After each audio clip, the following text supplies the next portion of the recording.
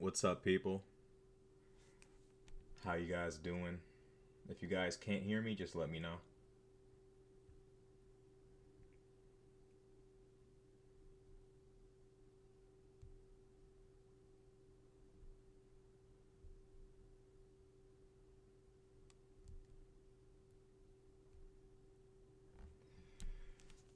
Let's see. Y'all should be able to hear me, right?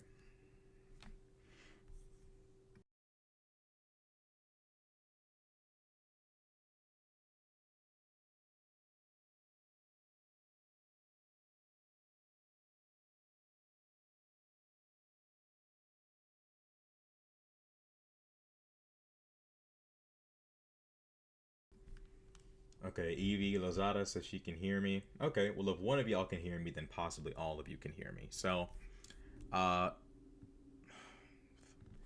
so back when I first, blew up kind of with the my problem with Lex Friedman video, I said something about Hillary and Russian collusion that wasn't entirely like it wasn't wrong, but it was like the way you say something can communicate something you don't exactly mean to communicate.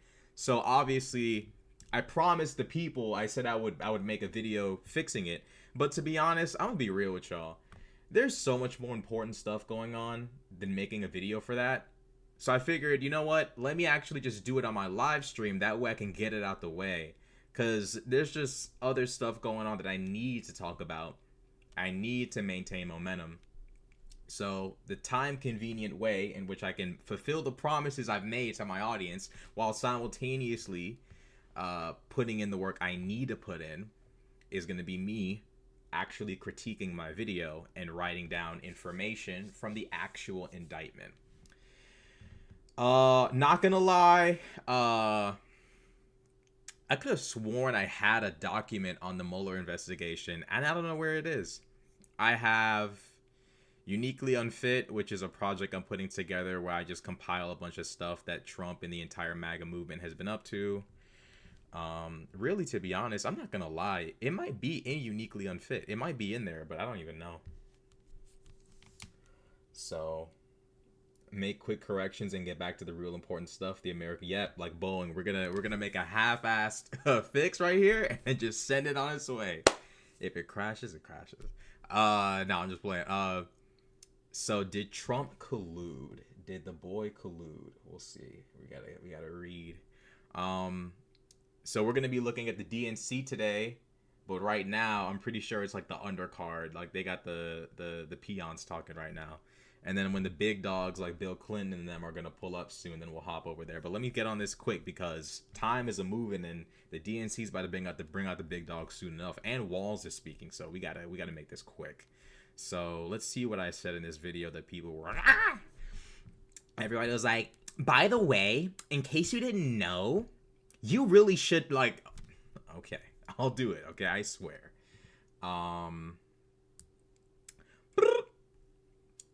Let's see. Gato guy. What?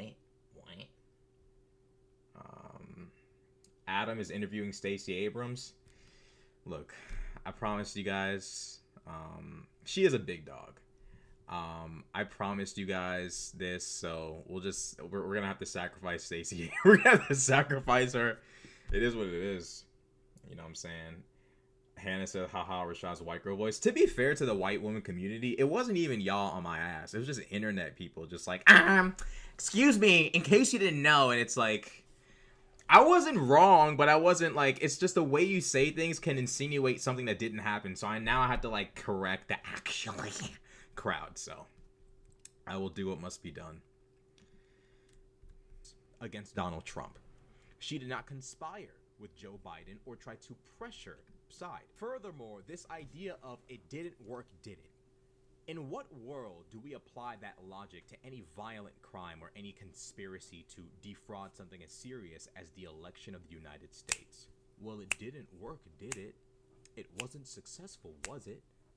How many crimes do we apply that to? What about attempted murder? Well, Your Honor, I tried, but clearly he's still here, so let me go.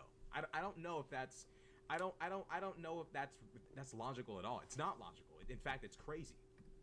It's absolutely insane. Furthermore, this nonsense about, Hillary and Russiagate.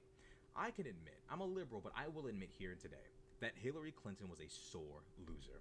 The evidence showed that Trump didn't. Let's see.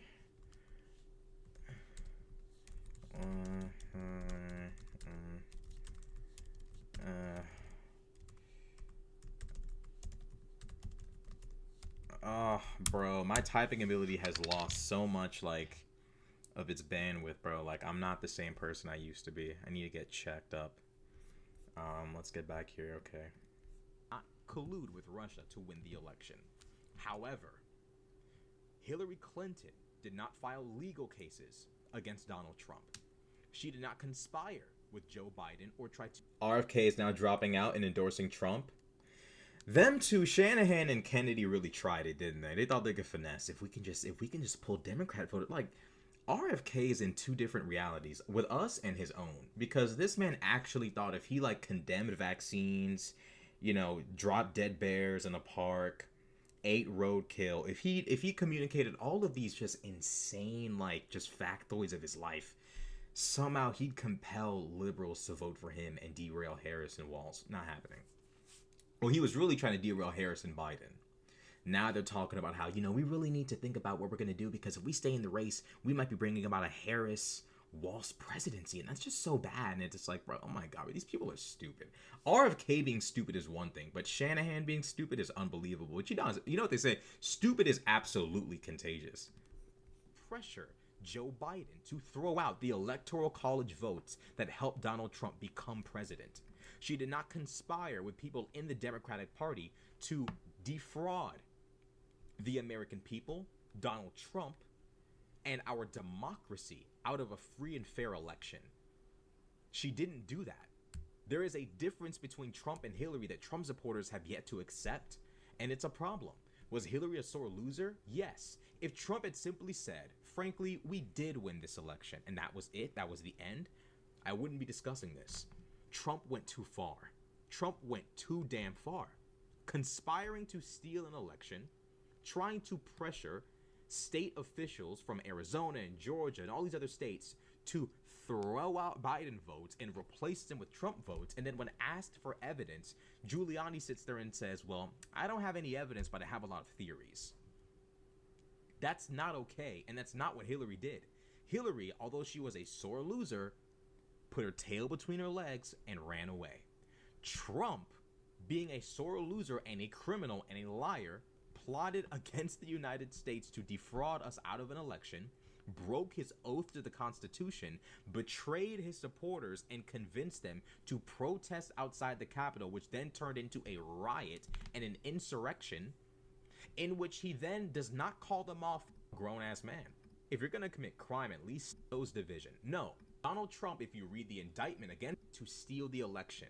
Do not for one set team like Rudy Giuliani. Okay, forget it. I can't find where it is, and I don't really care. But the point is, I think I said that Trump did not collude with Russia. So let's just go over the investigation to figure out exactly where I went right and where I went wrong. But I want to clarify this, because I promised you guys I would, and I gotta fulfill my promises. I always gotta make good on my word, otherwise my word is worth nothing. So I've gotta, I gotta do what's right. So, was Hillary a sore loser? We already know that Hillary Winton, W. Hillary, we already know that she dropped out of the race, called Trump, so we'll say no. We'll say no. Hillary was not a sore loser. She was just concerned about what was going on with the Trump camp's collaborations with Russia. Because there's a lot of... I actually read the Mueller investigation a little bit after I uploaded that video. And now that I think about it, I don't really blame Hillary for being like super duper like, hey, collusion, because I ain't gonna lie. It's not looking too good for Trump and them. So we'll say no. Hillary was not a sore loser. We'll say Hillary Clinton... Look at these results, bro. Hawk to a girl. Okay. Concedes concession speech. Hawk Tua. Playing with. Let's see this. Hillary Clinton's concession speech. All right. Shit. Uh.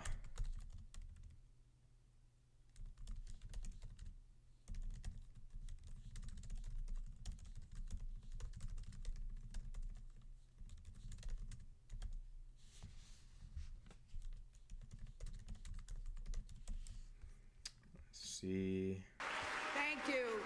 Thank you so very much for being here. And I love you all,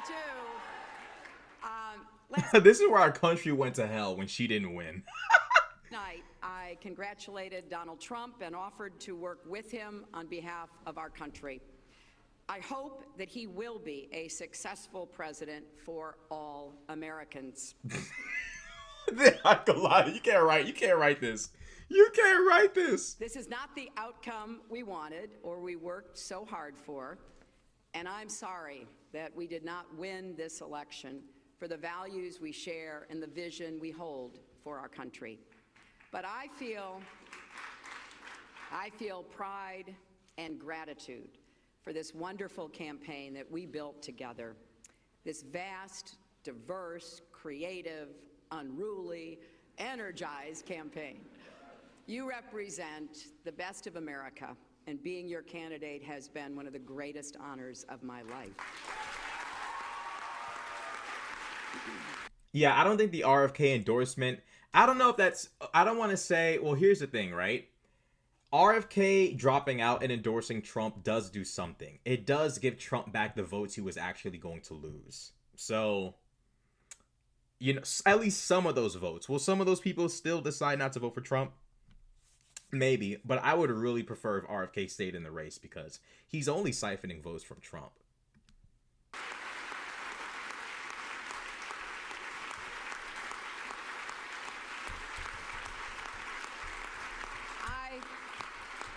I know how disappointed you feel because I feel it too. And so do tens of millions of Americans who invested their hopes and dreams in this effort. This is painful, and it will be for a long time. But I want you to remember this. Our campaign was never about one person or even one election. It was about the country we love and about building an America that's hopeful, inclusive, and big-hearted. Yo, this is actually like scary foreshadowing. Y'all heard what she just said? Our campaign was never about one person or even one election. That's crazy foreshadowing. Yo, she like, I'm not saying that the MAGA movement wasn't already a bit of a cult back then, but she really called what would end up happening in the future to an insanely crazy extent. We have seen that our nation is more deeply divided than we thought. But I still believe in America, and I always will. And if you do, then we must accept this result and then look to the future. Donald Trump is going to be our president. We owe him an open mind and the chance to lead. Our constitutional democracy enshrines the peaceful transfer of power. And we don't just respect that, we cherish it. It also enshrines other things: the rule of law, the principle that we are all equal in rights and dignity, freedom of worship and expression. We respect and cherish these values too, and we must defend them. Bro, this is actually Yo, bro, I'm not trying to be dramatic, but this is actually insane how much she's calling and predicting, not even knowing. Like, I think she kind of, maybe she did know. Because, like, looking back, like, Joe Rogan used to always say, like, oh, Hillary Clinton was, oh, Donald Trump was the lesser of two evils. But I feel like anyone who worked in politics for their whole life, be it the media, the establishment, politicians, bro, they knew something was off about Trump from the get-go, which obviously something was off about him. But, you know, back then, of course, I was like 15. 2016, I was 15, yeah. Back then, obviously, as a 15-year-old, you know, Trump was just the funny guy with the mean tweets. I really wonder what went through the mind of grown adults, though. Like, what about Trump worked on grown folk? Because for me, I understand why I fell for it at 15. I'm trying to understand what about Trump compelled these people to vote for him as they were grown ass adults. Because if the media is telling you this guy's bad news, if Hillary Clinton and all of the establishment politicians are telling y'all it's bad news, it begs the question, how did grown adults, many of them not even really hardcore conservatives, convince themselves that Trump was somehow or another the better choice? I mean, obviously you had the Benghazi hearings, you had the email scandal, and that probably was a big part of it, you know? Trump just looked clean in terms of political scandals. In terms of personal scandals, he obviously had his abundance of those. But, you know, looking... The fuck? Looking back as a grown-ass man, like... I just don't get it. Like, I don't understand. Like, I'm not seeing what other people didn't see. Like, I'm not getting what people... I'm not understanding what compelled anyone over the age of 20... I'll be fair. Over the age of 23. I'm 23. I'll be fair to other people. I'm not understanding what, for people over the age of 23, compels them to vote for this guy. I'm not understanding. Plus, we know RFK is only supporting Trump because Trump said he would give him a job in his administration. Yeah, I mean, from what they're saying that RFK tried to ask Kamala for a place in her administration, and of course they allegedly said no. He denies it. He denies it he did that, but I don't believe him. He probably did do it, knowing how weird he is. He allegedly did do it. Alan Lichtman, who has 13 keys to the White House, said RFK dropping out will hurt the Trump cause because that removes the third-party key. That's true to some extent, but then again, like, you got to understand, RFK was not pulling away Democratic voters, excuse me, or Democrat. He was only pulling away Trump voters. Only Trump supporters, like, really get, like, only Trump supporters really like RFK. Like, but maybe there possibly is an overlap between, you know, Democrat voters and RFK, but I doubt it. I think mostly RFK is going to return the votes that he took away. Rashad, I was 22 and grew up hardcore libertarian, listening to Rush Limbaugh, who is the origin of MAGA. After I voted for him in 2016, I felt a pit in my stomach. It was foolish. Yeah, I mean, when I voted for Trump when I was 18, I was like, wait, hold on a second. I was like, I don't know, something doesn't feel right about this. And sure enough, bro, January 6th. Ah, that's funny. I had the same moment, bro. I remember I cast a ballot for that boy. I looked at the machine for a few seconds. I was like, bro, something ain't right, bro. Like, before I cast the vote, I was like, yeah, Trump. And then after, I was like, bro, something is not right, bro. Something's a little wonky here. But now that I'm 23, I can look back confidently and realize that something was not right, bro. Something was not right with that boy. Donnie. That boy Donnie. Let's see what else Big Hillary has to say. Big Hillary. Now, and let me add, our constitutional democracy demands our participation, not just every 4 years, but all the time. So let's do all we can to keep advancing the causes and values we all hold dear.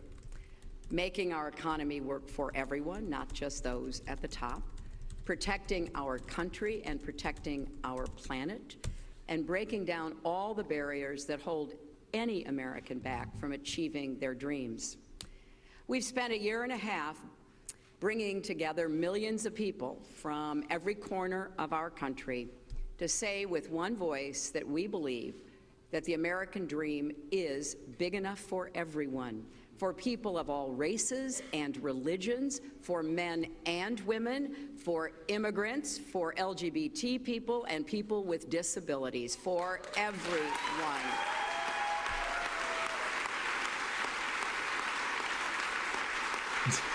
It's not funny. People are crying.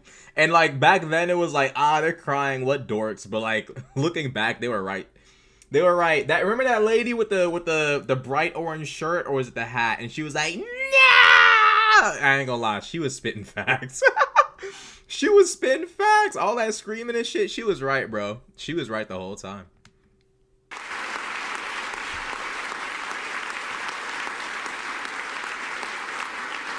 So now our responsibility as citizens is to keep doing our part to build that better, stronger, fairer America we seek. And I know you will. I am so grateful to stand with all of you. I want to thank Tim Kaine and Ann Holton for being our partners on this journey.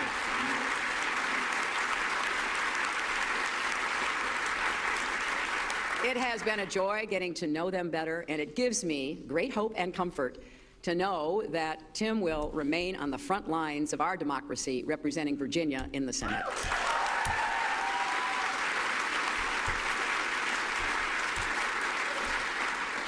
To Barack and Michelle Obama, our country owes you an enormous debt of gratitude.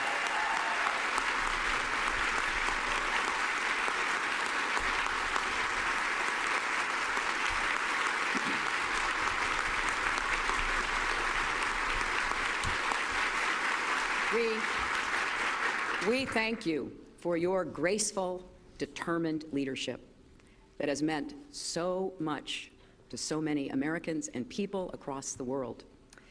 And to Bill and Chelsea, Mark, Charlotte, Aiden, our brothers and our entire family, my love for you means more than I can ever express.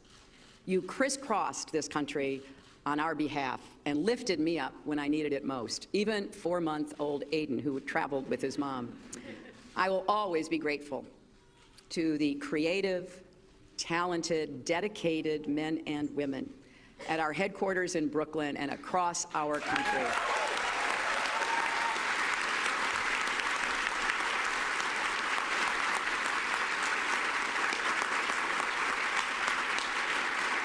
You poured your hearts into this campaign. For some of you who are veterans, it was a campaign after you had done other campaigns. Some of you, it was your first campaign. I want each of you to know that you were the best campaign anybody could have ever expected or wanted.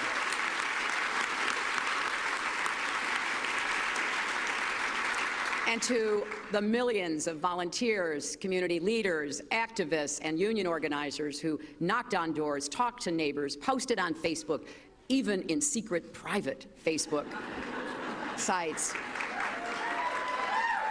I want everybody coming out from behind that and make sure your voices are heard going forward.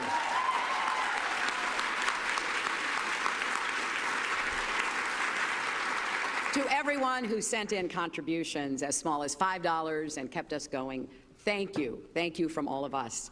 And to the young people in particular, I hope you will hear this. Okay, we've heard enough. Was Hillary a sore loser? Okay, as far as we can tell right now, no, she was not a sore loser. Okay, she was not a sore loser as far as we can tell. She conceded to Trump, as I knew she did.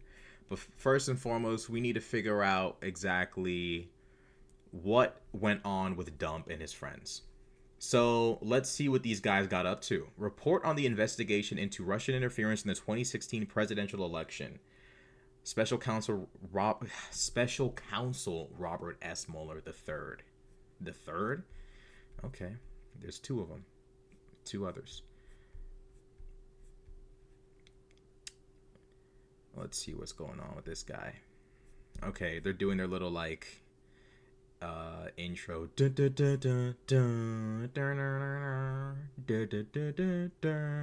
How do I get to the part where Trump and his friends are clearly obviously guilty of foolishness? Where does it start? There we go. All right, let's figure this out. On May 17th of 2017, Deputy Attorney General Rod J. Rosenstein, then serving as acting Attorney General for the Russia investigation, following the recusal of former Attorney General Jeff Sessions on March 2nd of 2016, appointed the special counsel to investigate Russian interference with the 2016 presidential election and related matters. Okay, whatever.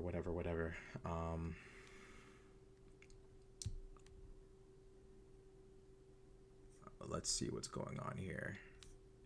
The acting attorney general further clarified the scope of the special counsel's investigatory authority in two subsequent memoranda.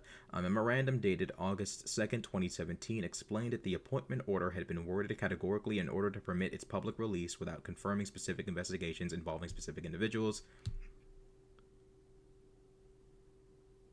Okay. So, the special... Let's see what we're looking at here. Counsel had been authorized since his appointment.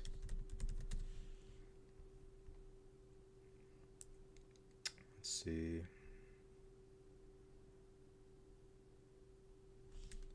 Investigate allegations that 3 Trump campaign officials...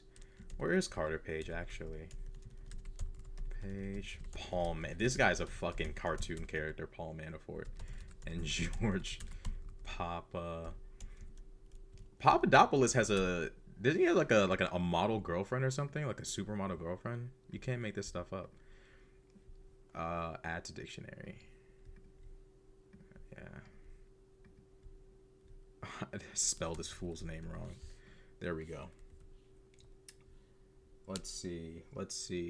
George Papadopoulos. Papadopoulos.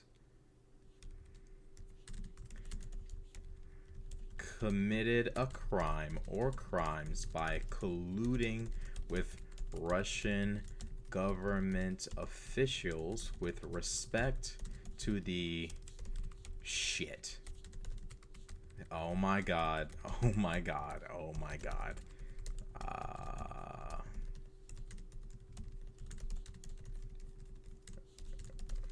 2016 presidential election. Okay. The memorandum also confirmed the special counsel's authority to investigate certain other matters, including 2 additional sets of allegations involving Manafort. Oh my god, bro. This man's a cartoon character, G. The memorandum, Jesus. Confirmed the special counsel's authority to investigate certain other matters, including 2 additional sets of allegations involving Manafort. Crimes, let's look into him for a second. Arising from payments he received from the Ukrainian government and crimes arising from his receipt of loans from a bank whose CEO was then seeking a position in the Trump administration. Okay. Manafort is a cartoon character. Hold on one second.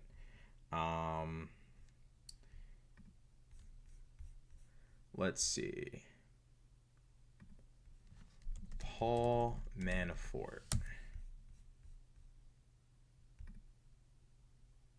Why is my Wikipedia in light color? Hold on a second. How do I forget it? Wait, hold on. Tools. Read, edit. Forget it. Okay. All right, let's see what's going on with this guy. Ariel with a $2 super chat. With Harris, there's not going to be one step back. Exactly. We're not going back. Okay, Paul John Manafort is an American former lobbyist, political consultant, and attorney, a longtime Republican Party campaign consultant. He chaired the Trump presidential campaign from June to August 2016. Manafort served as an advisor to the U.S. presidential campaigns of Republicans Gerald Ford, Ronald Reagan, George H.W. Bush, and Bob Dole. Okay, what's he been up to? What kind of foolishness is... Okay, Manafort was prosecuted in 2 federal courts. Hold up. Let's hold on one sec. Obsidian. So Let's see what he did. What did this fool do?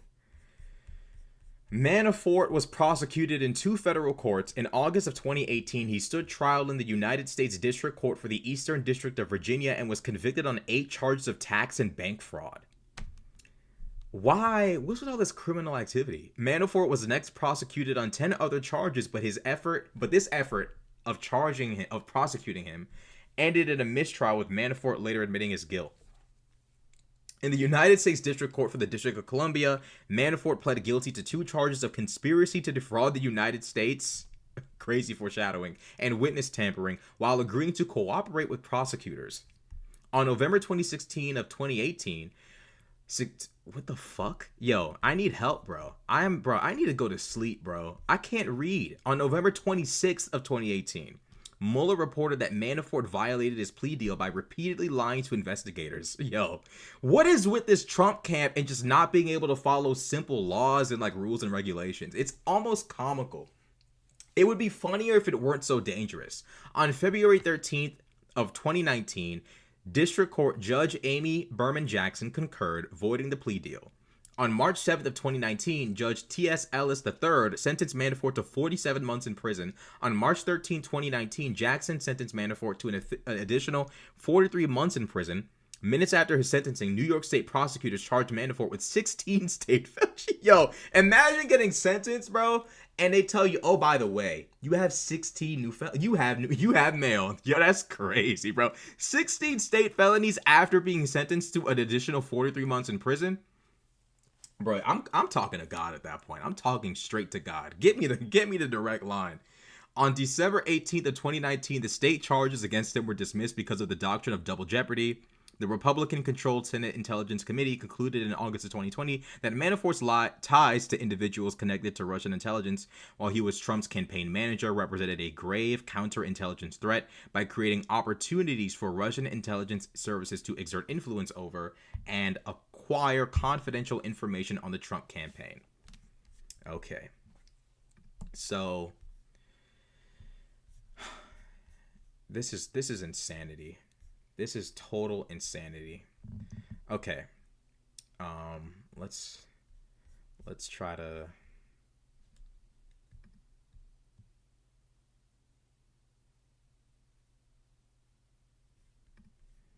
let's see.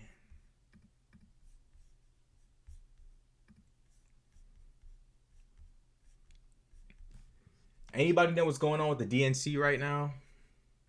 Are they even doing anything right now? Hold on.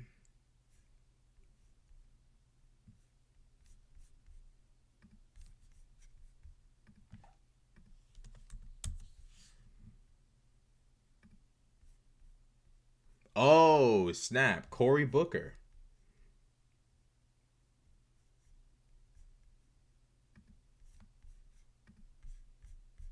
Look at Elon putting in work. If this thing can load, we can watch it.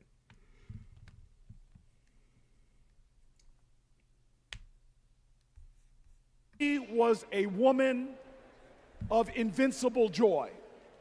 And I'll tell you this, I used to ask her, how are you so joyful? And she would always tell me, as church woman, she'd say, the joy I have, the world didn't give it to me.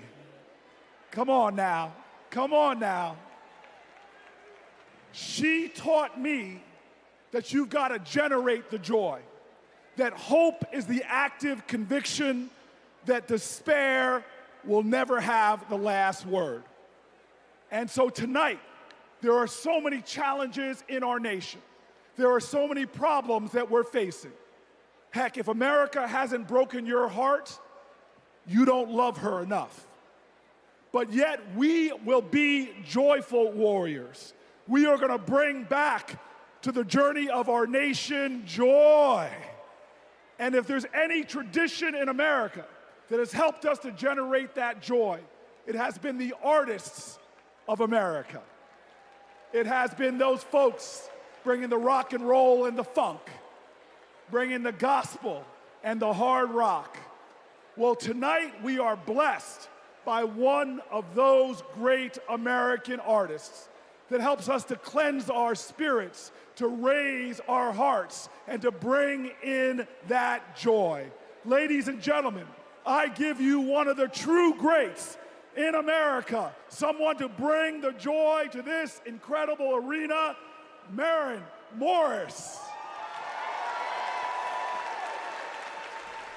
I was wondering if they're gonna have like gospel. If they bring on gospel singers to this, it's over for the RN. It's over for all of the Republicans. If you don't like it, get the hell out.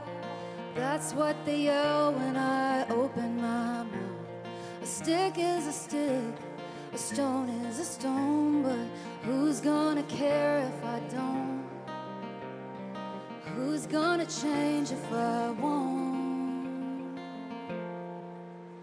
When time turns this moment to dust, I just hope that I'm proud of the woman I was.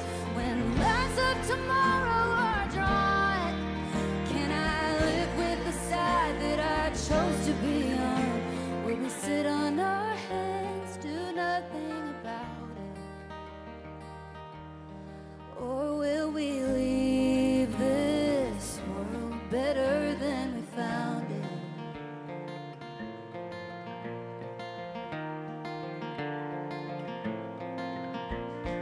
Over and under and above the law, my neighbor's in danger. Who does he call when the wolf's at the door? What would you do? Shouldn't we try something new? We're over a barrel and at the end of 1, 2. When time turns this moment to dust, I just hope that I'm proud of the woman I was. When lines of tomorrow are drawn, can I live with the side that I chose to be on? Will we sit on our hands, do nothing about it? Or will we leave this world better than we found it?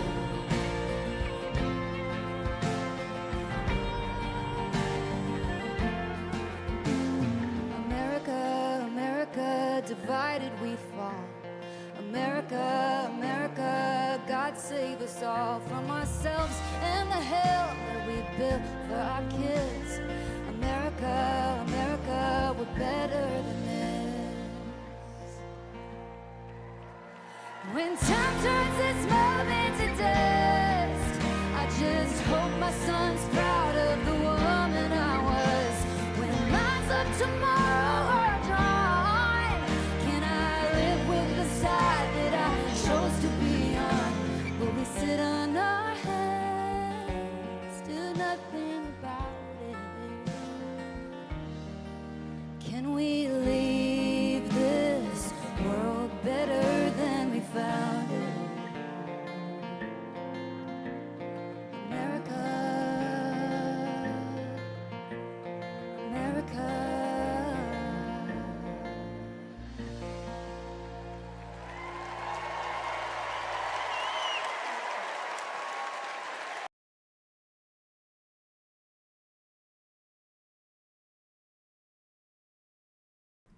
Bro, what is this? What is it? This has to be Elon, bro. This has to be Elon. It can't be anybody or anything but Elon. I'm not accepting any other explanation. What's up, cute horn one?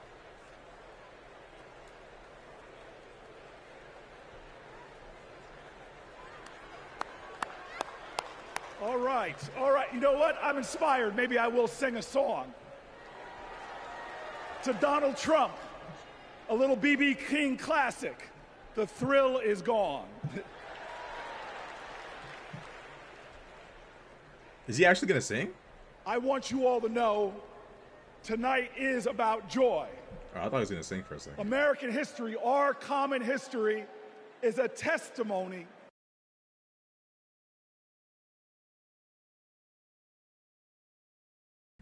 Bruh, Elon be putting in work, bro. But in America, we do hard things. We built labor unions and small businesses. We created great public education and world-changing innovation. We nurtured the best athletes and artists humanity has ever seen, and we kept the promise of Medicare and Social Security for our seniors. Look at who we are. Against bigotry and hate, we advanced equal rights for all Americans. Civil rights, workers' rights, LGBTQ rights, reproductive rights, the right to marry who you love, the right to be free. We did all of this in a way that didn't pit American against American. We did this by healing rifts, by bridging divides, by pulling people together. And all the while, we in this nation lived up to our calling and our creed to be a more perfect union, to make this one nation under God a little more indivisible. Now, you all know this. Trump betrays these ideals. He viciously attacks Democrats and Republicans. His put-downs know no shame. John McCain's military service, Nikki Haley's heritage, women, people with disabilities, trans people, our veterans. He is indiscriminate in his put-downs. His is the politics of smear.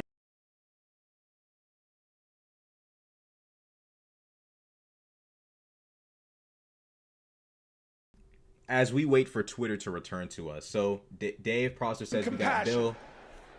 But in America, we got Bill Clinton, Nancy Pelosi, Big Nancy, Josh Shapiro, Mayor Pete, and Tim Walz. Hey, I'm a Nancy Pelosi fan. The people. Now, our nominees, Kamala Harris and Tim Walz, they bring the joy. Think about it. They're descendants of immigrants, shopkeepers, slaves, educators, people who faced pain with perseverance, people who met hate with love. They are the living dreams of their ancestors. But look in this arena, look around you right now. We are all our ancestors' wildest dreams. Generations who faced impossible odds and that responded to every one of their challenges with that classic American creed, yes, we can.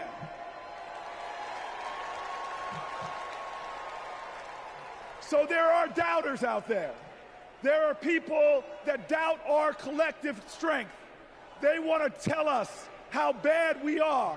They want to say that they alone can save us. Well, we know that the power of the people is greater than the people in power. And we're not going to lose our faith. Look, I want everybody in here to let us all say it together. I believe in America. Let me hear you. I believe in America.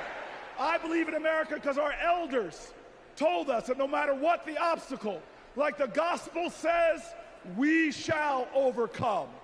I believe in America because our soldiers died on beaches and battlefields.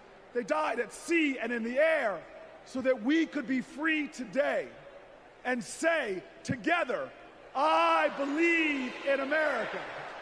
I believe in America because our fighters fought at Stonewall. Our marchers marched in Selma. Delegates met at Seneca Falls. Every single one of them believed in America, even when America didn't believe in them. Say it with me now. I believe in America because King dared to dream the impossible dream. because Neil Armstrong went to impossible heights, and because when we elect Kamala Harris, there is not a boy or girl in America from any creed, color, or heritage that will ever think being President of the United States is impossible again. Say it with me. I believe in America, the land of hope and heroism. I believe in America, the land of courage and compassion. I believe in America, where we share common ground and common cause and one common destiny. And let me tell you, if you believe in America, if you love in America, then you will work for America. And when we work together, when we stand together, when we organize together, when we vote together, I will tell you this, when we fight, we win.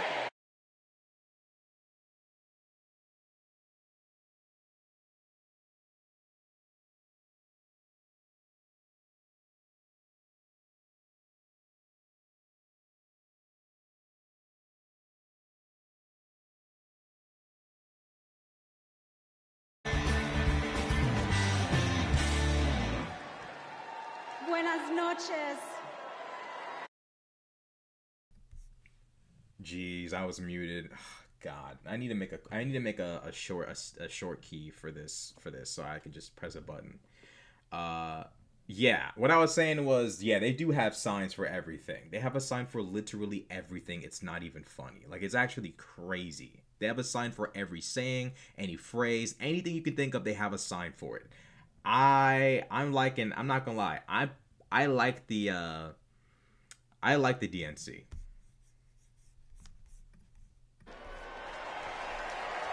He and his Republican imitators see the border and immigration as a political opportunity to exploit instead of an issue to address. Congress hasn't passed comprehensive immigration reform in nearly 4 decades. The 3 times they tried, Republicans blocked legislation that would have funded border security and created a more humane immigration system. They are not serious people. You know who is serious? Kamala Harris. I met the Vice President when she visited El Paso. I saw firsthand how she engaged with law enforcement, migrants, and human rights advocates. She was curious, she asked questions, she listened, and she didn't care if the cameras were on. Most of all, she recognized that the situation at the border is complicated, as filled with opportunities as it is with challenges. All Republicans have to offer is demonization and bluster. Democrats have solutions. With Kamala Harris as president, we can live up to the promise of America. We can strengthen legal pathways to immigration. We can secure our borders, and we can treat with dignity those who seek a better future within them.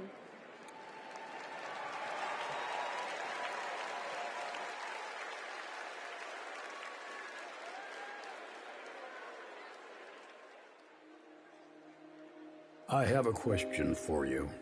Who really wants a solution at our border?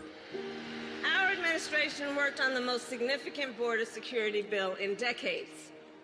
Some of the most conservative Republicans in Washington, D.C. supported the bill. Even the Border Patrol endorsed it. And that bill included thousands of new border agents and personnel, new technology that can detect and stop fentanyl, more judges, and faster asylum processing. For the first time in decades, a chance at a real bipartisan solution. But at the last minute, Trump directed his allies in the Senate to vote it down.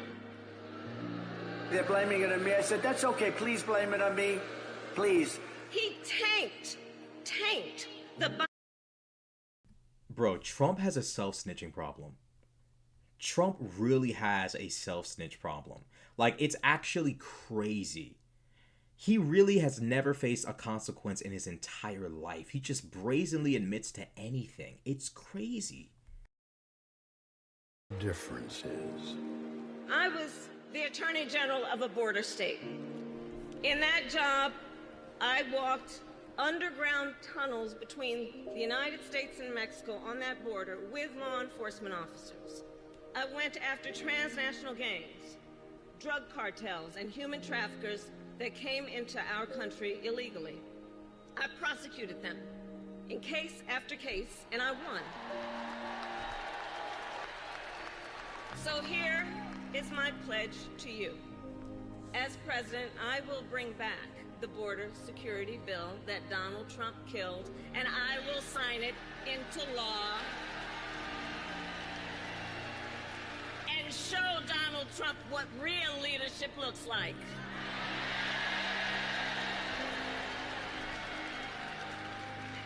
Doesn't Kamala look like she'll whoop you for doing something wrong? She just has that that look of like an auntie that will whoop you if you act the fool, she'll whoop you. I feel like she'll whoop Donald. If she's too close, she might take out a belt.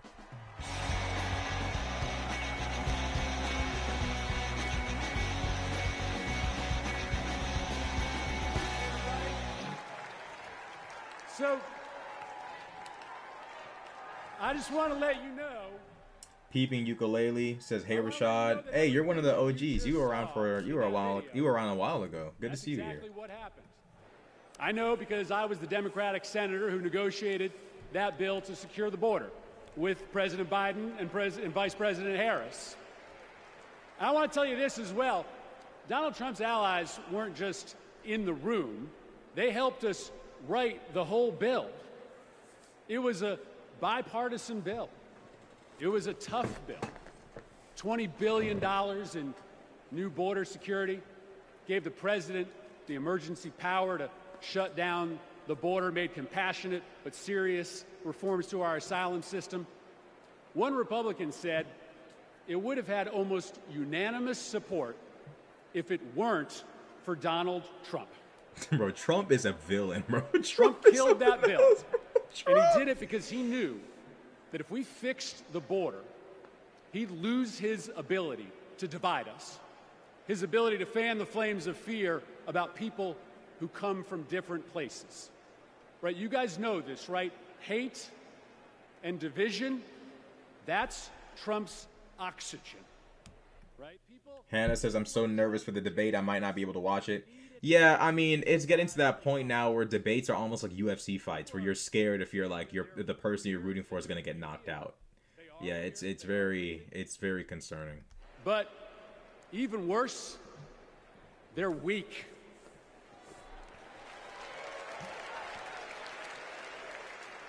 Kamala Harris is not weak. For 20 years, Kamala Harris has been tough as nails when it comes to securing our border. When she was a California prosecutor, she went after drug smugglers, human traffickers. She put 100 gang members away in a single sweep. Trump says that a safe nation can't be an immigrant nation. That's flat wrong, and Kamala Harris knows it.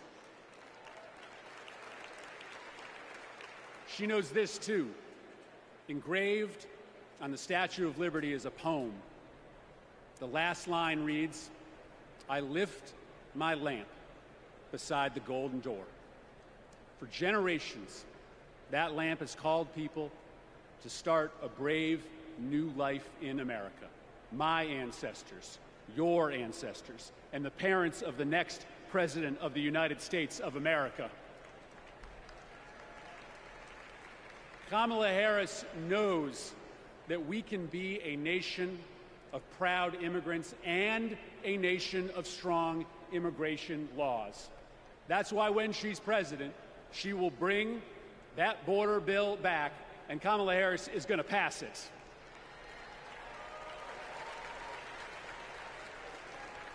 How do I know this?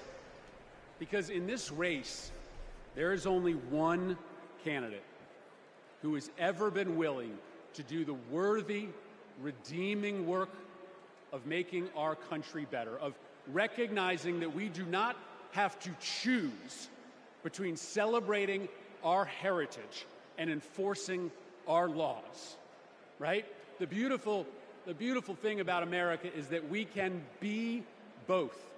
We can be a nation of immigrants who love their country and a nation with a secure border. And there is only one candidate who can deliver that vision of America, and it's Kamala Harris. Thank you very much, Democrats.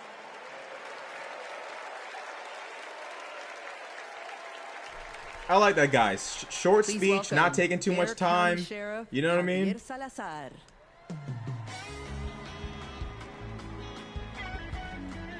He look like he tripped suspects. He look like if he don't like you and you a suspect and he know you did something, he just gonna stick his foot out and trip you. They pack migrants into 18-wheelers like cattle, 50, 100 at a time. Then they seal the doors. That's when the 911 calls come. We hear them, desperate, terrified. Rashad, I thought you didn't want to sit up and watch people give speeches. I don't, but bro, some of y'all want to, y'all want the content, and I fuck with y'all, so we're here, Stands next to officers in uniforms just like mine. He's not there to help us. Don't think that, not for a second. He is a self-serving man.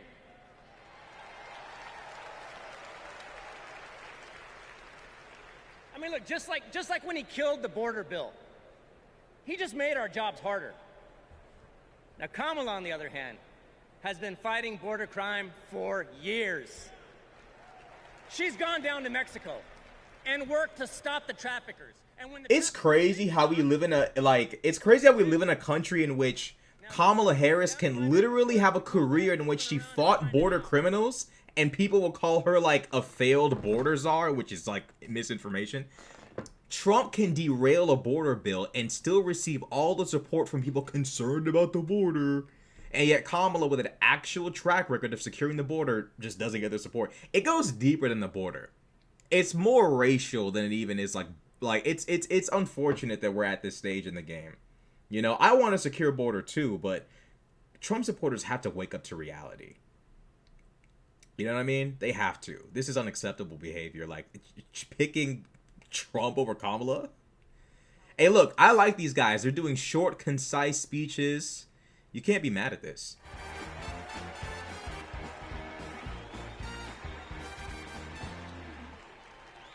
I'm Pete Aguilar, chair of the Democratic Caucus.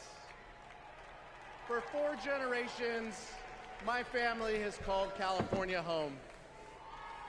I grew up in San Bernardino, a working-class community defined by family, faith, and hard work. These values, shared by Latino families across this country, are what made my family's American dream possible. And only Kamala Harris and Tim Walz will protect the American dream so that every family can earn a living, own a home, and Walz, reach their full potential. Pause. This is a vision for America that Donald Trump will never understand. All he knows is chaos and division. He talks about Rashad, do you like Destiny? Yeah, I like Destiny. He's cool. Pitting neighbor against neighbor, community against community. Oh, Xavier in the chat. That's my producer down there, guys. Xavier Scott. He's the one behind the Kamala Harris video. And I did another video going to a university to interview people. That's my producer right there, Xavier. So whenever you guys see any sort of down on the ground content, IRL content, that's him. DACA recipients who graduated college have easier access to work visas. And we would have much more security at the border if Donald Trump hadn't tanked the bipartisan bill. Yo, Rashad, did you see Matt Walsh trying to sneak around the DNC? Yeah, he's a smart one. Charlie Kirk showed up there with no disguise, no mask, and what happened? They asked him, why did you say the Civil Rights Act was a mistake? Hey, bro, he's a smart one. Matt Walsh is a smart one. she took on transnational gangs and cartels. As president, she will fight for pathways to citizenship. And I can tell you, as the highest ranking Latino in Congress, our community understands the stakes in this election because we believe in the promise of this country. Hannah says, I want people to get angry in these speeches. Where's the fire? You got to have a little bit of a balance of both. But yeah, I won't lie. Like, the left does lack, like, the fire. Yeah, because what Trump has been up, like January 6th, we should all be screaming at once together in unison. But yeah, I feel what you're saying, though. There needs to be a balance. But Joe Biden went off. He went off on Trump. Joe Biden, I thought Joe Biden was about to make a storm, like, form in the sky. Like, Joe Biden went off.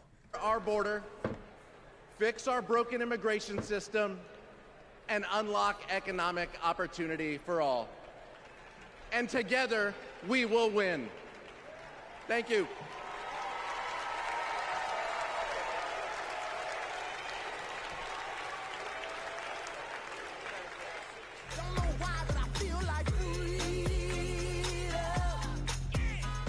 I'm a Filipino-Japanese DACA recipient. I am a third-year medical student, and I am a DACA recipient. Thanks to DACA, I've been able to open up my own business and represent clients as a lawyer. So many of my dreams came a little bit closer. It is disheartening to know that the court system may end DACA next year, and to also hear Donald Trump calling for mass deportations. It is time that we recognize dreamers for who they are.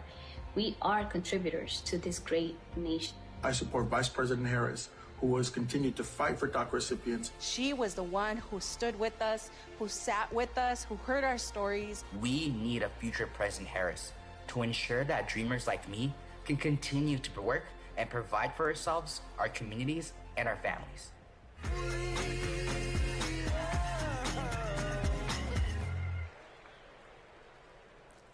Please welcome United States Marine Corps veteran Carlos Eduardo Espina.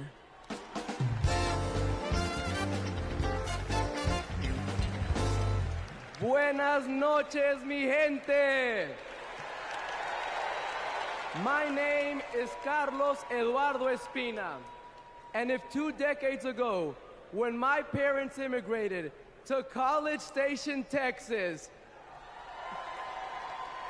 you told them that one day their son would reach 14 million followers on social media, graduate law school, and speak at the Democratic National Convention, they might not believe you.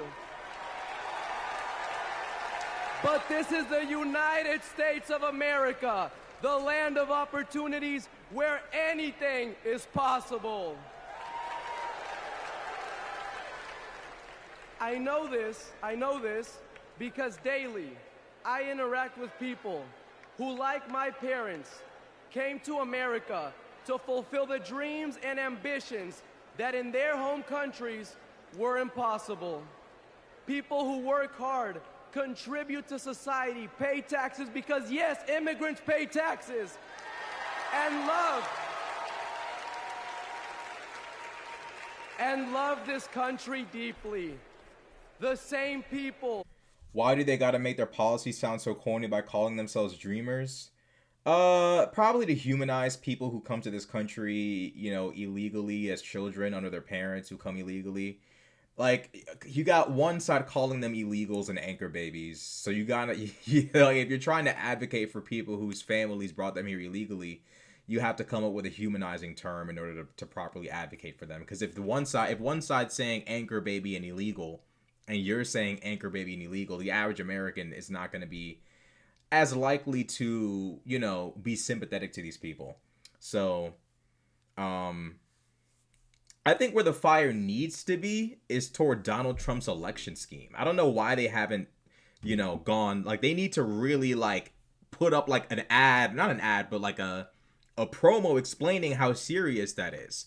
You know, I don't mind all the unifying talks and stuff, but we actually, I'm not saying we have to go full doomer, but, like, it kind of is doomer time. Like, it kind of is.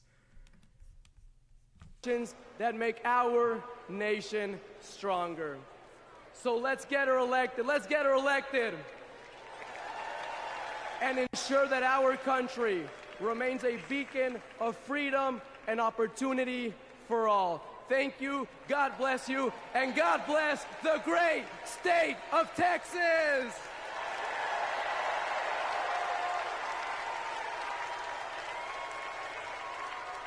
Please welcome former Homeland Security and Counterterrorism Advisor to Vice President Pence, Olivia Troy.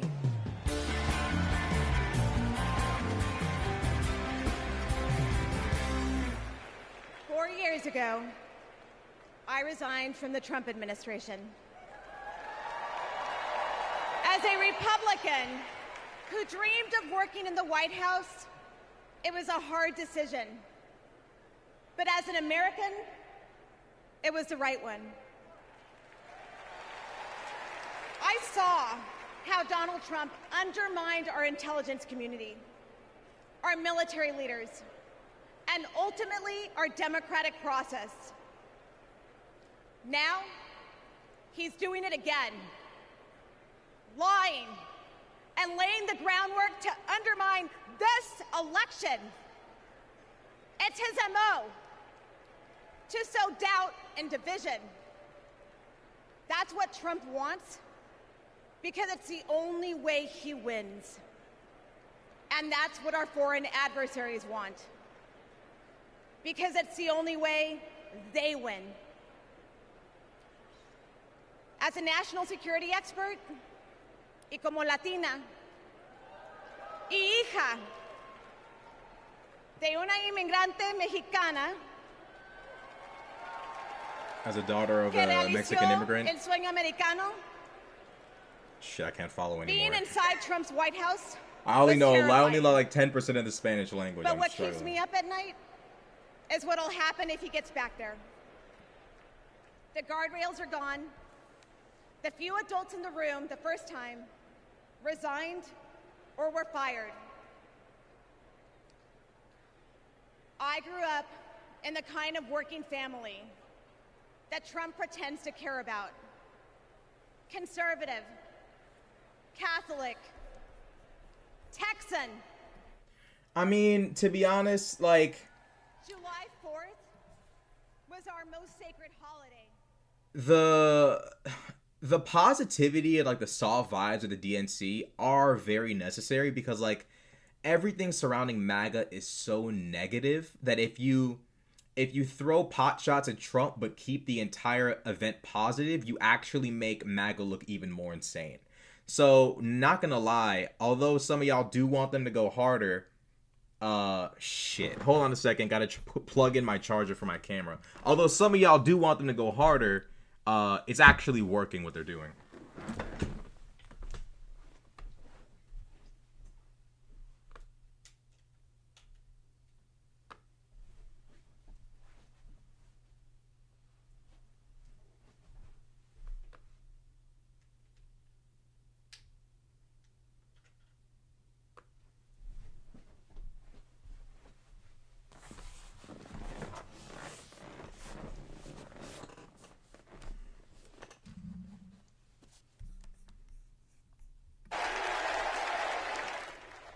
It's always something. Georgia Lieutenant Governor Jeff Duncan.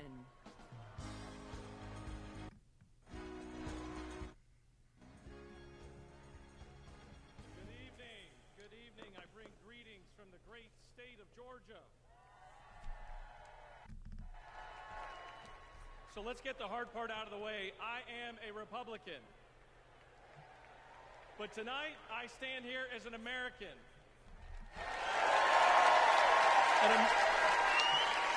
An American that cares more about the future of this country than the future of Donald Trump. My journey started to this podium years ago when I realized Donald Trump was willing to lie, cheat, and steal to try to overturn the 2020 election. I realized Trump was a direct threat to democracy, and his actions disqualified him from ever stepping foot into the Oval Office again.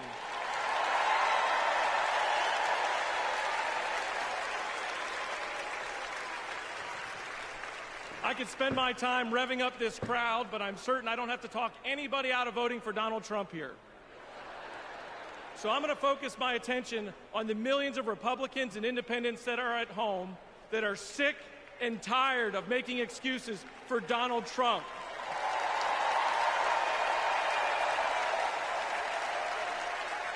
If Republicans are being intellectually honest with ourselves, our party is not civil or conservative. It's chaotic and crazy. And the only thing left to do is dump Trump.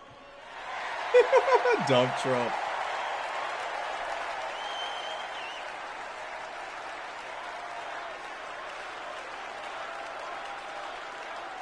These days, our party acts more like a cult worshiping a felonious thug. Look, you don't have to agree with every policy position of Kamala Harris. I don't. But you do have to recognize her prosecutor mindset. What did that Biden call him? understands right Donald from Dump? wrong, good from That's crazy. evil. She's a steady hand and will bring leadership to the White House that Donald Trump could never do.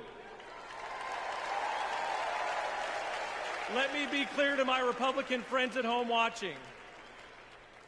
If you vote for Kamala Harris in 2024, you're not a Democrat, you're a patriot.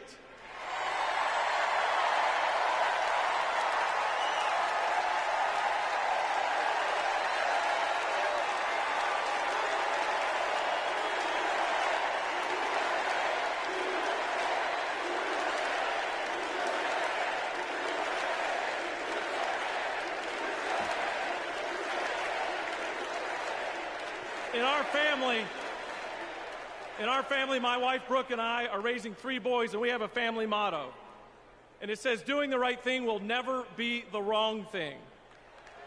During 2020, during just the lowest of lows, when we had armed officers outside our house protecting us from other Republicans, Donald Trump had targeted us. My son came downstairs, and he handed me this coaster that I'd given him years before at a father-son retreat for our church. And he said, hey, Dad, doing the right thing will never be the wrong thing. Stay strong.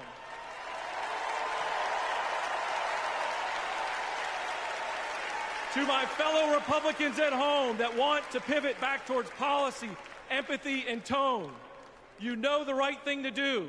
Now let's have the courage to do it in November. Thank you, and God bless you.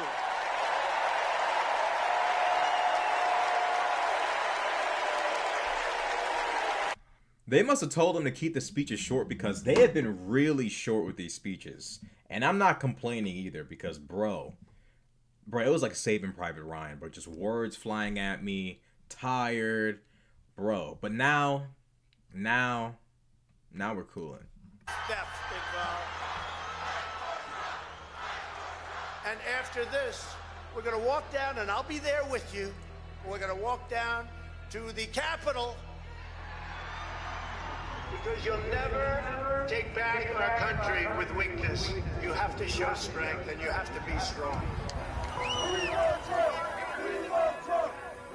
It does look like we're going to have an ad hoc march stepping off here. There's a crowd surge heading east. Mike Pence, I hope you're going to stand up for the good of our Constitution and for the good of our country. And if you're not, I'm going to be very disappointed in you. I will tell you right now.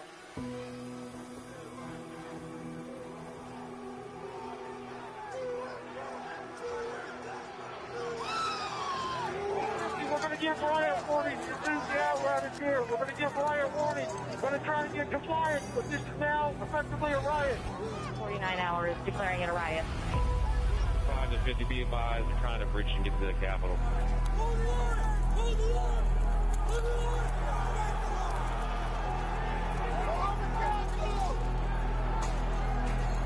We have a breach of the Capitol. Breach of the Capitol to the upper level. Mike Pence didn't have the courage to do what should have been done to protect our country and our Constitution. Bring out Pence. Bring out Pence. Bring out Pence. Yeah, I'm not gonna lie. If Pence comes out, they're cooked. If Pence comes out, they are so cooked, bro. I think it's gonna be. Wait, is it Adam Kinzinger? How do you say his name? Kinzinger or Kinzinger? Kinzinger. Whatever. You guys know who he is. One of the big G's. Bro, if Pence comes out, oh my god, bro. Like, this is some WWE shit. If Pence comes out, it's an automatic W. Any more time, we may lose the ability to leave. So if we're going to leave, we need to do it now. We lost the line. We lost the line. All MPD, pull back. All MPD, pull back and deal for back. H208 with 4 members. The door's been... Kinzinger. Okay. Adam Kinzinger. Okay, cool. I mean, if Pence... I doubt Pence is coming out, but bro, if he does, you know how brave Pence has to be to come out to the DNC after telling Trump no on January 6th? Pence would automatically be like the biggest gangster of our time. Bro, that right there shows that if Pence comes out, it shows he really just is like about that life. Kinzinger. Okay, Kinzinger. There we go. I said that yesterday. I don't know how I forgot how to say his name. I'm never sure, so I always like to ask for like confirmation because I don't want to be out here saying the man's name improperly. I feel like if Pence was going to show up, they wouldn't say it though. He would just show up. Like, I just don't see them being like, Mike Pence is going to be here. Like, I feel like they would not just say he would show up. I feel like he would show up unannounced if Pence was. Like, if there was ever a scenario in which he was going to be here, it would definitely be unannounced. But Rashad, it was just an old woman with an American flag. They were being let in. Yeah, it's insane how, like, Tucker Carlson, like, spun that entire thing and just gaslit half the country. 23-25%, like a quarter. Medal of Democracy made for... Yeah, I'm not gonna lie. Pence might need his own medal. I'm not gonna lie, because what he did was crazy.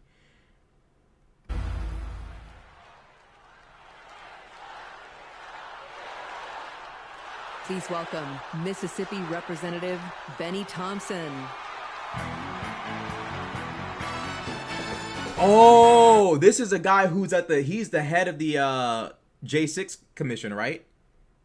This guy, he's like the boss man of the entire thing of the investigation into January 6th. On January 6th, like most of my colleagues, I had one goal: to uphold the votes of the American people, the cornerstone of our American democracy. But as what you just witnessed, let me remind you that the members of that violent mob had another goal. Yeah, he's the head of the committee. The peaceful transfer of power for the first time in American democracy. Thank God they failed. Because in this... Tony's channel with the $5 super chat. He says, as someone in their 40s, people like you make me so proud. You care way more than my generation did at your age. Thanks for doing what you do. Thank you for the super chat and supporting what I do. Thank you so much. Hannah said they got that far because they're white. Let's be real. I guess. That probably does play a factor. It's just we go so soft and conservatives in this country, and it's just, I don't know why. But I think that'll change thanks to January 6th. I just can't take them seriously anymore. I just can't. Like, looking back on that J6 footage, grown folk dressed up in camis and Trump wear, like, bro, y'all too old to be doing this. What I felt on January 6th, when I saw with my own eyes those insurrectionists trying to take that away. They did it to rob millions of Americans of their votes. They did it because Donald Trump couldn't handle losing. He lied about the election fraud. He called his conspiracy-led mob to Washington. He would rather subvert democracy than submit to it. Now, he's plotting again. His campaign proclaims that elections won't end until the moment of inauguration. Yeah, but like that's also another thing. Like black people would have never even tried. Like that has to. We'd have to talk about that. Black people would never even attempt to take the Capitol. Partly because we know like it would not. It would have been way worse. But like, bro, we wouldn't even do that. Like it doesn't even like we just know not to do that. In part because of racism. You know what I'm saying? Like, the amount, it's a small minority, but there are a lot of white folks who think because they're white and Christian, they can destroy America if they want to. It is true. And that's, you see the kind of people on J6, they think they just have the right to destroy everything. And I mean, I don't know what that is, bro, but like, yeah, it's insanity, bro. Like, but also at the same time, you have to keep in mind, these people are also mentally ill. Like, if you look at Ashley Babbitt's post on the internet, she's divorced from reality. It's not even just that they think they're entitled. They're actually mentally ill, bro. That's why I say it's a minority. Even amongst racist white folk, they're a minority, bro. They're crazy. They're a minority of loons. I don't think J6 will happen again, but we just don't know what'll happen, bro. But I don't think it'll be the same.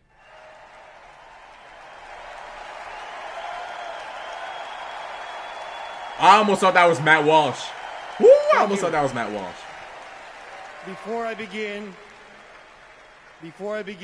I need to acknowledge the sacrifices that 5 officers who died as a result of January 6 made on that day.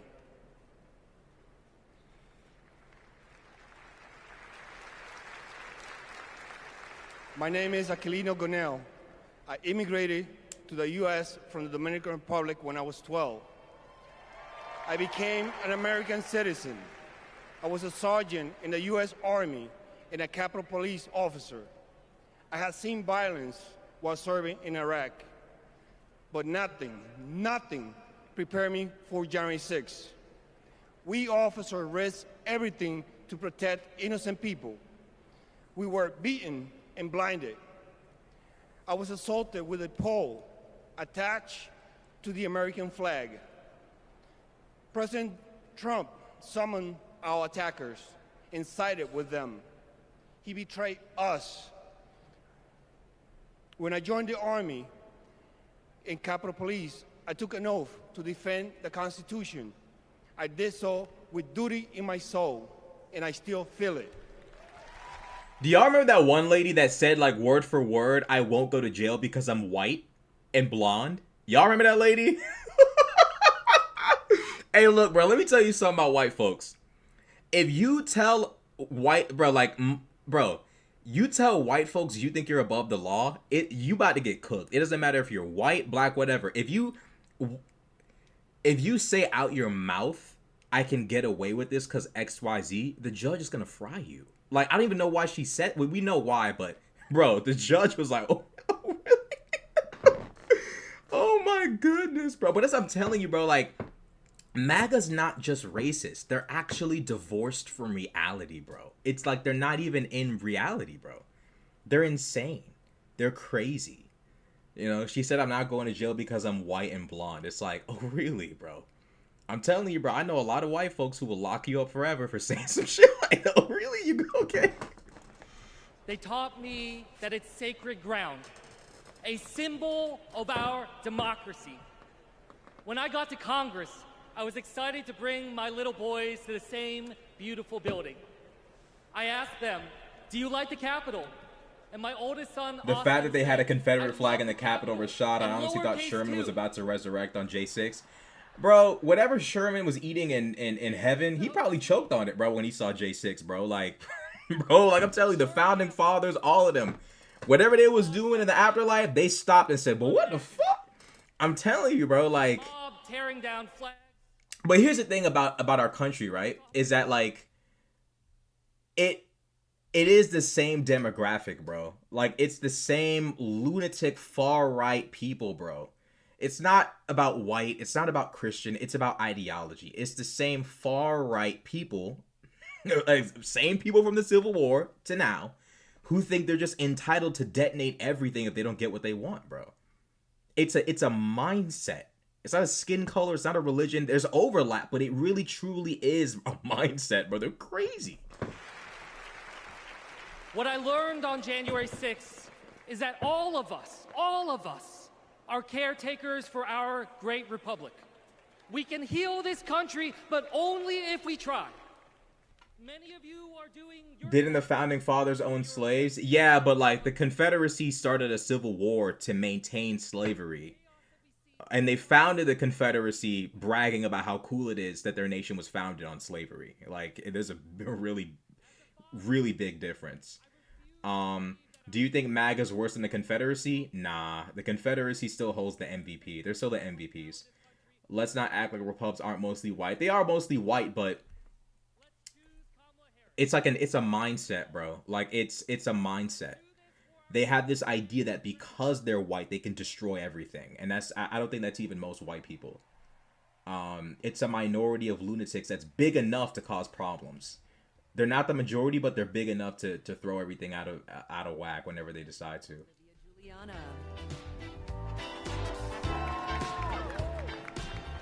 Hello from a proud Texas Democrat. This November, I'll cast my first vote in a presidential election ever. The fact is, our right to vote is under attack. I've seen it. Long wait lines. People blocked from registering to vote. Texans denied our voice. Donald Trump's Republicans are making it harder for us to vote. But we won't let them get away with it. And Kamala Harris won't let them get away with it either. She's fought for our freedoms. She's fought for our voice. But we will only be heard if we vote. As the saying goes, if you're not at the table, you're on the menu.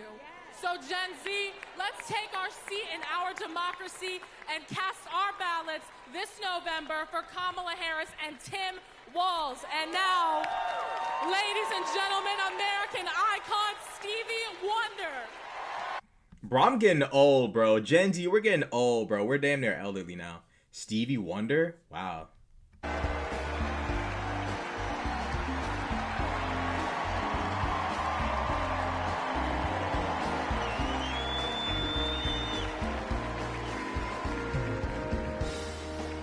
I love you. I just want to say I love you. I love you. And every song that I've sang, every song that I've written, it's because of my love for you right here. But this year I've prayed very hard for peace to come to our world's nations. 30 is young. I'm coping with the fact that I don't ever get younger. But now 30 is young. Beaten and broken. Beyond prayer, I know the importance of action, and now is the time to understand where we are and what it will take to win. Win the broken hearts. Win the disenchanted. Win the angry spirits. Now is the time.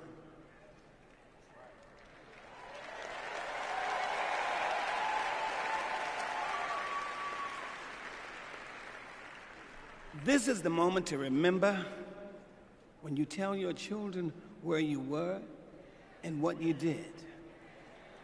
As we stand between history's pain and tomorrow's promises, we must choose courage over complacency.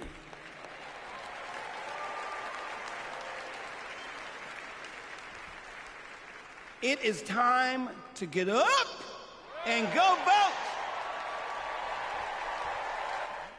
I'm not gonna lie, yeah, like, I'm low-key kind of, like, embarrassed. Like, I gotta be like, damn, like, I get to tell my kids, like, I voted for Kamala Harris, but, like, I gotta be like, yo, when I was 18, I did cast a vote for dumb. It really is a, like, where were you and what were you doing kind of era right now. We need to choose joy over anger, kindness over recrimination, and peace over war. Every time.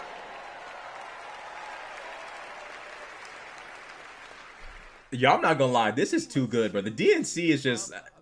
This is just too effective, bro. Trump has to be sick right now, bro. Oh, here we go. Are they cut out? Or have I cut out? Hold up. Hold up. Wait. There we go. Why am I unable to adjust the audio on this thing? You can't be serious right now. Hold on.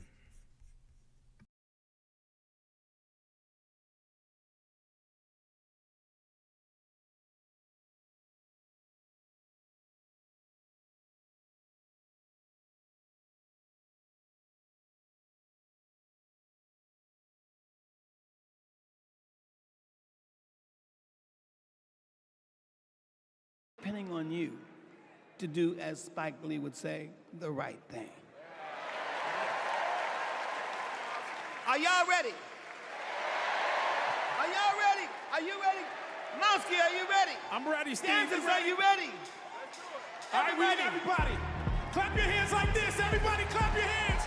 Clap, clap, clap, clap. Now somebody scream.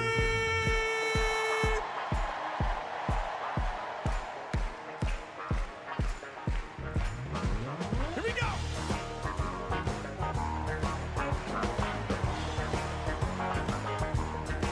Are y'all ready?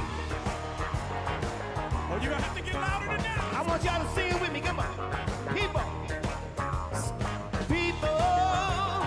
You sing. Keep on lying. Soldiers. Y'all say keep on one. Yeah. Whoa. Keep on turning. 'Cause it won't be too long. Are y'all with me? Bro, this is like evidence that Trump is a villain, bro. The fact that we've all come together like this to stop him is evidence enough of how insane he is, bro. For your people. Keep on dying. Whoa. Keep on turning. 'Cause it won't be too long. Oh, yeah. So tired when you let me try it again. It's the last time I've ever let my whole world. So glad that I know my man. I'm gonna keep on trying till I meet my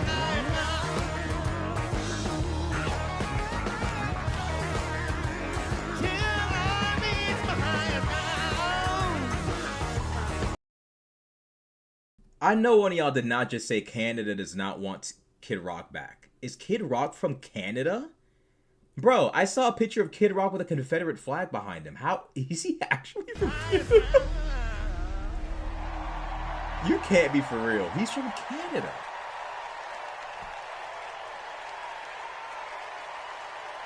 Ain't no way. Bro's actually from Canada stirring up all this trouble in the States? I'm not gonna lie, bro. We might have to actually start investigating Canadians, bro. They're doing way too much meddling, bro. They need to just chill. They're doing too much. Every time I turn up to see who's interfering, it's a Canadian, it's a Russian immigrant. It is crazy, bro. Like, y'all gotta just chill for a second and let us handle it. I could have sworn I saw a picture like 2 days ago of Kid Rock performing in front of a Confederate flag. A big one. There's no way. He must have moved to Canada. But there's no way he's actually... Kid Rock is from Michigan? Okay.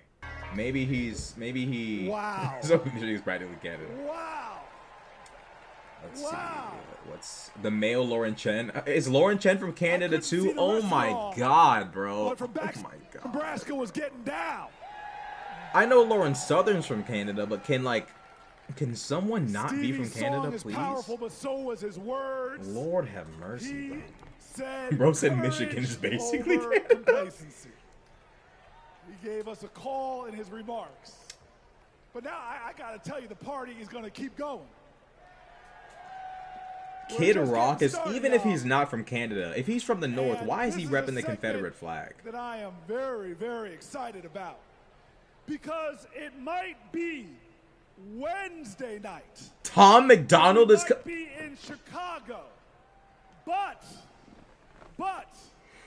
it's starting to feel like something I've wanted to say my whole life. Live from New York, it's Saturday night. Bro, I'm tired, bro. I can't do this. I can't keep doing this, bro. Like, Tom McDonald, the fact that he's even allowed to buy microphones to rap is not okay. He shouldn't be allowed to rap. Tom McDonald should be, any microphone, any computer should be confiscated from Tom McDonald. He should never be allowed to even listen to a beat. It should be a felony to play a beat for Tom McDonald. Say, hey, bro, you did this fly. No. No. He should never be allowed to ever touch any sort of, no. Y'all remember this big old book from before? When Colorado Governor Jared Polis ripped a page out of it?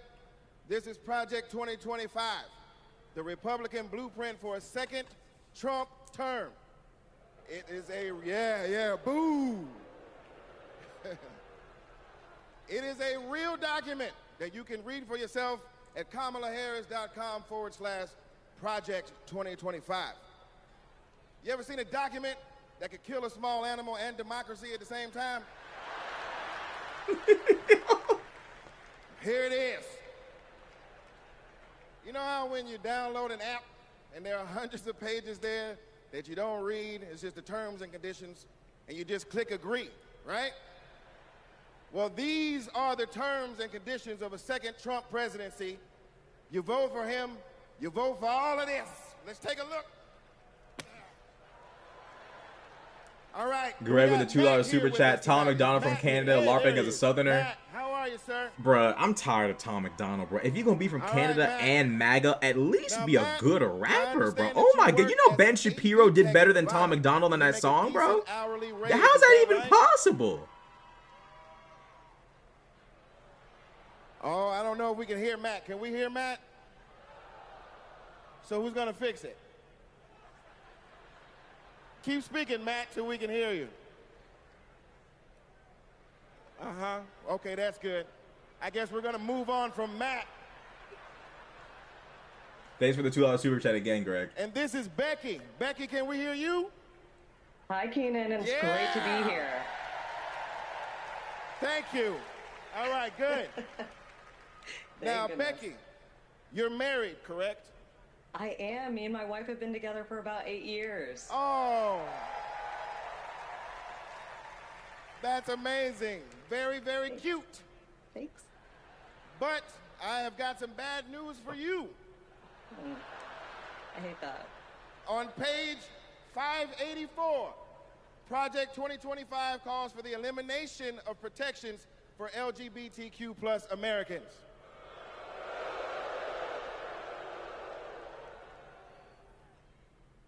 So yeah, right back to the Stone Age. I'm afraid so. Right back to the Stone Age. That's terrible. Yeah, it is. Thank you, Becky, for being here and making that wonderful point. All right, next up, we have Nirvana. Nirvana, are you with us? And your people are with us as well? All right, good. Now, Nirvana, I understand that you are on insulin to manage your diabetes, yes? Yes, and thanks to President Biden and Vice President Harris, I only pay $35 a month for my insulin. That is great. That is great. But on page 465, Project 2025 calls for millions of people like yourself to pay more for prescription drugs like insulin. Why? Why? Well, I guess maybe to help Big Pharma make more money that they can donate to Republican politicians, I assume. Yeah, that makes sense. Yes, unfortunately, it does make sense. All right, let's talk to Anita. Anita, are you there? Yes. Hello, Anita. Hello. And Anita, what do you do for a living?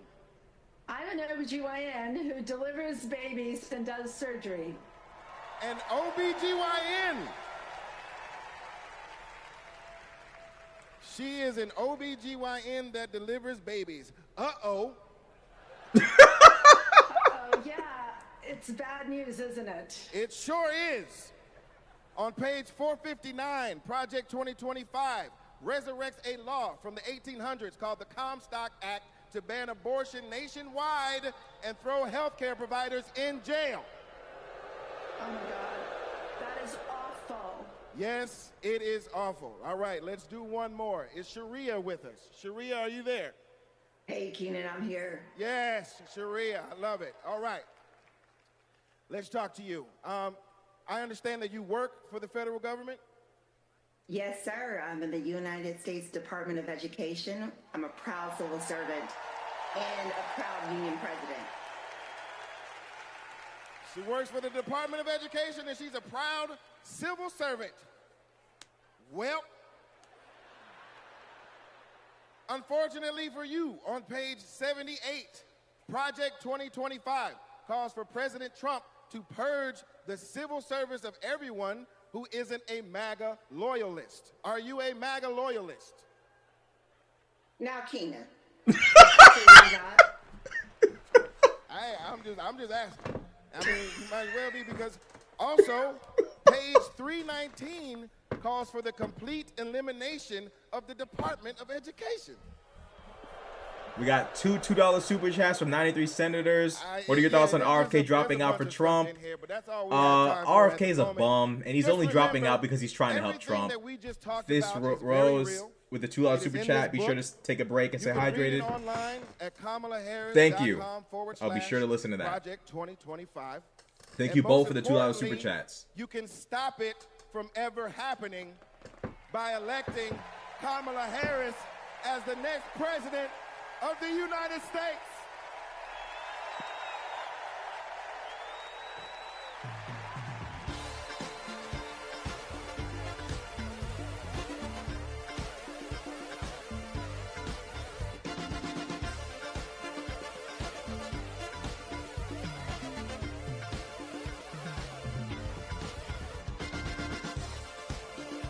Riley J with the $10 super chat. Love your content. Don't stop being you. Thank you. I really appreciate that. Thank you again for the $10 super chat as well. Love you Please guys. welcome award-winning producer and writer, Mindy Kaling. Is that the lady from The Office?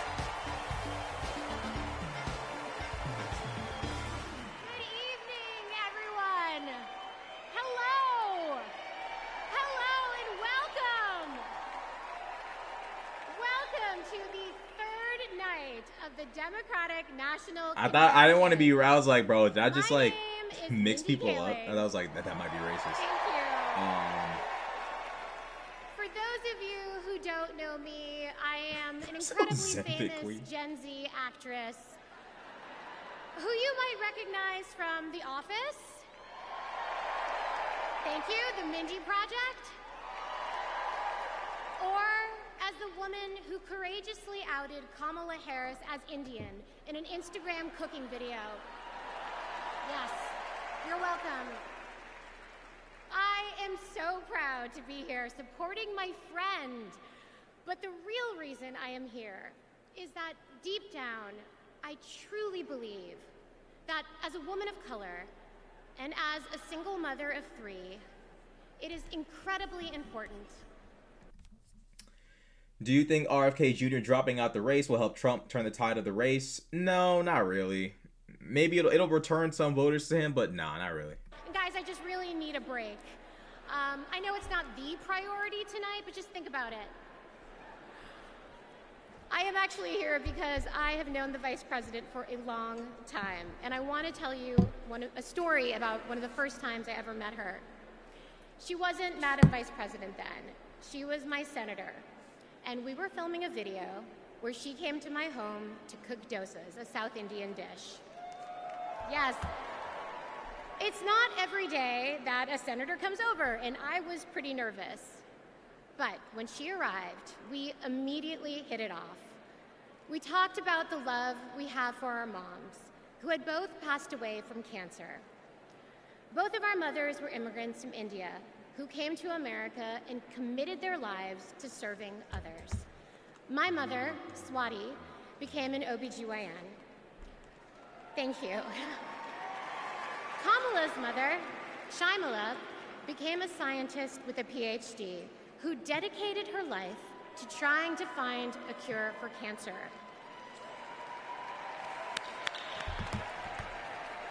And after speaking to Kamala, it was clear to me that Shyamala had passed down the same optimism and fearlessness to her daughter. But the thing I remember the most about the vice president is that Kamala Harris can cook. Guys, she was so much better than me. But she also knew that my family was watching. So, as she gently corrected my sloppy dosa making, she was complimenting me every step of the way, making sure that my daughter, Kit, heard how good of a cook I am. She had no desire to be seen as better than anyone else. She just wanted my kid to be impressed with her mom. And when she finally bit into my dosa, she looked at me and said, really good, and then never took another bite again. Yes, but it is that warmth, that generosity of spirit that I know she will bring to the White House as our next president. Kamala Harris cares deeply about other people. She will fight to protect our freedoms because those are the values that her mother passed down to her. But in order to protect those freedoms, Democrats also need to win the House. So we have a lot to do, and please welcome to the stage your next Speaker of the House, Hakeem Jeffries.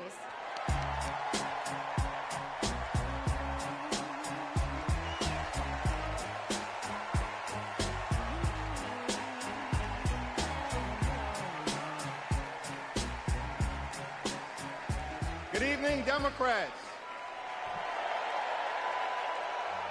It's a high honor and a distinct privilege as a Brooklynite, New Yorker, and as an American to stand before you today and unequivocally express my support for Kamala Harris and Tim Walz to be the next president and vice president of the United States of America. Over the last few years, House Democrats have been hard at work, and we could not have asked for a better leader to partner with than President Joseph Robinette Biden, who will go down as one of the most consequential presidents of all time. Robinette, my boy Robinette.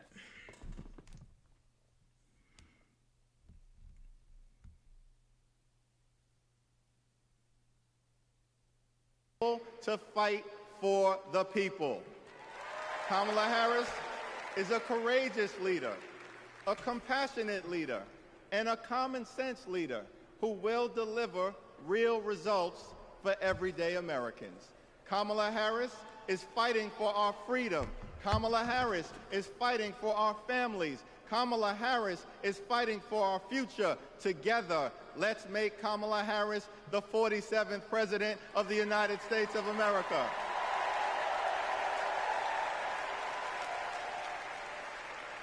In our great country, when you work hard and play by the rules, you deserve to earn a living wage. You deserve to have an affordable place to call home. You deserve to educate your children in a great public school. Somebody said that is free from gun violence. And you deserve high quality, affordable health care, and you deserve the chance to one day retire with grace and with dignity. But for far too many people in our great country, they are struggling to live paycheck to paycheck. And as a result, the American dream is out of reach. Here's the thing. Extreme MAGA Republicans don't care about everyday Americans. They only care about themselves. Our approach, led by Kamala Harris and Coach Walz, is very different. We care about you, the American people. And we will fight hard to make sure that the American dream is alive and well in every single community. Now, the road ahead will not be easy, which brings me to you-know-who. Donald Trump is like an old boyfriend who you broke up with, but he just won't go away. He has spent the last 4 years spinning the block, trying to get back into a relationship with the American people. Bro, we broke up with you for a reason.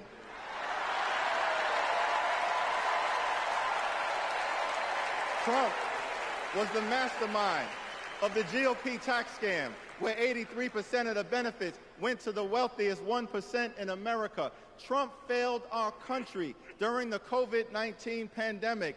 Trump is a chaos agent who is focused on himself, said spinning the block not at the American DNC. people. Trump That's tried crazy. to destroy our democracy by lying about the election and inciting a violent mob to attack the Capitol. Trump put 3 extreme justices on the Supreme Court who destroyed Roe v. Wade. We broke up with you for a reason. Donald Trump can spin the block all he wants, but there's no reason for us to ever get back together. Been there, done that. We're not going back. That T Swizzle shout out was crazy. I'm not gonna lie, I'm actually about to start listening to Taylor Swift now. I'm actually gonna start like listening to her, giving her the time of day, you know. Will always put people over politics. Kamala Harris and House Democrats will lower costs and grow the middle class. Kamala Harris and House Democrats will fix our broken immigration system and secure the border. Kamala Harris and House Democrats will strengthen the relationship between the police and the community. Kamala Harris and House Democrats will continue to combat the climate crisis with the fierce urgency of now. Kamala Harris and House Democrats will protect Social Security, protect Medicare, protect Medicaid, protect the Affordable Care Act, protect working families. Nah, you gonna listen to one song and be like, never mind? I mean, I tried to listen to Taylor Swift like a year ago, and I was like, bro, I was like, bro. But it's like, white woman music is an acquired taste, bro. Like, you gotta appreciate it for what it is instead of being worried about what it's not. You know what I mean? It's complicated. The extreme MAGA Republicans want to divide us.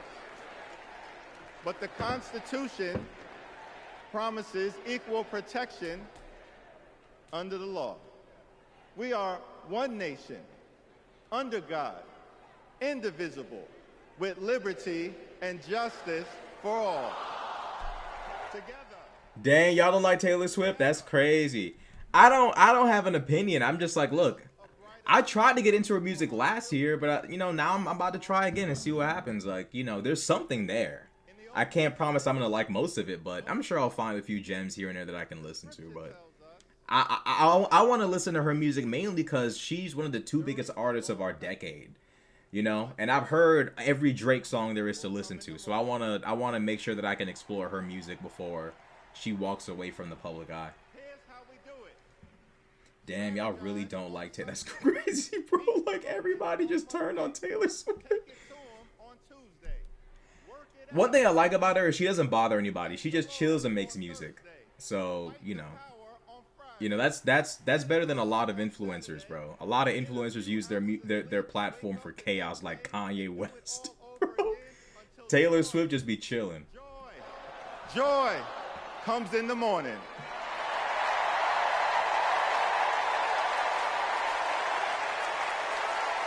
Now there's only 76 days left. There are only 76 days left. We must continue to speak up. We must continue to show up. We must continue to stand up, not as Democrats or Republicans, but as Americans. I just don't want to miss her era. Like, I don't, no pun intended, I just don't want to miss the Taylor Swift era. Like, I want to be able to say, like, when she was popping, I gave her music a chance. I explored her discography.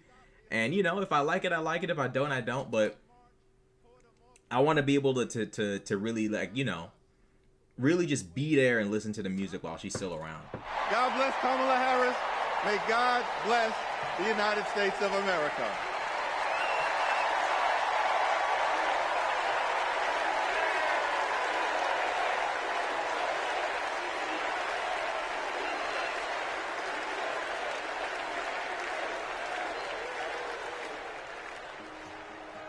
You want to go outside today? Yeah. Want to go put your shoes on? Yes. Let's go outside. Ruby is 2 years old. I'm starting to think, will she be an iron worker like her dad? I hate to break it to you, but I'm not a billionaire. Donald Trump talked a big game about bringing jobs back to America, but it was all talk, like Foxconn. This is the 8th wonder of the world. Foxconn, by most estimates, has not even come close to meeting expectations. This whole project was a scam. He is not looking out for the residents. He's looking out for himself. You know what Trump delivered? $2 trillion in tax cuts focused on his billionaire buddies and big corporations. You're rich as hell. It makes me angry. Billionaires don't pay their share of the load. And he wants to do that again. Trump talked a massive game about infrastructure. What a joke.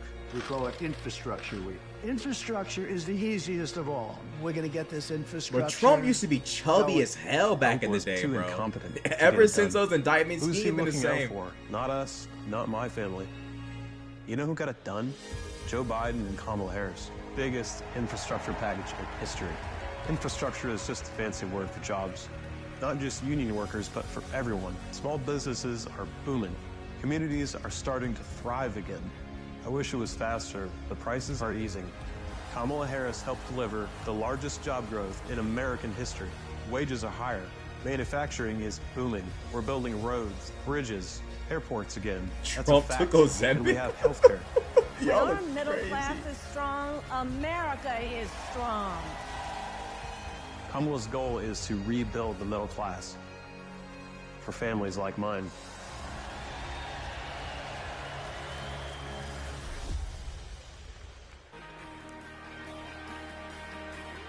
Please welcome the 42nd President of the United States, Bill Clinton.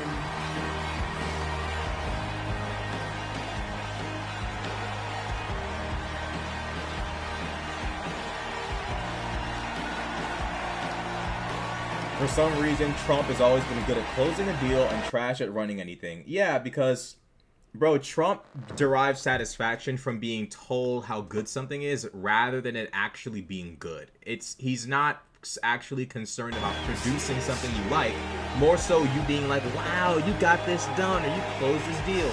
It's all about just like, it's like when you have a phase. You're not really in it because you like it. You're in it because you like the attention you get.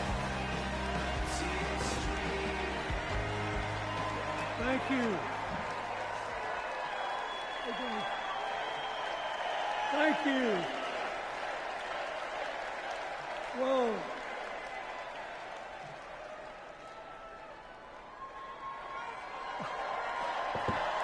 Let me ask you something. After the last 2 days, aren't you proud to be a Democrat? And I am very grateful to the Republicans and independents that have joined us, have been up here on the stage. And I hope they feel better about it now. Because I've seen all these things that even I have to be reminded of from time to time when I get my spirits down. I love seeing the Obamas here. I love seeing President Biden. And I thought Hillary gave a great speech, too. And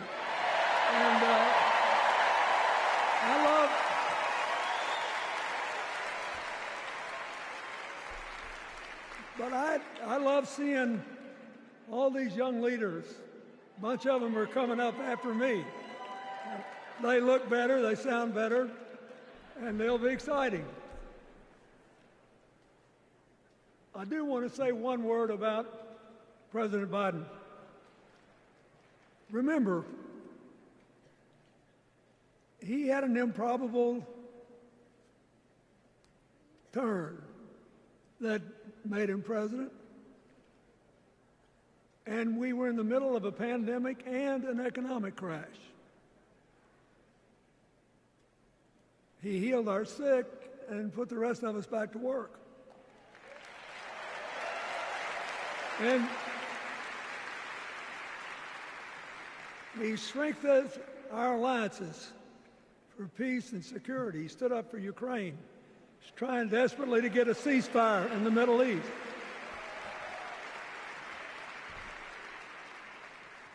And then he did Bro, I something forget how really old hard some of these for people are, bro. politicians to Like do. they've He seen everything. voluntarily They've gave seen up everything. Political power. And Seeing Pelosi standing next to Kennedy, I hope that picture was real because you George never know with this Washington knew internet. that, But and he did it. bro, they've seen it all. They've been near it and he all. set They've the met everybody. standard It's crazy, for us man. serving 2 terms before it was mandatory. It helped his legacy, and it will enhance Joe Biden's legacy. And you.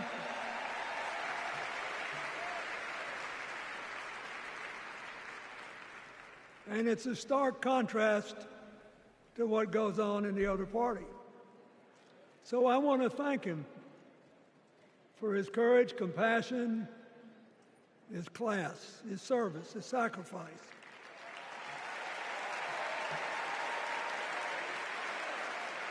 Joe Biden, thank you. And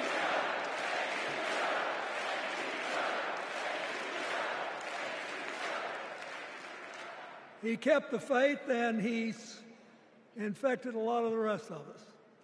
Now let's cut to the chase. I am too old to gild the lily. 2 days ago, I turned 78, the oldest man in my family for 4 generations. And the only personal vanity I want to assert is I'm still younger than Donald Trump.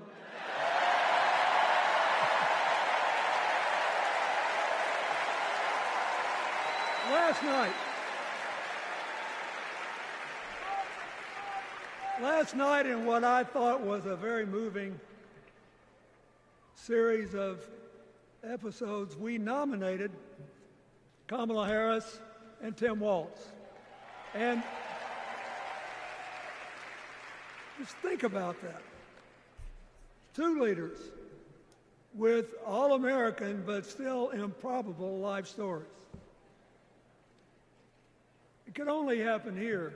Their careers, after all, started in community courtrooms and classrooms.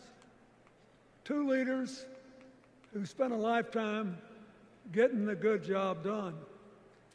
Now, one of the things that I've noticed over my increasingly long life is that a presidential election is unique in several ways.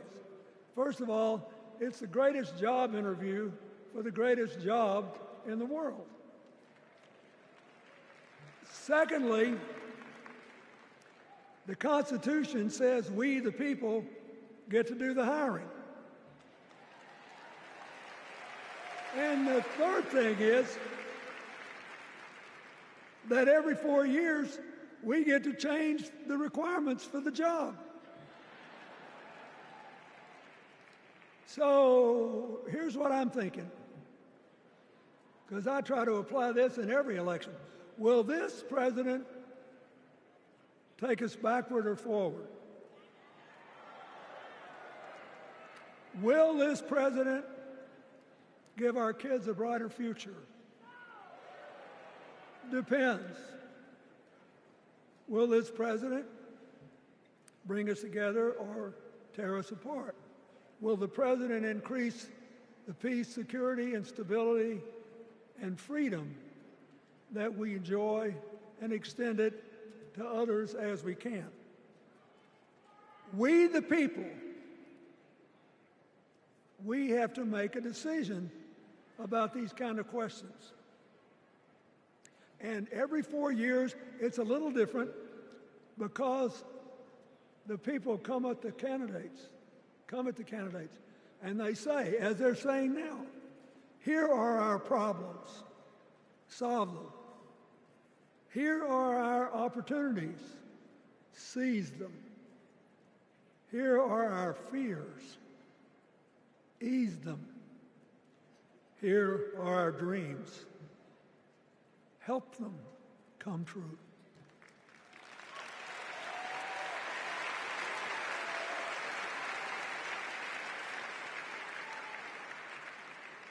A president can answer that call by saying, I'll do my part, but you have to help me. We have to work together.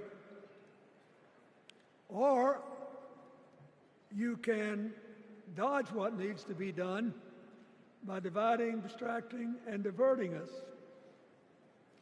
So in 2024, we got a pretty clear choice, it seems to me. Kamala Harris for the people,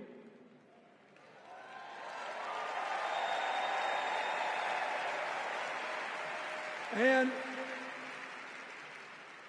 the other guy who's proved even more than the first go-around,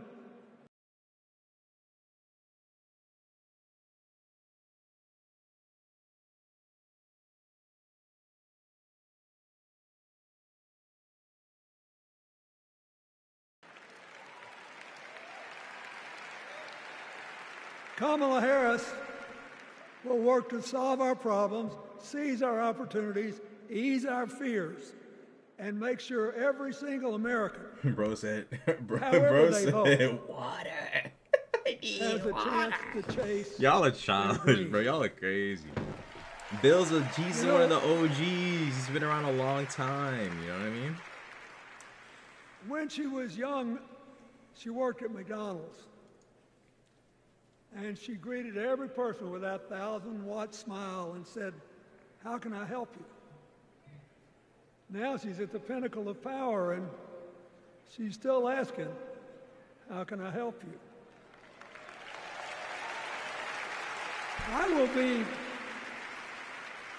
I'll be so happy when she actually enters the White House. Hold up. We're gonna... Hold up. Nah. We gotta...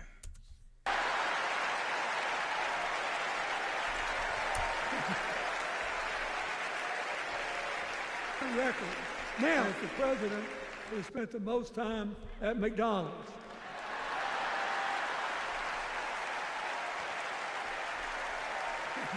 This better fix it. This better be like, we better not have any technical difficulties on YouTube. Elon and them clearly can't figure out the basics, so we coming to YouTube. And remember, we've got a guy that's pretty good at what he does. Donald Trump has been a paragon of consistency. He's still dividing, he's still blaming, he's still belittling other people. He creates chaos, and then he sort of curates it as if it were precious art. Let me say, not a single day goes by, even though I've been gone for well over 23 years from the White House. Damn. Not a day goes by. Damn. And I don't thank the Lord for the chance I had to serve. That's and my what age. it meant. And one of the reasons, thank you.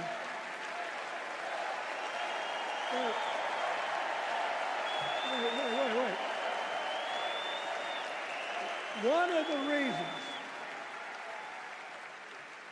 One of the reasons I love the job so much is that in the toughest times, even on the darkest days, if you tried hard enough, there was always something good you could do for somebody else. Now, some days that's not easy to do. You've got to deal with all these emergencies, or there's something going on here, there, or yonder, but Kamala Harris is the only candidate in this race who has the vision, the experience, the temperament, the will, and yes, the sheer joy to get something done.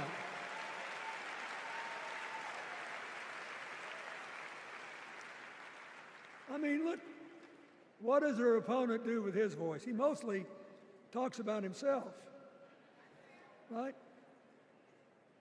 So the next time you hear him, don't count the lies. Count the eyes.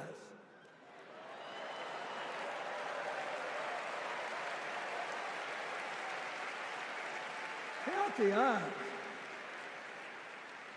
His vendettas, his vengeance, his complaints, his conspiracies. He's like one of those tenors opening up before he walks out on stage, like I did, trying to get his lungs open by singing, me, me, me, me, me, me.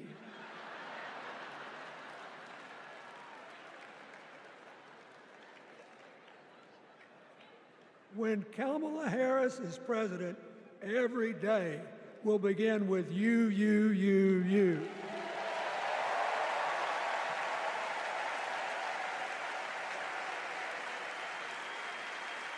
So, we got to ask ourselves the questions if we're going to hire a president. Do you want to build a strong economy from the bottom up and the middle out? Or do you want to spend the next 4 years talking about crowd size?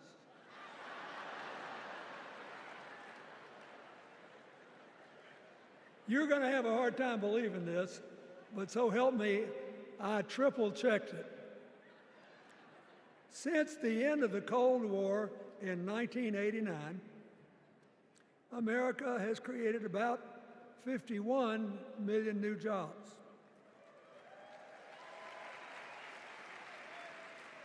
I swear I checked this 3 times. Even I couldn't believe it. What's the score? Democrats 50, Republicans 1.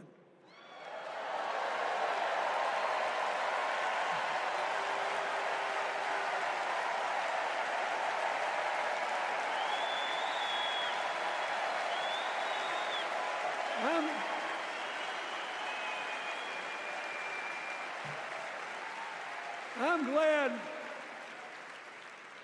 that we've got a championship-winning coach on our team.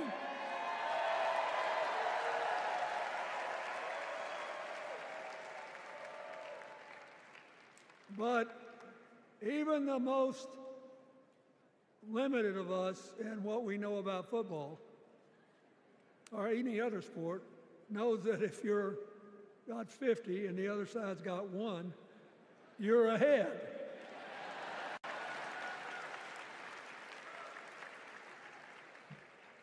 What about affordable housing? It's a terrible problem in America now. We need more. And affordable health care. That's why the Democrats put a limit on monthly payments for insulin and a $2,000 a year out-of-pocket limit, and are trying to cover more drugs by bargaining for prices. We need more financing for small businesses.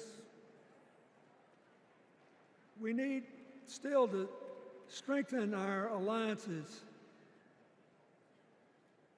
I almost croaked in the first debate of this election season when President Trump said nobody respected America anymore like they did when he was president. Wait. And with a straight face. Look, you got to give him, he's a good actor. With a straight face, he cited as evidence of the respect that existed for us when he was there the presidents of North Korea and Russia.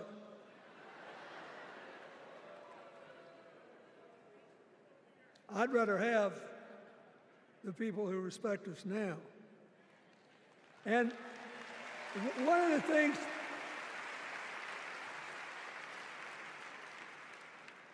is when you send a signal to the other countries, you want them to know, whether they agree with you or not, at least that you're on the level. Here's where you are and what you believe. What are they supposed to make to these endless tributes to the late, great Hannibal Lecter?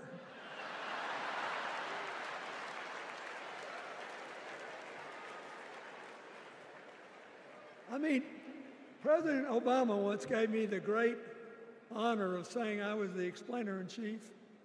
Folks, I've thought and thought about it, and I don't know what to say.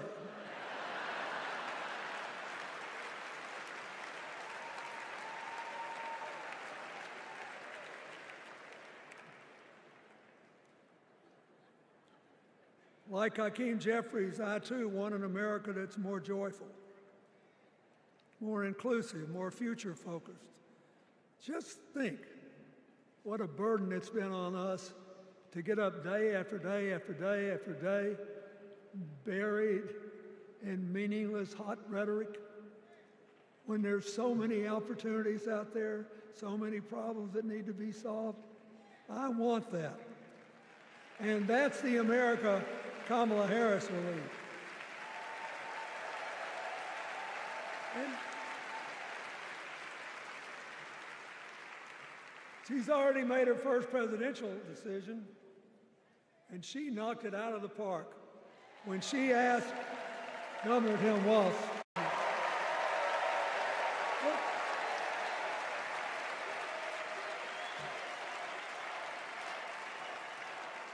as they used to say when I was a young man growing up in Arkansas, you do not have to be all broke out with brilliance.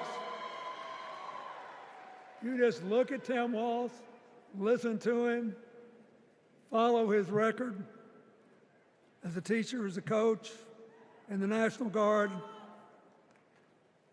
as a congressman, where he was the only Democrat, save one, elected in that district in more than 100 years.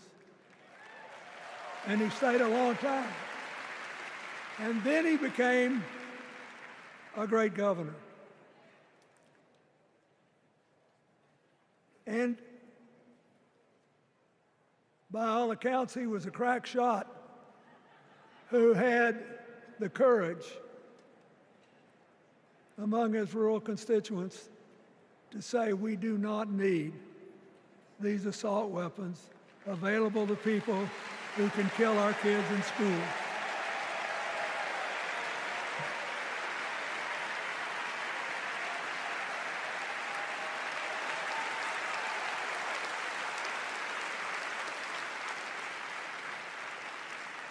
So, armed with her first decision,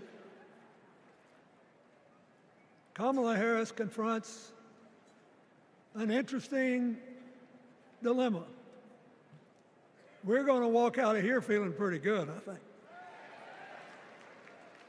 We've got energy, we are happy, we feel like a load's off our shoulders.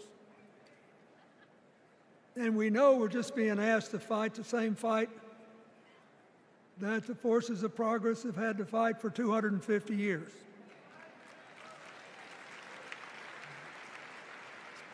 In the face of stiff and often violent opposition, we have to find a way to go forward together, where we the people make our union more perfect. So, that's a good thing. How could we possibly lose? Kamala Harris has fought for kids her whole life that were left out and left behind. She's taken on gangs trafficking across the border. She's fought to protect the rights of homeowners. She's been our leader in the fight for reproductive freedoms, and we know a majority of the American people are with us on that.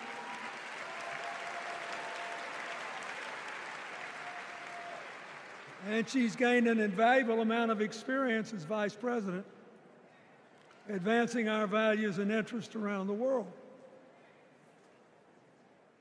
She's already said she's going to work really hard to make sure that no American working full-time lives in poverty or has to worry about their children living in poverty. He says that we got to make home ownership an achievable dream for everyone, not just a privilege. She said that and this meant a lot to me, that she would protect everybody's right to vote, whether or not they voted for her. They were citizens and they deserve the right to vote.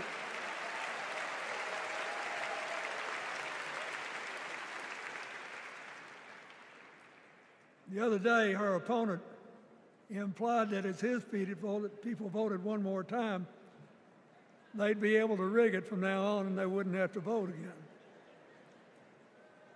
You think they're kidding, but I know a lot of these folks, and most of them are really good people, but some of them think that they are bound to dominate America politically, economically, and socially, and they have to use politics to do it, and they should rig the system.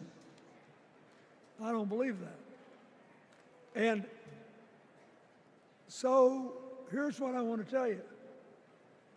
We've seen more than one election slip away from us when we thought it couldn't happen, when people got distracted by phony issues or overconfident. This is a brutal, tough business.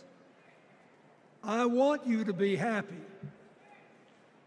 One of the reasons that President-to-be Harris is doing so well is that we're all so happy.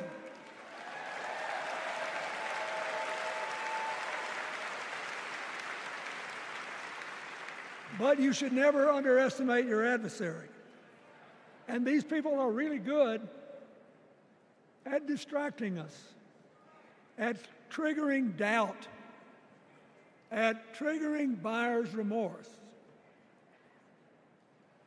As the Obama said so eloquently last night, they are human, you know. They're bound to make a mistake now and then. We got to be tough. And so, as somebody who spends a lot of time in small towns and rural areas in New York and Arkansas and other places, I urge you to talk to all your neighbors. I'm serious, y'all. This one's the last one. I don't care who they bring out tomorrow. I don't care. They could bring out God. But I'm not streaming, okay? But not to pretend you don't disagree with them if you do. Treat them with respect, just the way you'd like them to treat you.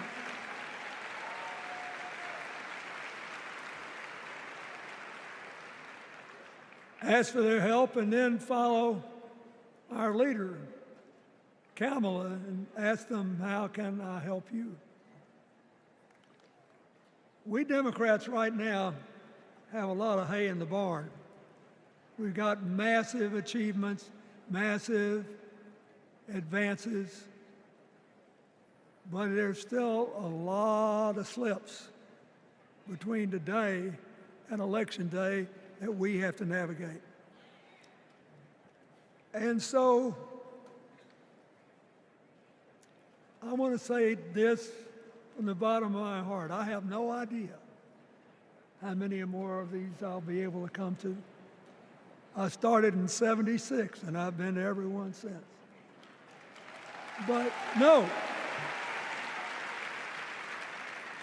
72. Lord, I'm getting old. But here's what I want you to know. If you vote for this team, if you can get them elected and let them bring in this breath of fresh air, You will be proud of it for the rest of your life. Your children will be proud of it. Your grandchildren will be proud of it.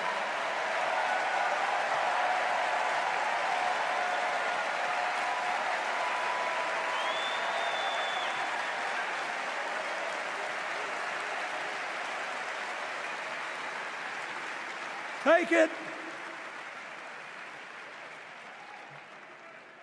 from a man who once had the honor to be called in this convention the man from hope. We need Kamala Harris, the president of joy, to lead us. So,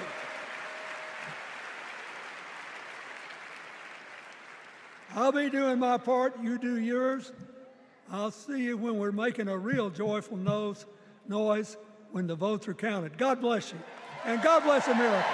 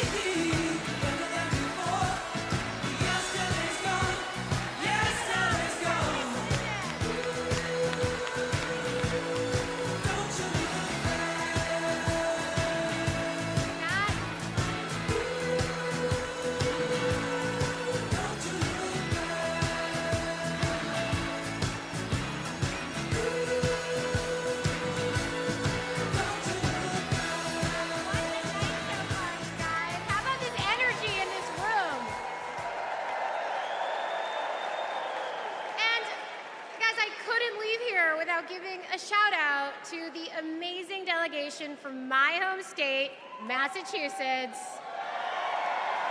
I love you, Massachusetts. Everyone is always hating on us. This look like Tim Walz to y'all? Get it, go Sox. Does it look like Tim Walz to y'all? This must be Tim Walz. This must be the end. This must be it, right? Dunkin' Donuts is the best coffee in the world. Okay. Our next speaker needs no introduction. She was the first woman to ever serve as Speaker of the House. Yes. You know what's coming. I'll take Nancy Pelosi. I'll accept this. Brat before Brat was Brat. The mother of dragons. Please welcome Nancy Pelosi.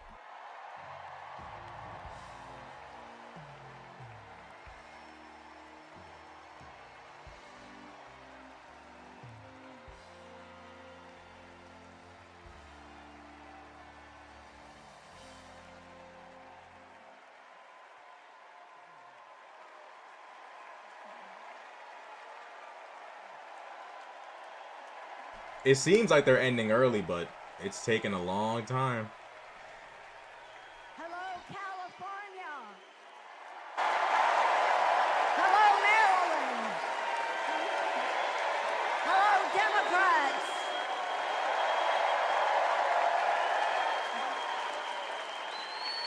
On January 20th, 2021, with the inauguration of Joe Biden and Kamala Harris, we established one of the most successful presidencies of modern times.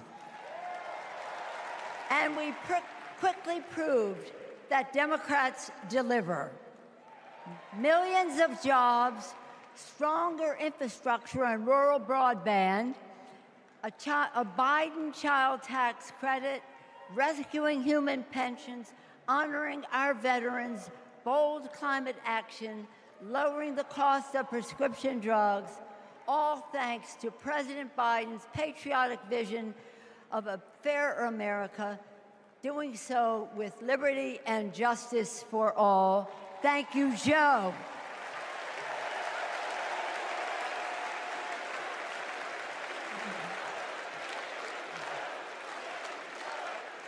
And I know that Vice President Harris is ready to take us to new heights. I've known Kamala Harris for decades. Personally, I know her a person of deep faith, which is reflected in her community care and service. Officially, she is a leader of strength and wisdom and eloquence on policy, most recently demonstrated fighting for women's right to choose. Politically, she is astute and strategic in winning difficult elections, quickly securing the nomination with dignity and grace. Dave Prosser with his $14 super chat. Yo, I appreciate that. Thank you very much.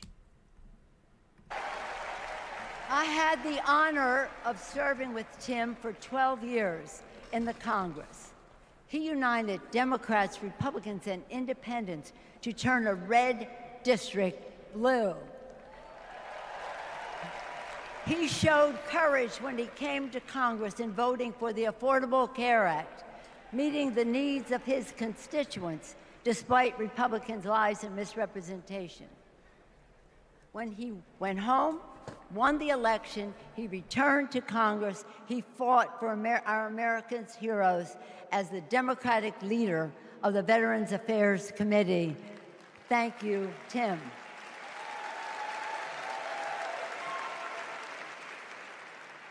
January 6th was a perilous moment for our democracy. Never before had a president of the United States so brazenly assaulted the bedrock of our democracy, so gleefully embraced political violence, so willfully betrayed his oath of office. Let us not forget who assaulted democracy on January 6th. He did.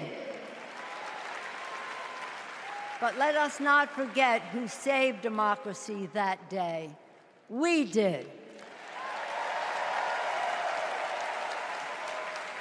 And thank God we had a Democratic House of Representatives then. We returned to the Capitol that very same night. We insisted on certifying the election results on the floors of the House and the Senate. And we demonstrated to America and to the world that American democracy prevailed.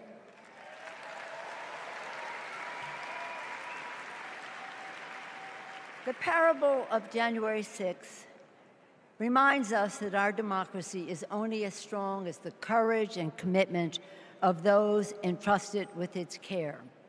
And we must choose leaders who believe in free and fair elections, who respect the peaceful transfer of power. The choice couldn't be clearer. Those leaders are Vice President Harris and Governor Walz.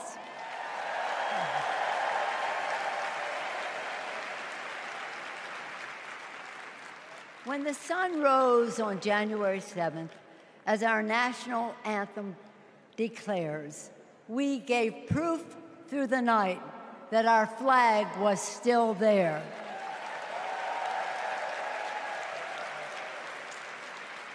Now, in this election, we are called upon to do the same, to stand together, to reject autocracy, to choose democracy, and we will do so by electing a Democratic House with Hakeem Jeffries as Speaker of the House,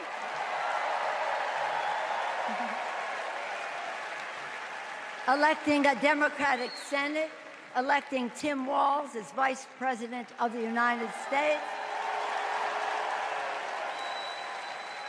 and electing Kamala Harris as the President of the United States. Onward to victory!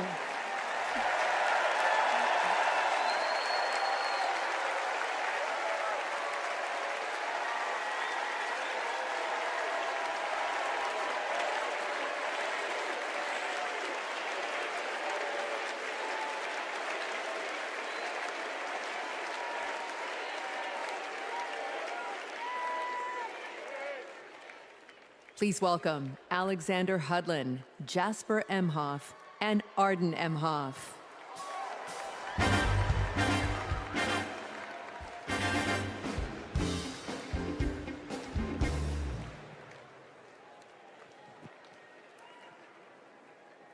Kamala Harris is our auntie. She'll be a president who cares for all of us. She'll lift us up. In 2016, we celebrated Auntie's Senate win. We saw Trump winning. I was only 9, but I knew enough to be concerned. Auntie said, "Do you know what superheroes do? They fight back. And we will too." She will make time for what matters. You know, no one is busier than my auntie. I think they're actually related to her. Like, I think they're her. I think the one on the left is her her blood nephew, and I think the other two are I think those are actually her relatives. And I know that's how she'll I could be wrong though. She'll treat everyone with respect. Even as a kid, Auntie made me feel that I was seen, that my words are important, that I am important and loved. I know she'll value others' perspectives, no matter their age or their background. Auntie, we love you. We're so proud of you. And most importantly, you're a baller. And as you'd say, let's win this thing. Let's win this thing.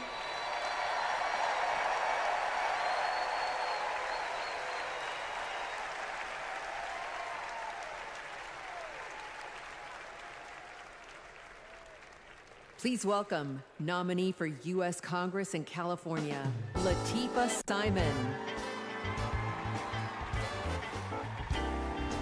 Bro, is this necessary?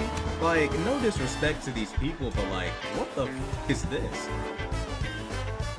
Like, the family coming out is cool, but like, bro, like, let's get to Tim Walz and let's wrap it up. Come on now, like, bro.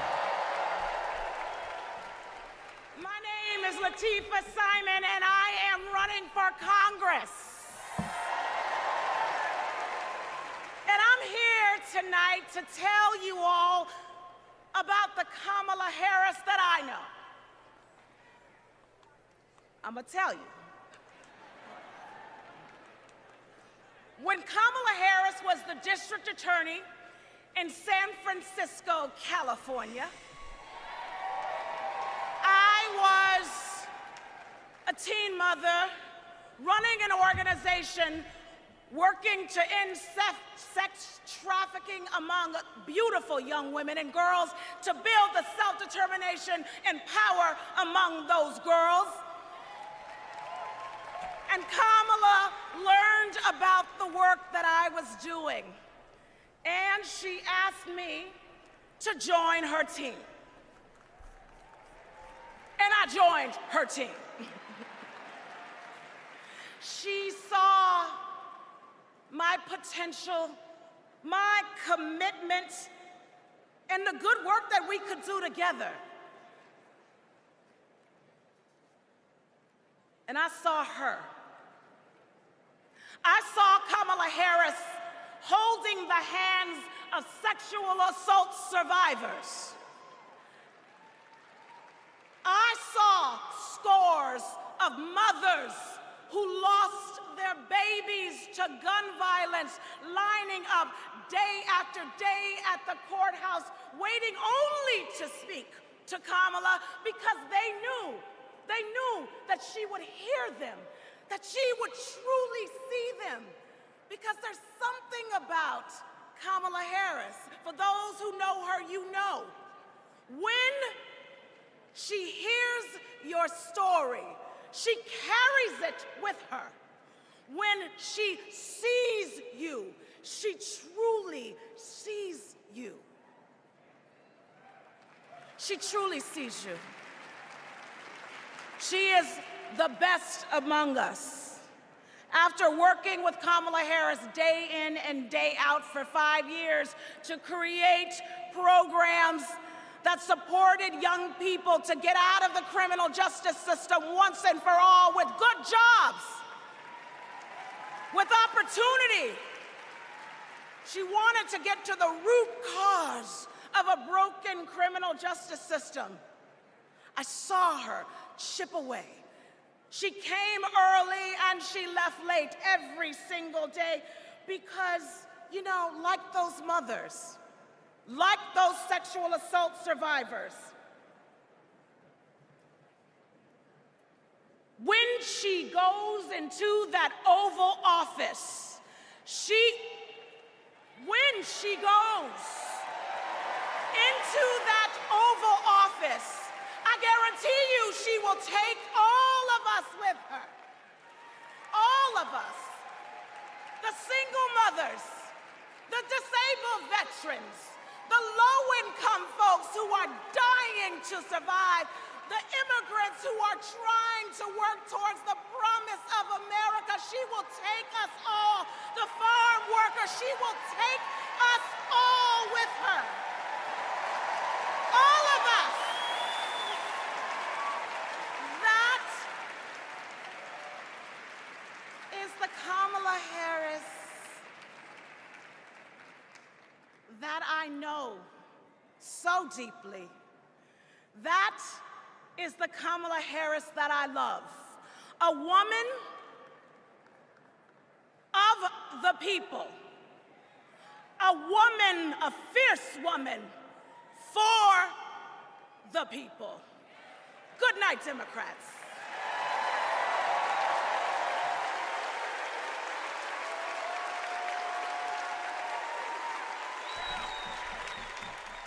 I may be tired, but that was still a good speech. I'm not a hater. I can acknowledge a good speech when I hear it. Vice President's brother-in-law, Tony West.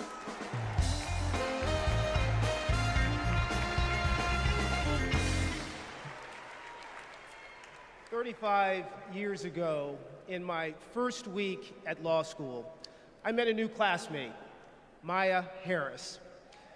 We became best friends, but the way Kamala tells the story, we'd already fallen in love by graduation day. And when Maya and I married, I not only gained a life partner I love, a daughter I adore, and a mother-in-law I revered, someone I affectionately called Mother Harris, I also gained a sister I cherish, Kamala. Now, Maya, Kamala, and I each pursued different legal careers, but we were motivated by the same values: a belief in equal opportunity, a yearning for fairness, a passion for justice. Values Mother Harris taught those two little girls, values that powered Kamala's public service from the very beginning. You know, one of Kamala's very first cases in the district attorney's office, it involved a woman, an innocent woman, wrongfully arrested in a police raid. It was a Friday afternoon, and the courthouse was shutting down for the weekend. And look, most prosecutors, they would have gone home and dealt with the matter the following Monday. But not Kamala. You see, my sister-in-law knew that if the judge didn't see this woman that afternoon, she'd spend the entire weekend in jail. And Kamala, she wondered, does this woman work weekends? Would she lose her job? Does she have young kids at home? Who'd feed those kids? So Kamala pleaded for the judge to return to the bench and to hear the matter. And the judge agreed. And within minutes, that woman was released back to her family that night. Now, it may seem small, but that's what it means to stand up for justice. That's what it means to stand for the people. And as Kamala says, when you know what you stand for, you know what to fight for. And look, believe me when I tell you, as a sister, a daughter, an auntie, and a mother, I've seen Kamala fight for her family. As district attorney, attorney general, U.S. Senator and Vice President of the United States, I have watched her fight in the halls of power for those who have no voice there. And as president, I know she'll fight for you. She'll fight for all of us. Because, friends, when Kamala fights, we win. Thank you. God bless you.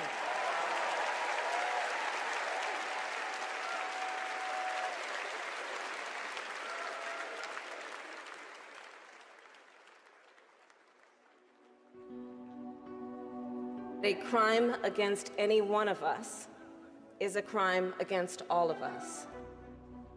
The work that she did as Attorney General was taking on issues to help people who were trying to make a life for themselves and their families. When Kamala Harris came into office in 2011, the most urgent economic crisis facing communities throughout California was the foreclosure crisis. For too many Californians, hopes for lasting homeownership have been dashed. Victims have fallen prey to a series of mortgage scams, fraud, and unfair business practices. In order to get meaningful relief, we had to sue the banks and see through a lengthy litigation process. When Kamala was sitting at the table negotiating, it wasn't just about the money, it was about real people. I vividly remember her thinking about Mommy, who could finally afford to buy her first home, and how proud Mommy was. So Kamala knew what was at stake for families and even whole communities. We are very proud to announce a tremendous victory for California. She truly believes that every single person, every American is worthy of the promise and the prosperity of this country. And every time Kamala has run for a bigger office, it's because she believes that she can have a bigger impact. We are making a commitment tonight with this celebration of this Senate race to bring our country together. In the Senate, to get a position on the Intelligence Committee is very coveted because it is about protecting our nation's security. And Kamala hit the ground running. She would not let a witness off easily. Did you have any communications with Russian officials for any reason during the campaign that have not been disclosed? I don't recall it. I need to be correct as best I can. I do want you to be honest. And I'm not able to be rushed this fast. It makes me nervous. Her questioning of Attorney General Sessions was historic, and she earned the respect of colleagues on both sides of the aisle. Kamala, as a senator, was a truth teller. She was there to expose what some of these guys were and what they intended to do. Can you think of any laws that give government the power to make decisions about the male body?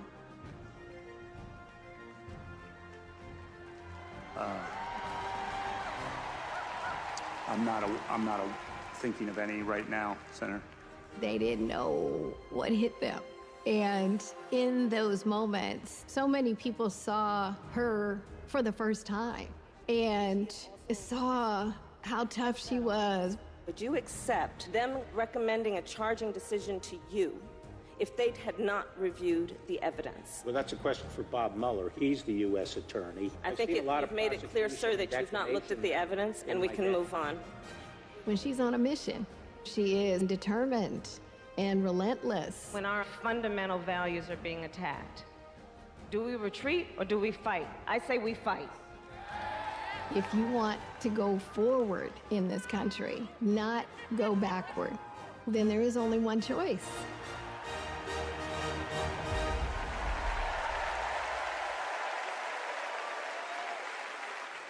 Please welcome Nevada Senator Catherine Cortez Masto.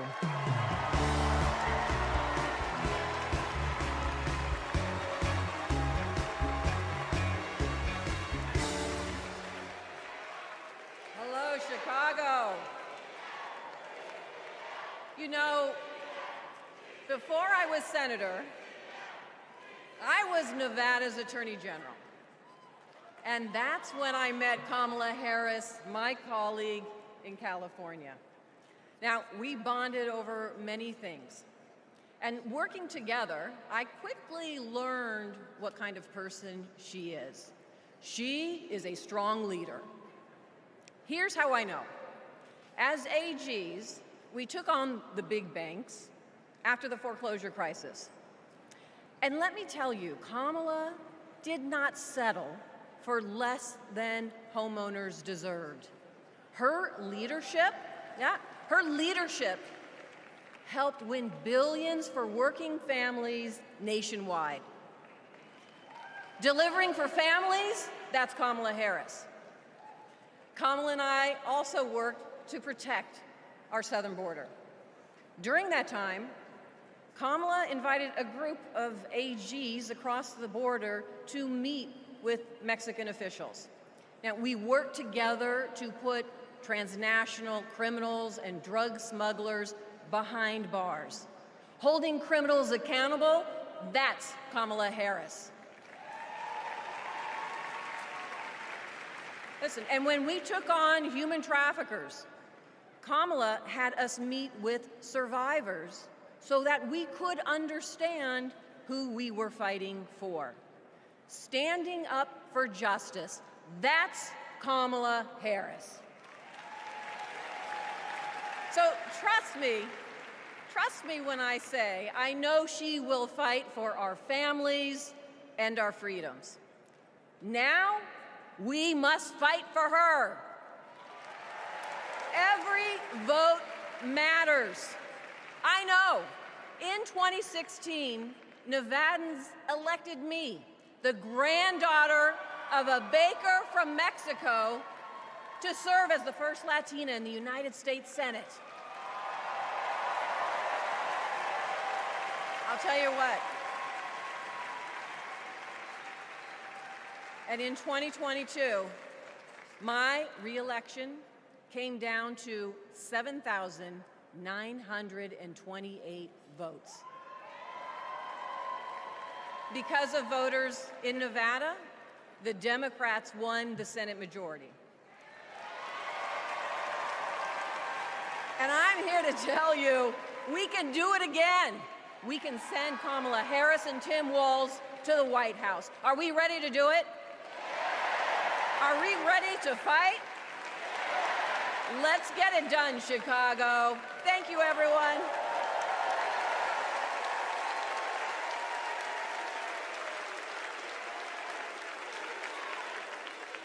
Please welcome Pennsylvania Governor Josh Shapiro.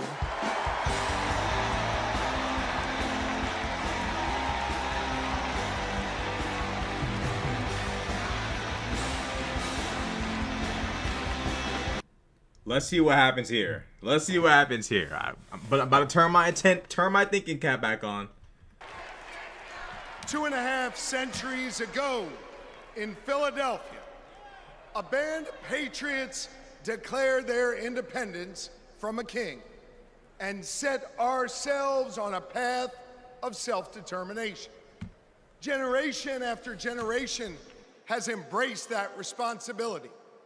Ordinary Americans rising up, demanding more, seeking justice. And in every chapter of our American story, we've made progress and advanced the cause of freedom. Today we find ourselves writing that next chapter. Will we be a nation defined by chaos and extremism? Or will we choose a path of decency, honor, and continued progress? Kamala Harris, well, she has spent her entire career making progress. Donald Trump, a man with no guardrails, wants to take away our rights and our freedoms. And listen, while he cloaks himself in the blanket of freedom, what he's offering isn't freedom at all. Because hear me on this, it's not freedom to tell our children what books they're allowed to read. No, it's not. And it's not. Yeah, he is sounding a lot like Obama, I'm not gonna lie. I don't know. I don't understand people who do stuff like this. Like, people can tell. Like, people can tell, bro. Have y'all seen that streamer who talks like Hassan Piker and, like, has the same, like, mannerisms and, like, patterns of speech and everything? Bro, that is scary. I feel for Hassan, actually. You know what, Democrats? We are the party of real freedom. That's right. The kind of real freedom that comes when that child has a great public school with an awesome teacher because we believe in her future. Real freedom that comes when we invest in the police and in the... Bro said I'm going to be the next Rashad Crenshaw clone. I don't even know if I have a speech pattern that's, like, right. I don't even think I have a pattern. I just talk. Real freedom that comes when she can join a union, marry who she loves, start a family on her own terms, breathe clean air, drink pure water, worship how she wants, and live a life of purpose where she is respected for who she is.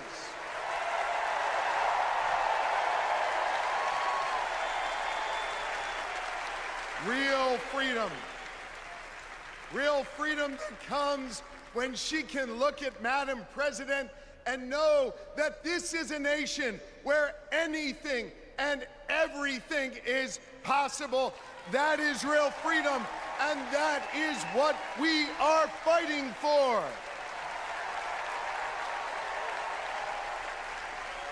You know, Kamala and Tim's names may be on the ballot, but it's your rights. It's our rights. It's our future and freedoms that are on the line. And you have the power to shape the future of this country. Just like our ancestors who fought for freedom on the battlefield and sat in at lunch counters so our kids could stand up. Now it's on us. It's on us, my friends, to organize in our communities and on our For You pages around three basic American principles. We value our freedom, we cherish our democracy, and we love this country. And listen,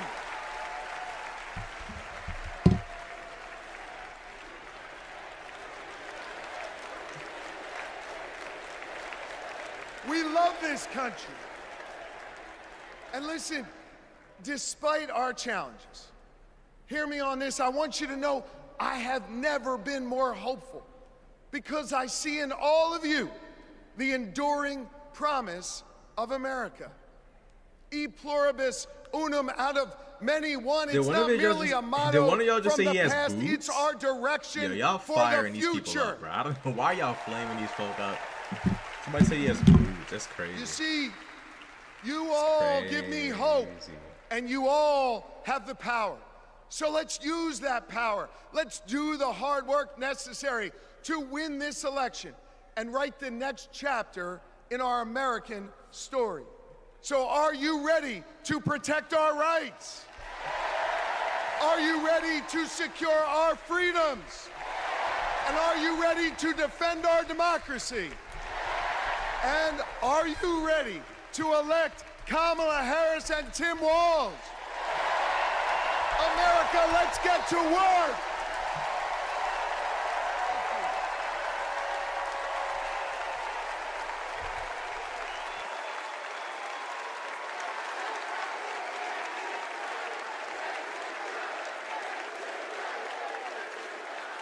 Please welcome author, activist, and youngest presidential inaugural poet in American history, Amanda Gorman.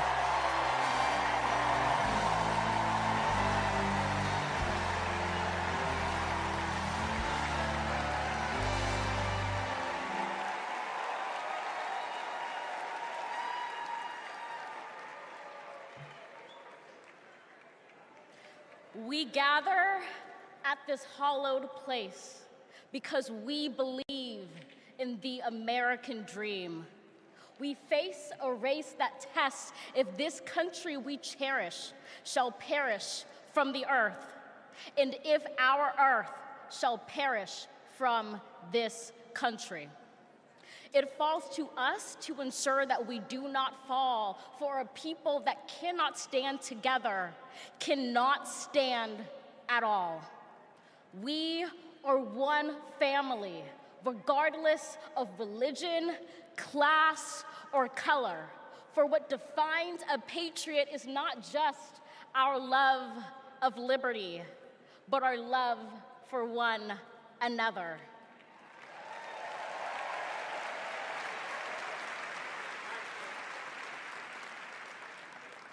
This is loud in our country's call because while we all love freedom, it is love that frees us all.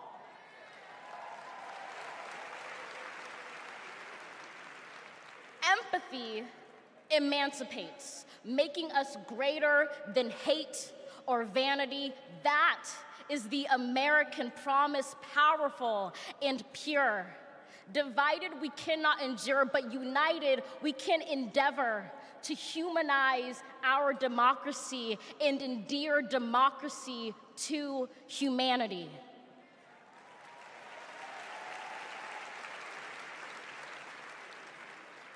And make no mistake, cohering is the hardest task history ever wrote. But tomorrow is not written by our odds of hardship, but by the audacity of our hope, by the vitality of our vote.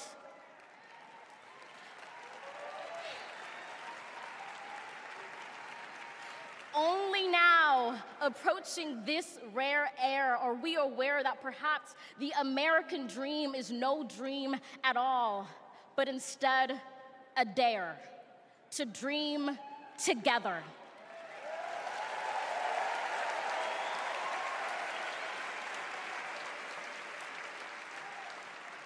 Like a million roots tethered, branching up humbly, making one tree. This is our country from many, won from battles won, our freedoms sung, our kingdom come has just begun.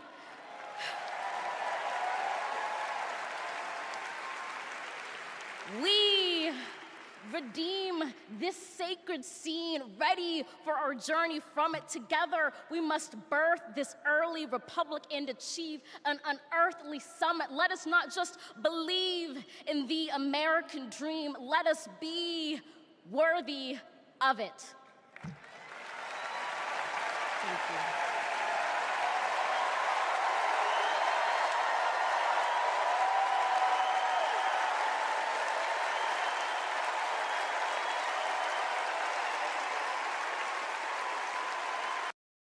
Bro, I swear to God, this is the last day. Like, bro, I'm telling you, bro, like, I'm not no hater, but, like, I swear to God, this is the last day. Okay? Like, bro. Telling you, bro, like, this is the last. Can you tell me what it means? Interesting. Let me think about that for a second. The spirit of freedom. For me? Oh, yeah. Freedom, to me, means choice. I don't give a fuck what they talking about. We're gonna sit here and wait for this little thing to end real quick because, bro, what the fuck is this, bro? Like, you know, I love these people and I thank them for participating, but bro, let's just chill for a second and just chill because, bro, like, Lord have mercy, bro. What in the hell? Like, I know why they're doing what they're doing, but like my Gen Z brain is struggling to cope. You know what I mean? Like, if you went off of what I was saying, you would think the DNC was a disaster, but it's not a disaster. I'm just whining and complaining about it not ending fast enough, or at least getting to the main event fast enough. You know, this is like being at a concert for your favorite, you know, musician. You're waiting for like 2 or 3 hours for them to come out, and you're just coping with the reality that they're not coming out right now when you want them to. You know what I mean? It's just that daunting abyss that you just see. Like you can't get away from the abyss. It's pulling you in. But yeah, I don't care what y'all say. I'm not doing this again tomorrow. I can promise you that this is not happening. Oprah Winfrey's gonna be there today. Oh, we're cooked. We are so cooked. Is Kamala's acceptance speech tomorrow? I think they're saying Kamala's talking tomorrow, so I guess that's when she's gonna speak. Yeah, they told me they said chat told me yesterday to watch it again, so I'm here again. But I can assure you, I am not, absolutely not going to be here tomorrow.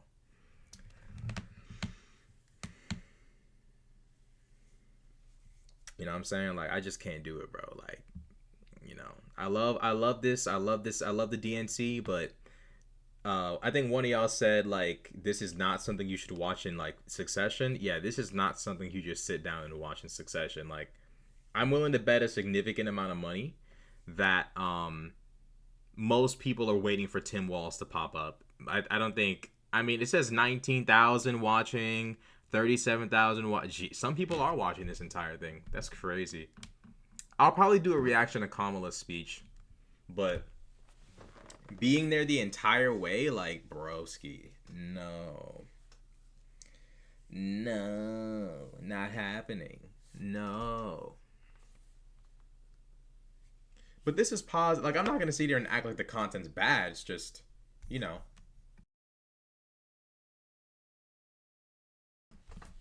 It's just not something you should be sitting down and watching in succession. I'm not gonna lie, but this is training my Gen Z attention span to lock in tight because, bro, this is tough. It's tough work. Have a beer on me. You deserve it. Sitting through this $5 super chat from Greg. Thank you. I appreciate it, Greg. I don't drink alcohol, but I appreciate the super chat. Thank you very much.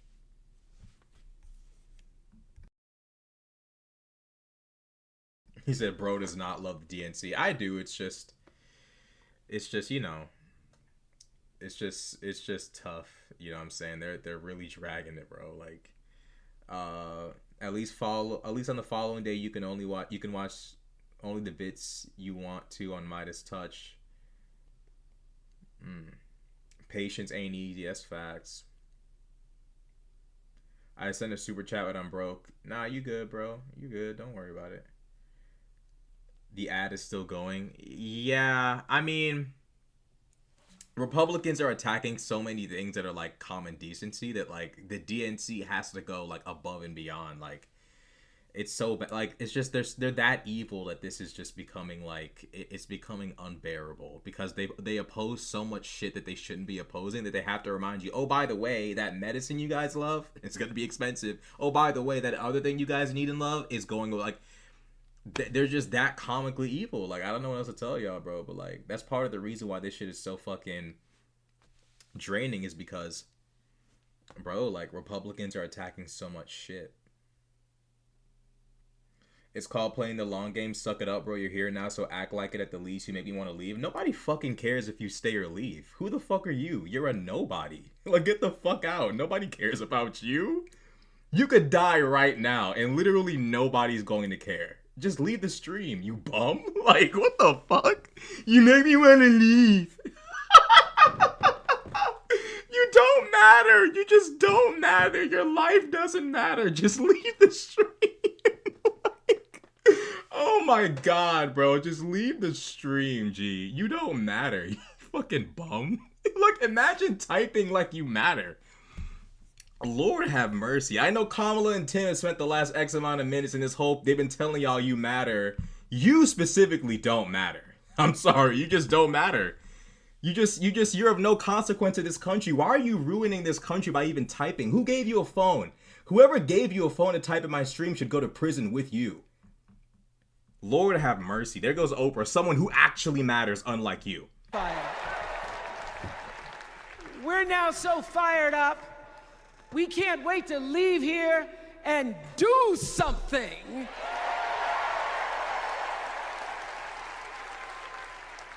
And what we're going to do is elect Kamala Harris as the next president of the United States.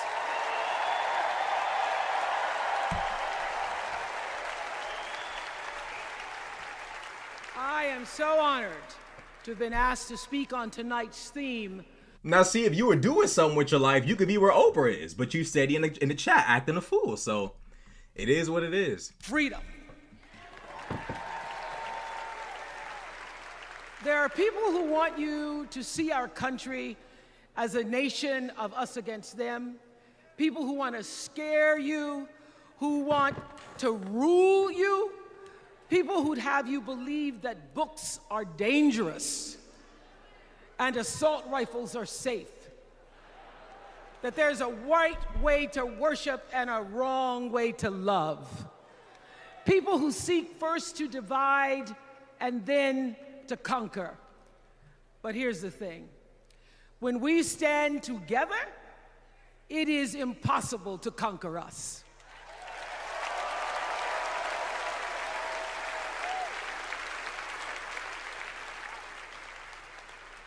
In the words of an extraordinary American, the late Congressman John Lewis,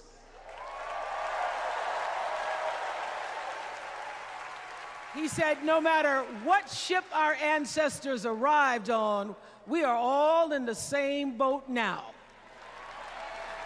Congressman Lewis knew very well how far this country has come because he was one of the brilliant Americans who helped to get us where we are.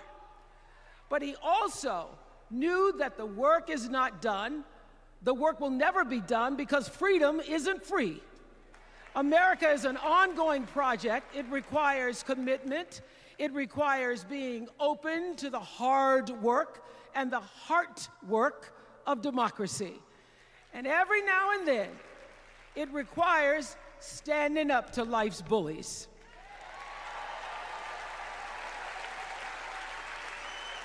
I know this. I've lived in Mississippi, in Tennessee, in Wisconsin, Maryland, Indiana, Florida, Hawaii, Colorado, California, and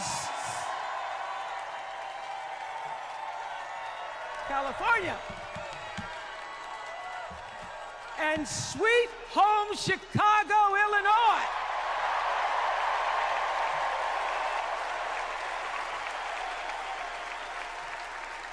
I have actually traveled this country from...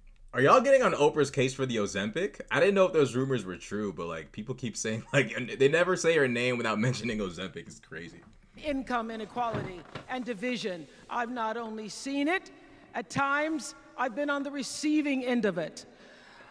But more often than not, what I've witnessed and experienced are human beings, both conservative and liberal, who may not agree with each other, but who'd still help you in a heartbeat if you were in trouble.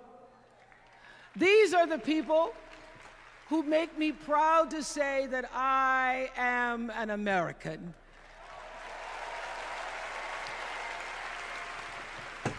They are the best of America. And despite what some would have you think, we are not so different from our neighbors. When a house is on fire, we don't ask about the homeowner's race or religion.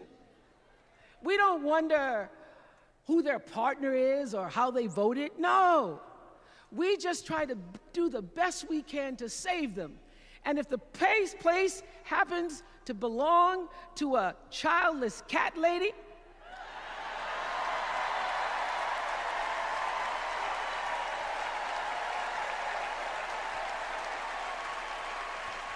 well, we try to get that cat out too.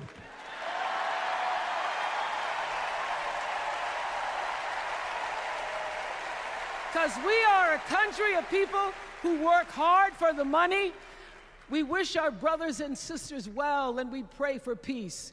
We know all the old tricks and tropes that are designed to distract us from what actually matters, but we are beyond ridiculous tweets and lies and foolery. These are complicated times, people, and they require adult conversation. And I welcome those conversations because civilized debate is vital to democracy, and it is the best of America. Now, over the last couple of nights, we have all seen brave people walk onto the stage and share their most private pain. Amanda and Josh, Caitlin, Hadley, they told us their stories of rape and incest and near-death experiences from having the state deny them the abortion that their doctor explained was medically necessary. And they've told us these things for one reason, and that is to keep what happened to them from happening to anybody else. Because if you do not have autonomy over this, if you cannot control when and how you choose to bring your children into this world and how they are raised and supported, there is no American dream. I really do want Oprah to send me, tell Oprah to send me some money too. Tim's gonna be on in like 30 minutes. Don't worry, I'm gonna stay through for the long haul. I'm gonna stand by my word. To keep us from going back to a time of desperation and shame and stone cold fear, they are the new freedom fighters. And make no mistake, they are the best of America.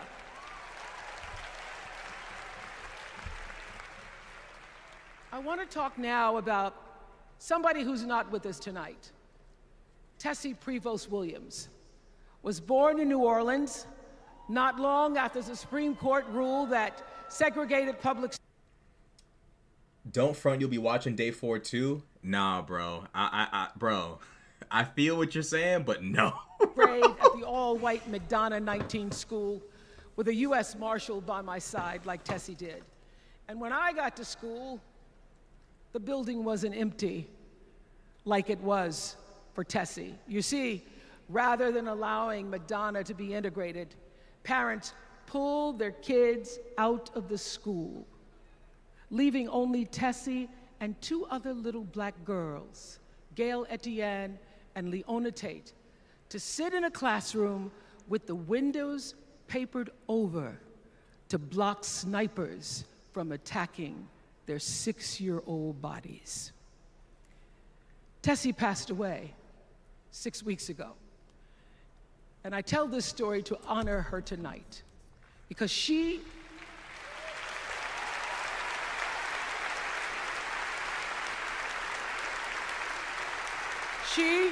like Ruby Bridges and her friends, Leona and Gail, the New Orleans...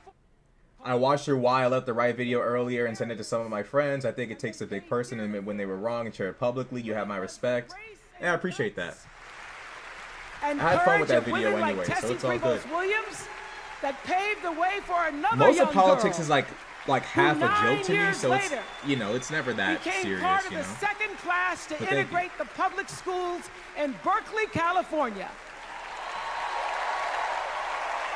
And it seems to me that at school and at home, somebody did a beautiful job of showing this young girl how to challenge the people at the top and empower the people at the bottom. They showed her how to look at the world and see not just what is, but what can be. They instilled in her a passion for justice and freedom and the glorious fighting spirit necessary to pursue that passion. And soon, and very soon,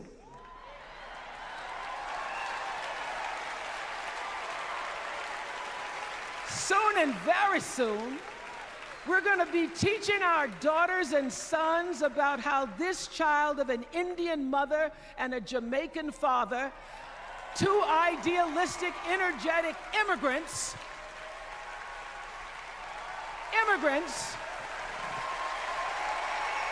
how this child grew up to become the 47th President of the United States.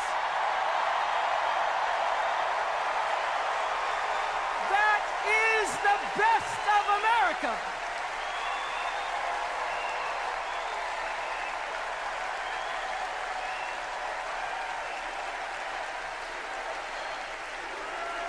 Yeah, I'll probably just wait for Kamala and then hop on live. I'm gonna keep it 100, bro. You know. This is like going to like a concert or like any kind of sporting event, bro. It takes forever, bro. And me. and what we want our futures to look like. There are choices to be made when we New cast culture war for the our GOP, ballot. banning children of immigrants from running Now, for office. There's a certain candidate that says if we just go to the polls That's this probably one very likely. time, that we'll never have to do it again. Well, you know what? You're looking at a registered independent who's proud to vote again and again and again because I'm an American and that's what Americans do. Voting is the best of America. And I have always, since I was eligible to vote, I've always voted my values.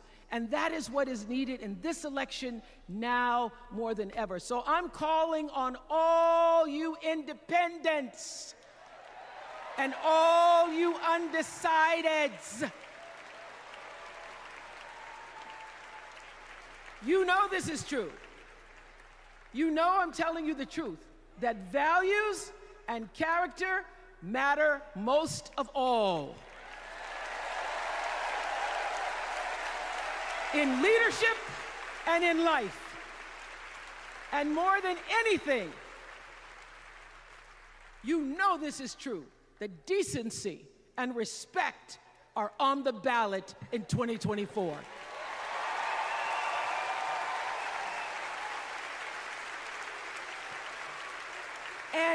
And just plain common sense. Common sense tells you that Kamala Harris and Tim Walz can give us decency and respect. They're the ones that give it to us. So, we are Americans. We are Americans. Let us choose loyalty to the Constitution over loyalty to any individual. Because that's the best of America. I ain't gonna lie, she's spitting facts right now. I didn't think Oprah would come through like this. The fact that Oprah is coming through like this is... The DNC, honest to God, bro, this should fire you up to vote even more, is the momentum we have. Because what a lot of people are gonna do is look at what's happening here and think, oh, we have it in the bag, we're all good. That's why I kind of feel like doomerism and fear-mongering, low-key, like, we gotta do it, bro. Because a lot of people are gonna see this and think, oh, Stevie Wonder, Oprah, time to go to sleep. Like, no. If there was ever a time to wake up, it's definitely now. We won't go back. We won't be set back, pushed back, bullied back, kicked back. We're not going back.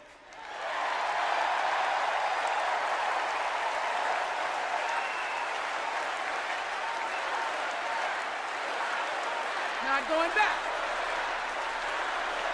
We're not going back. So, let us choose. Let us choose truth. Let us choose honor. And let us choose joy.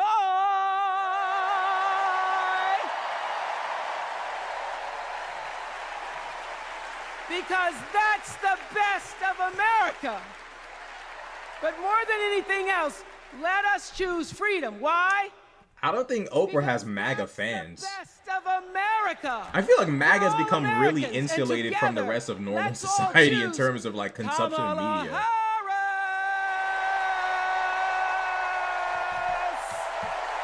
Thank you, Chicago. Thank you, America.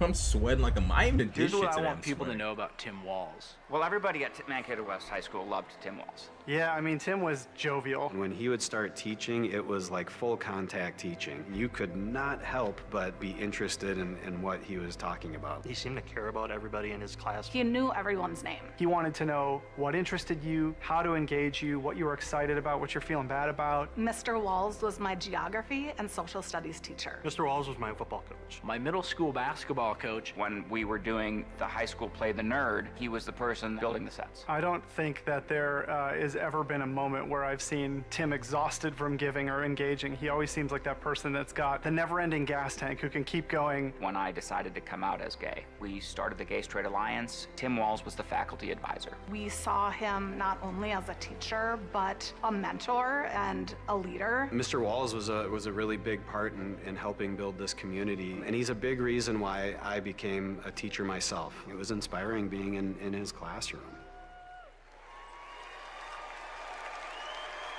Please welcome Maryland Governor Wes Moore. Y'all thought, boy. Hey, look, bro. This might be Tim might come right after, but yeah, that's funny as hell.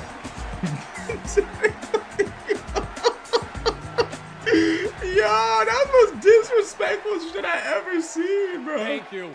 All that build up for yo, that's crazy. On March 26th, at 1:30 in the morning, a container ship, the length of 3 football fields, slammed into the Francis Scott Key Bridge in Baltimore, and the bridge collapsed. A port that drives 13% of our state's economy was now closed. Thousands of workers were hours away from waking up and realizing they no longer had a job. 6 Marylanders who had been on the bridge in the middle of the night fixing potholes lost their lives. And one of the first phone calls that I got that morning started with these 3 words. Gov, it's Kamala. She said, I know you spoke to the president, and I want you to know we are here with you every step of the way.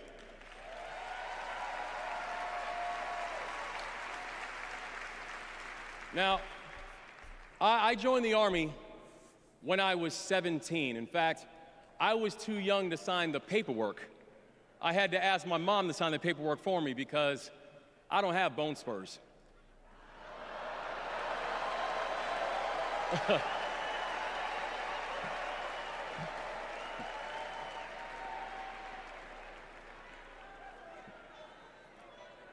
I led soldiers in combat in Afghanistan.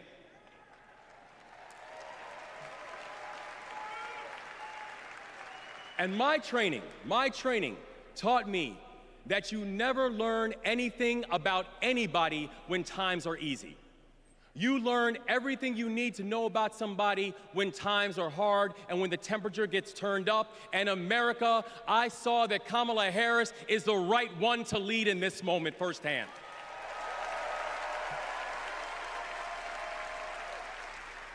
And united with the Almighty God's grace, we brought closure to the families of the 6 victims. And while many said it could take 11 months to reopen the Port of Baltimore, we got it done in 11 weeks.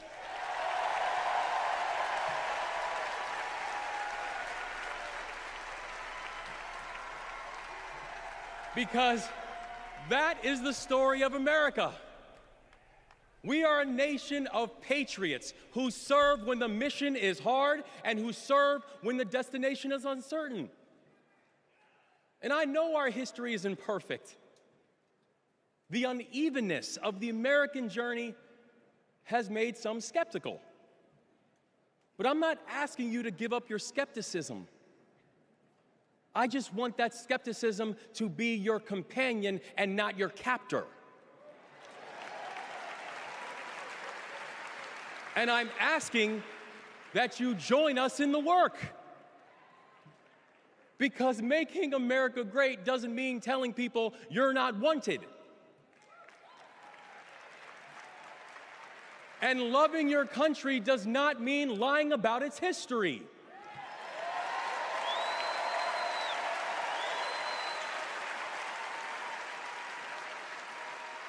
Making America great means saying the ambitions of this country would be incomplete without your help. It's the legacy of those 6 workers who fixed potholes on a bridge while we slept, who were born in a different country, but who knew that America was big enough for them too.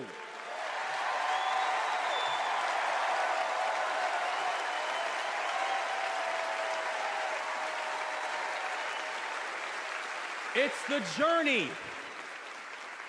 It's the journey of a man raised by a remarkable immigrant single mom, a man who felt handcuffs on his wrists at 11 years old, who now stands before you as the 63rd governor of Maryland and the first black governor in the history of our state.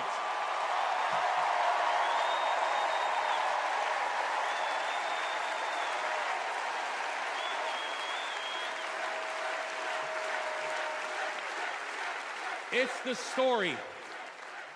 the story of a prosecutor who defended our freedoms and had Maryland's back when we... Bro, the fact that like 3 weeks ago we thought it was over, the fact like we thought it was over, it was finished and Trump was gonna win, and now looking at how things have changed, it's crazy how fast everything can change in just a span of like almost a month.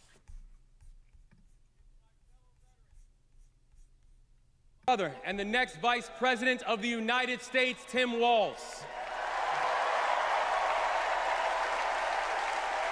Story with the $2 super chat. YouTube is behind. His speech is almost finished. Tim knows okay. that in the military, you count the days towards mission completion. So guess what, y'all? We have got 75 days and a wake up until Election Day. 75 days in a wake-up for us to prove what Americans can do when the pressure is on. 75 days in a wake-up for us to show that true patriots do not whine and complain. We put our heads down and we get to work. 75 days and a wake-up to build a future that those who came before us hoped for, and those who come after us that they deserve. And 75 days and a wake-up to elect a leader who is willing to believe in the best of us, and that leader is Kamala Harris, the next president of the United States. Thank you, God bless you, and let's leave no one behind.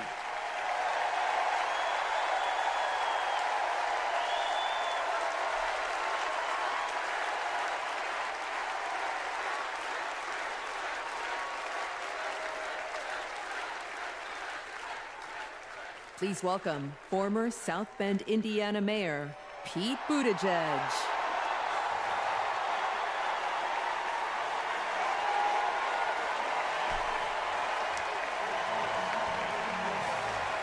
Thank you. Thank you.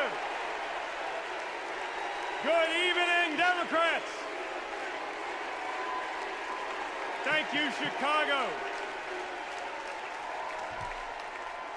Here's a sentence I never thought I'd hear myself saying. I'm Pete Buttigieg, and you might recognize me from Fox News.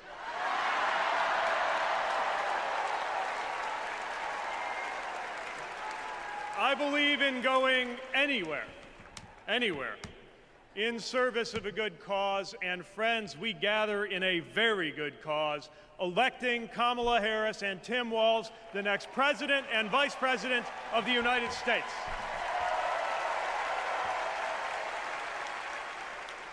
The choice could not be clearer. Donald Trump rants about law and order, as if he wasn't a convicted criminal running against a prosecutor. As if we were going to forget that crime was higher on his watch. Talks about the forgotten man, hoping we'll forget that the only economic promise that he actually kept was to cut taxes for the rich. And don't even get me started on his new running mate.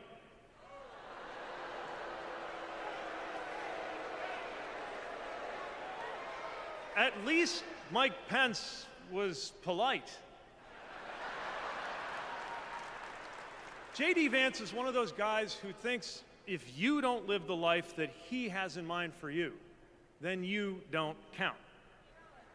Someone who said that if you don't have kids, you have, quote, no physical commitment to the future of this country. You know, Senator, when I deployed to Afghanistan, I didn't have kids then. Many of the men and women who went outside the wire with me didn't have kids either. But let me tell you, our commitment to the future of this country was pretty damn physical.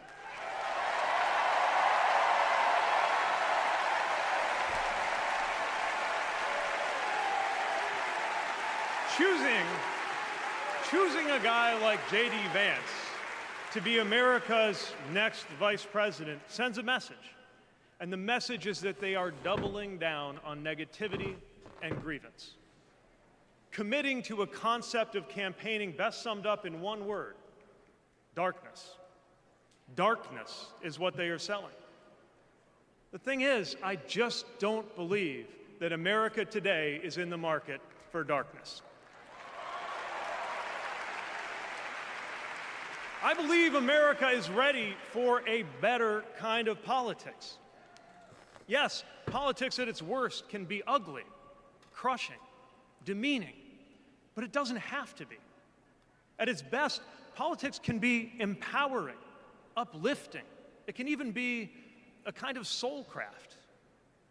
My faith teaches me that the world isn't made up of good people and bad people, but rather that each of us is capable of good and bad things. And I believe leaders matter because of what they bring out in each of us, the good or the bad. Right now, the other side is appealing to what is smallest within you. They're telling you that greatness comes from going back to the past. They're telling you that anyone different from you is a threat. They're telling you that your neighbor or nephew or daughter who disagrees with you politically isn't just wrong, but is now the enemy. I believe in a better politics, one that finds us at our most decent and open and brave.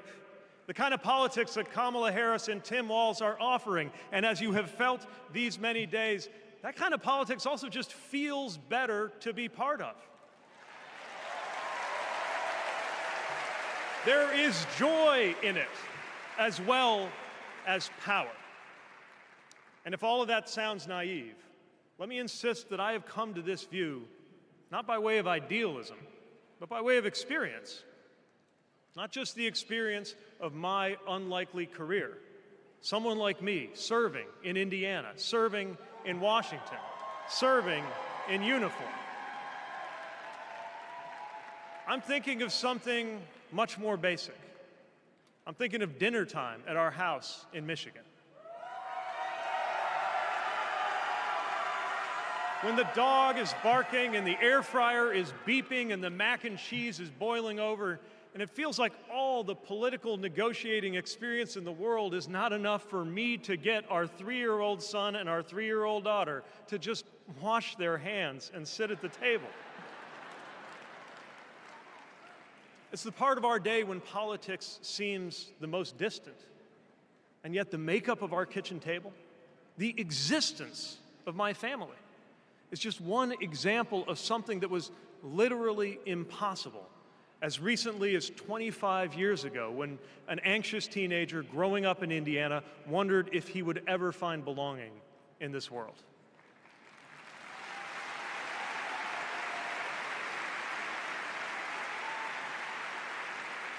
This kind of life went from impossible to possible, from possible to real, from real to almost ordinary in less than half a lifetime. But that didn't just happen. It was brought about through idealism and courage, through organizing and persuasion and storytelling, and yes, through politics, the right kind of politics. The kind of politics that can make an impossible dream into an everyday reality. I don't presume to know what it's like in your kitchen, but I know, as sure as I am standing here, that everything in it, the bills you pay at that table, the shape of the family that sits there, the fears and the dreams that you talk about late into the night there, all of it compels us to demand more from our politics than a rerun of some TV wrestling death match. So this November, we get to choose. We get to choose our president. We get to choose our policies, but most of all, we will choose a better politics. A politics that calls us to our better selves and offers us a better everyday. That is what Kamala Harris and Tim Walz represents. That is what Democrats represent. That is what awaits us when America decides to end Trump's politics of darkness once and for all. That is what we choose when we embrace the leaders who are out there building bridges and reject the ones who are out there banning books. This is what we will work for every day to November and beyond. So let's go win this. Thank you, Democrats. Thank you.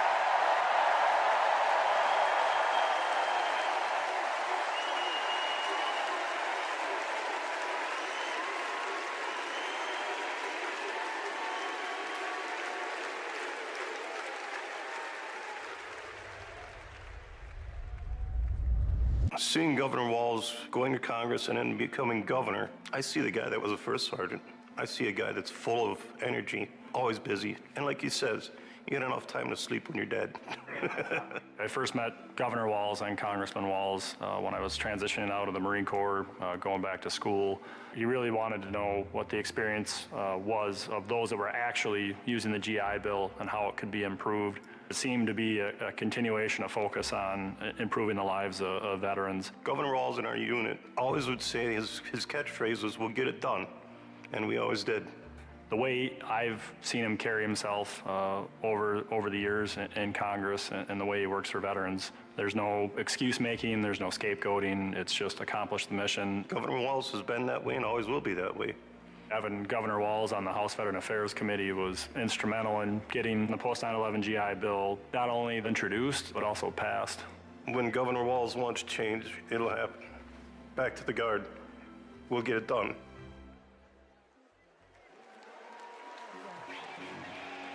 Please welcome EGOT-winning multi-platinum artist and activist, John Legend, and Queen of Percussion, Sheila E.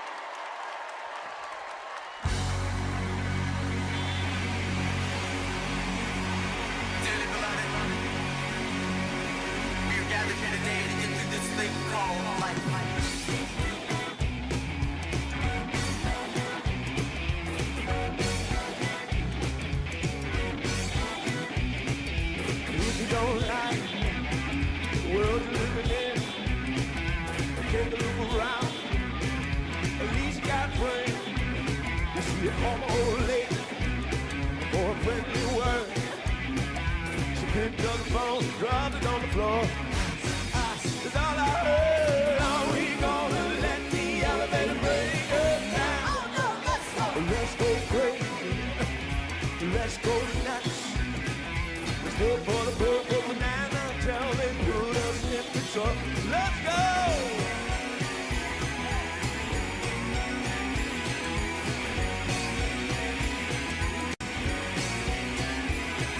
We're all excited, but we don't know why.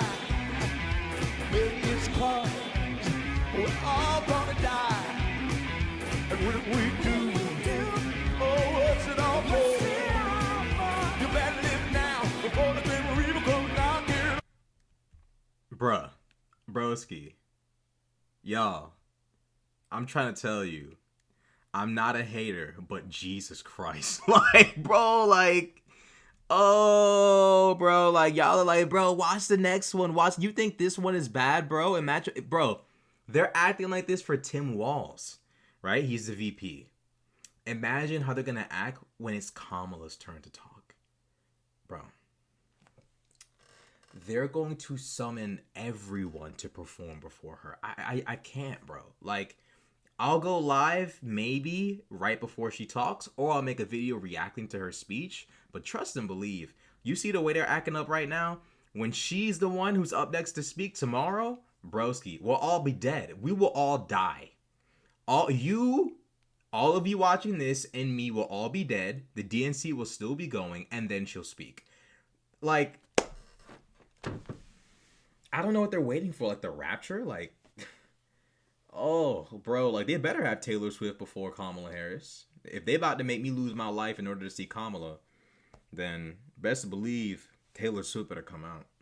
Cause, bro, like, I just can't, bro. Like, good God, bro. I turn this off because I'm not even gonna listen to this foolishness, bro. Like, no offense to John Legend. You know, his wife's beef with Trump was hilarious, but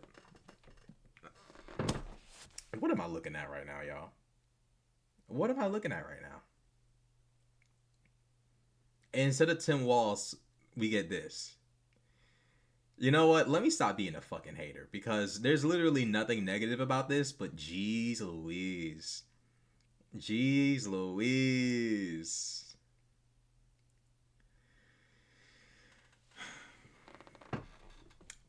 They better have Bruno Mars. If they have Bruno Mars tomorrow, but you know, he don't come out. Bruno Mars doesn't even leave Vegas, much less the state of Nevada. But yeah, nah, I can't be a hater. I gotta stay strong, bro. But Lord have mercy, bro. Let's see what they say. Bro, watch Tim Walz and I come out. That was incredible. I just want to say I feel so motivated after tonight. It's like never been more clear that if Kamala Harris and Tim Walz are elected this November, they're going to protect our freedoms. The freedom to read whatever books you want. The freedom to work one job and afford your rent. And Kamala Harris and Tim Walz will protect your freedom to start a family on your own terms. And if you ask me, that is something worth fighting for. So guys, let's do it. It's time. Let's nominate the next Vice President of the United States, Minnesota Governor Tim Walz. And to take us there, please welcome to the stage, Minnesota Senator Amy Klobuchar.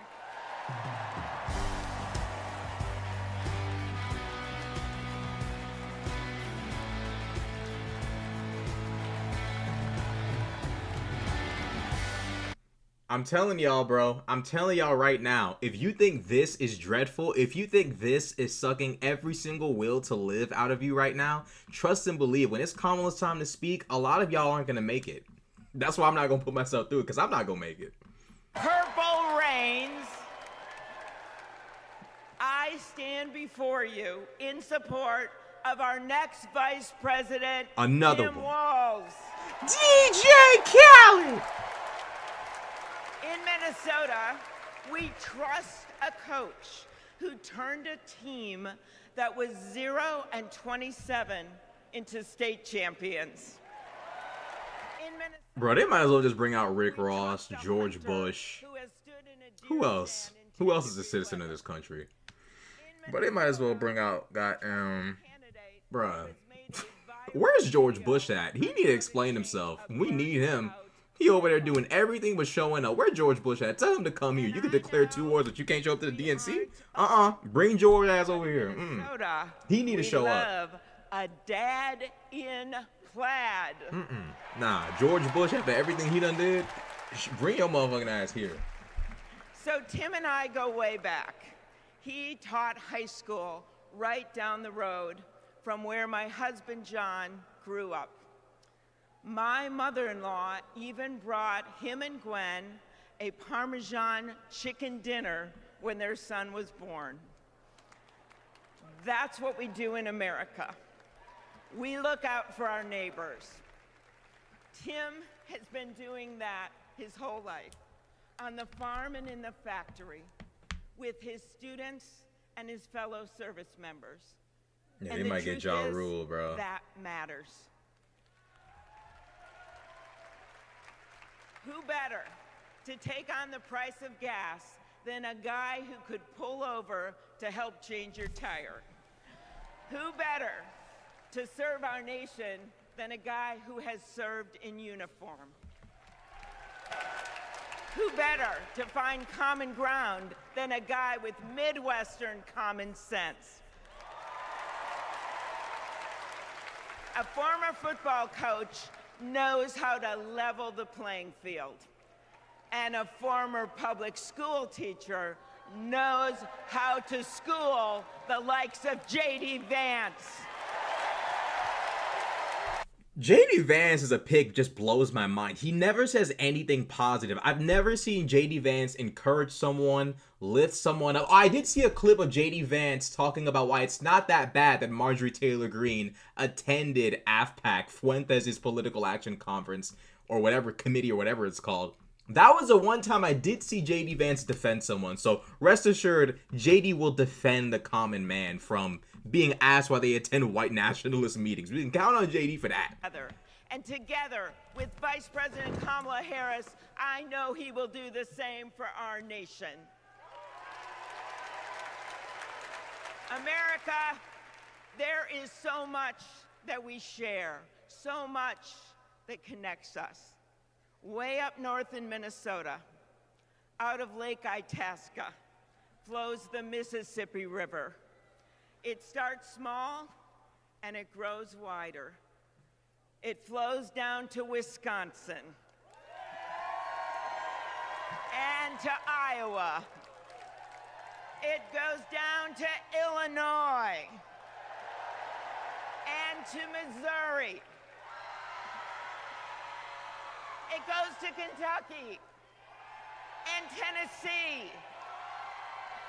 It goes to Arkansas. Vance is just an unthinkable human, bro. He's just dry. Like, there's nothing interesting about J.D. Vance. I swear to God, Vance will be a footnote in this entire saga of American history. No one cares. I don't care. You don't care. MAGA doesn't care. Trump doesn't care about J.D. Vance. J.D. Vance could die tomorrow and Trump, inconvenient. Bro, I don't think anyone, like, I really don't think history's gonna look back at J.D. Vance and be like, no. Like, J.D. Vance is a mistake. Kamala Harris and Tim Walz.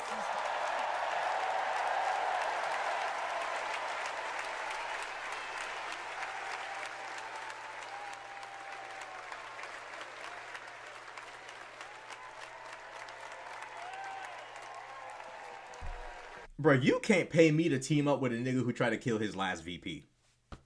You can't, bro. Like, I'm not doing it. For what? It's not happening, bro. You can't pay me to team up with a nigga who tried to kill his last VP. You, maybe. Okay. Depends. But, like, bro. Like, it better be for a good reason. Like not trying to end democracy. Bro, when they're talking about something, if Trump asked me to do what Pence wouldn't do, I would have done it. Like, that's the only, like, bro, JD, bro, that's the only interesting thing he said the entire time.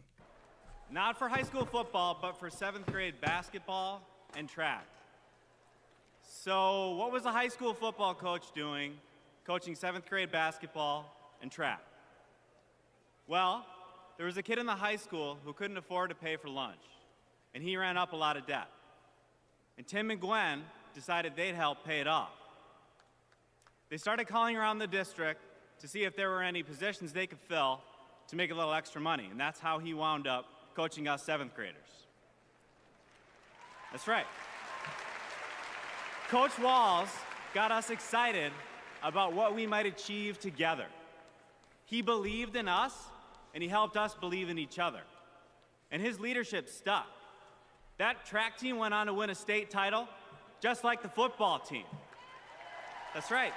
Speaking of which, come on out, Scarlets.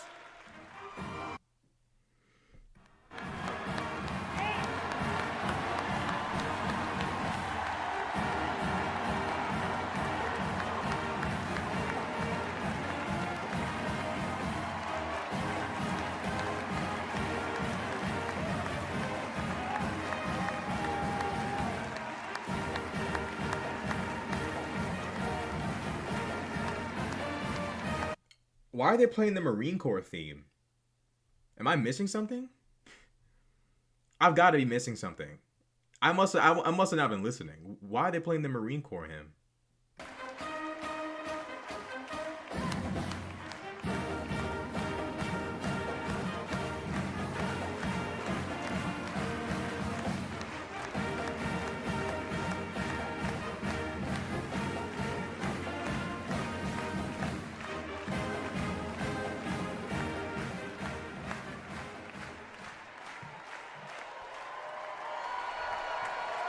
You know, all this got me thinking about the kinds of leaders we need.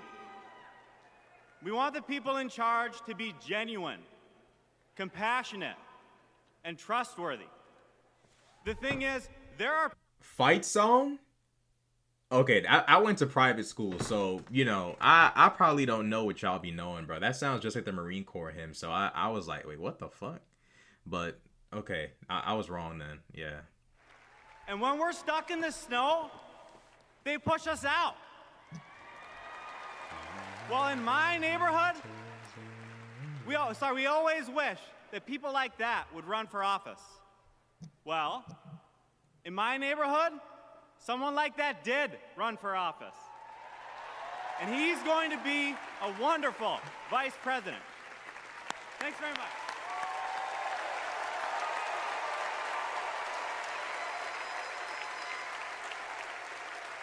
I know it's the Marine Corps hymn. I'm like, why do they use the Marine Corps hymn for high school sports? Out here, in the wide open spaces, we are reminded of the values we share. A commitment to community, country, and standing up for what's right. Tim Walz grew up in a small town in Nebraska, where he spent summers working the family farm.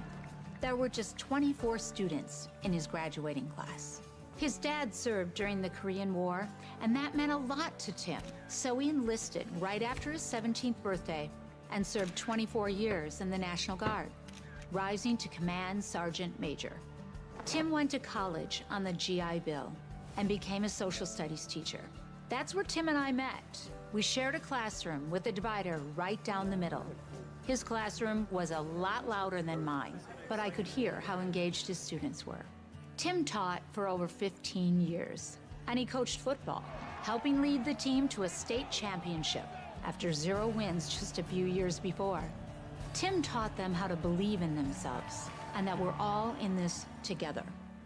When one of our students started the school's Gay Straight Alliance, Tim agreed to serve as faculty advisor because he knew how impactful it would be to have a football coach involved.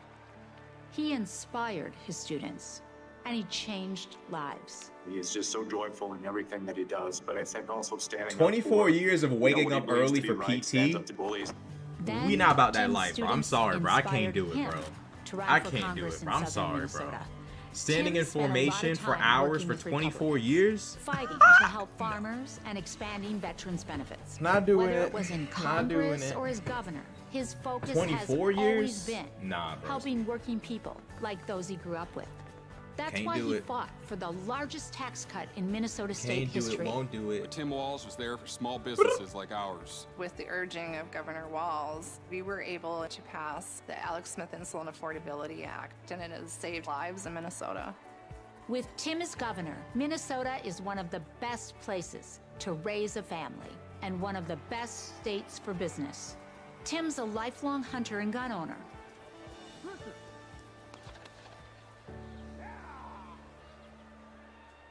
But after the Sandy Hook school shooting, he knew that we had to do something. So he's fought for background checks and red flag laws. But of all the things he's done, Tim loves being a dad. We struggled to have kids, and fertility treatments made it possible. There's a reason our daughter is named Hope. Hope and Gus mean the world to us. Yo, bro said eventually you're the rank that isn't showing up 15 minutes early to be 15 minutes early. Oh my god, bro, that's so true, bro. It's like it just doesn't end, bro. It doesn't end, bro. Like it's crazy, bro. Like He's as at just the home minutes on a don't farm, stop, a bro. It's fishing just boat, infinity. A football field or a factory floor. Like a year passes and then As he is on the finally the floor of person you Congress. need to show for formation Tim's shows commitment up. to service Like, all comes back to the values we grew up with. Love your country, help your Oh neighbor, my goodness, and bro. fight for what's right. Because that's what America is all about. Two middle-class kids. One, a daughter of Oakland, California. The other, a son of the Nebraska Plains, only in America. Is it possible for them together to make it all the way to the White House?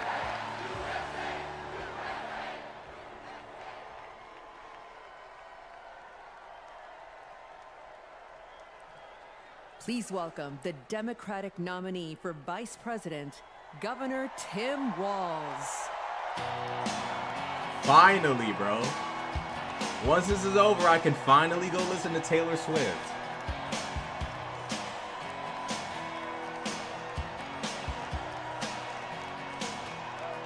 Boss man himself.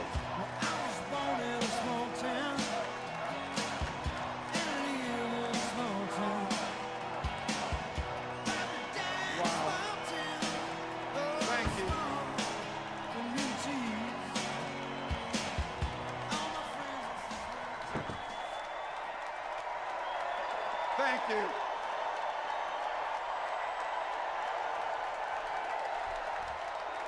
Nah, I'm not a Swiftie. I'm about to start listening to her for the first time. I'm gonna like actually for the first time listen to the music and see what the Swifties are hyped up about. But no, I'm not a Swiftie.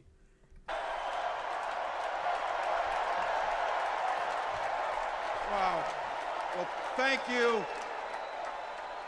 Thank you, first of all, to Vice President Harris.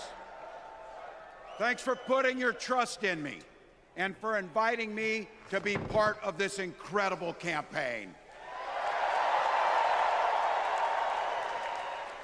And a thank you to President Joe Biden for 4 years of strong, historic leadership.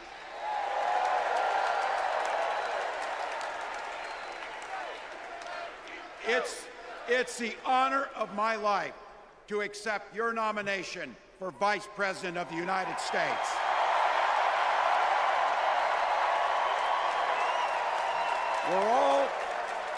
We're all here tonight for one beautiful, simple reason. We love this country. So thank you to all of you here in Chicago and all of you watching at home tonight. Thank you for your passion. Thank you for your determination. And most of all, thank you for bringing the joy to this fight.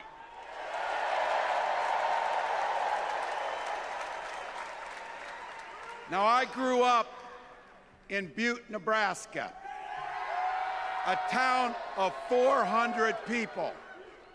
I had 24 kids in my high school class, and none of them went to Yale. But I'll tell you what, growing up in a small town like that, you learn how to take care of each other. That family down the road, they may not think like you do. They may not pray like you do. They may not love like you do, but they're your neighbors. And you look out for them, and they look out for you. Everybody belongs, and everybody has a responsibility to contribute. For me, Richard Bear it was serving in the Army National Guard. I wish I knew how to properly pronounce it. Richard Bear with the $5 super chat for sticking it out. Thanks, man. I appreciate it. I'm trying. And I proudly Solid wore State our with the nation's $10 super uniform chat. Your laugh for is 24 infectious. years. Please consider streaming Kamala's speech. Thanks. My Man, dad, bro. a I'll probably Korean stream War her era speech, Army but veteran, died not of the lung DNC. cancer a couple years later. He left behind a mountain of medical debt. Thank God for Social Security survivor benefits. And thank God for the GI Thank you Bill both again for that the super allowed chats, my by the way. dad and me to go to college, and millions of other Americans. Eventually, like the rest of my family, I fell in love with teaching. Three out of 4 of us married teachers. I wound up teaching social studies and coaching football at Mankato West High School. Go Scarlets! We ran We ran a 44 defense. We played through to the whistle on every single play, and we even won a state championship. Never closed the yearbook, people. But it was those players and my students who inspired me to run for Congress. They saw in me what I had hoped to instill in them, a commitment to the common good, an understanding that we're all in this together, and the belief that a single person can make a real difference for their neighbors. So there I was, a 40-something high school teacher with little kids, zero political experience, and no money, running in a deep red district. But you know what? Never underestimate a public school teacher. Never.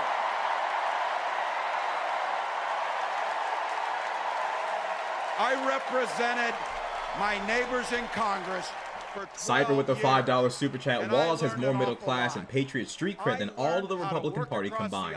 Republicans are billionaire trust fundies or kept. That's crazy. I mean, it is true though. The Republican Party today is being represented by a man, a family that really does not even. None of them are serving in the military. They're all rich kids. Like, they're completely possessed by an aristocracy. This basically an attempt at a monarchy. It's disgusting. We passed paid family and medical leave. We invested in fighting crime and affordable housing. We cut the cost of prescription drugs and helped people escape the kind of medical debt that nearly sank my family. And we made sure that every kid in our state gets breakfast and lunch every day. So while other states were banning books from their schools, we were banishing hunger from ours.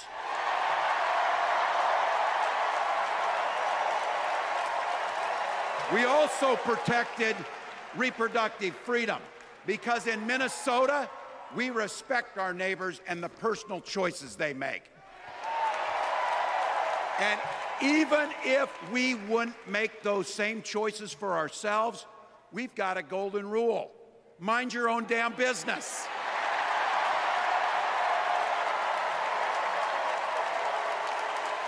And that includes IVF and fertility treatments. And this is personal for Gwen and I. If you've never experienced the hell that is infertility, I guarantee you, you know somebody who has. And I can remember praying each night for a phone call. The pit in your stomach when the phone had rang, and the absolute agony when we heard the treatments hadn't worked. It took Gwen and I years, but we had access to fertility treatments. And when our daughter was born, we named her Hope. Hope, Gus, and Gwen, you are my entire world, and I love you.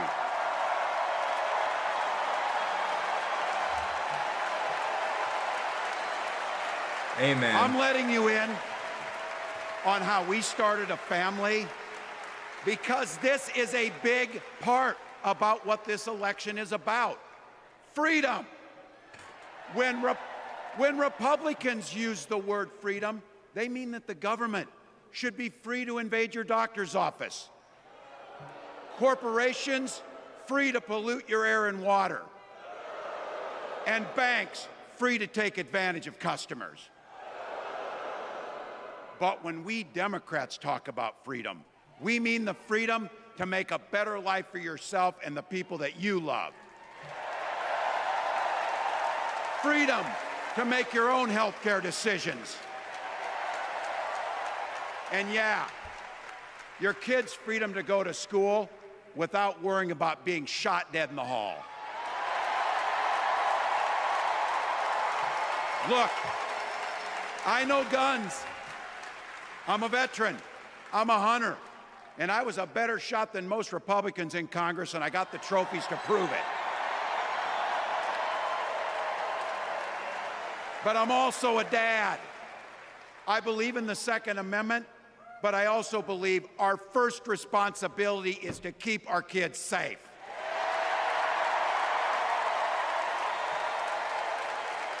That's what this is all about. The responsibility we have to our kids, to each other, and to the future that we're building together, in which everyone is free to build the kind of life they want. But not everyone has that same sense of responsibility. Some folks just don't understand what it takes to be a good neighbor. Take Donald Trump and J.D. Vance. Their Project 2025 will make things much, much harder for people who are just trying to live their lives. They spent a lot of time pretending they know nothing about this. But look, I coached high school football long enough to know, and trust me on this, when somebody takes the time to draw up a playbook, they're going to use it.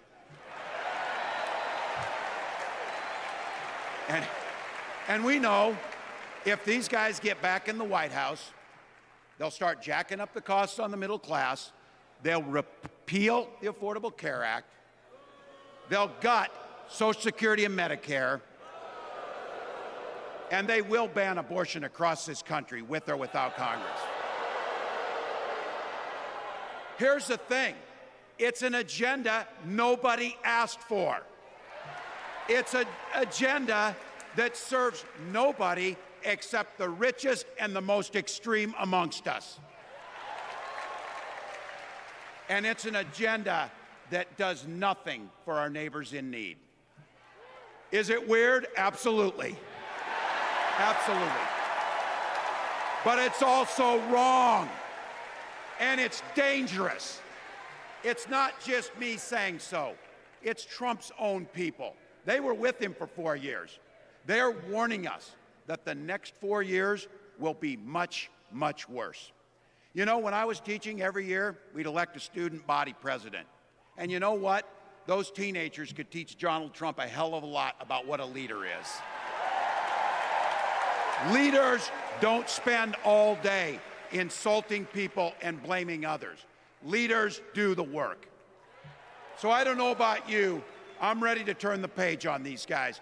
So go ahead, say it with me. We're not going back.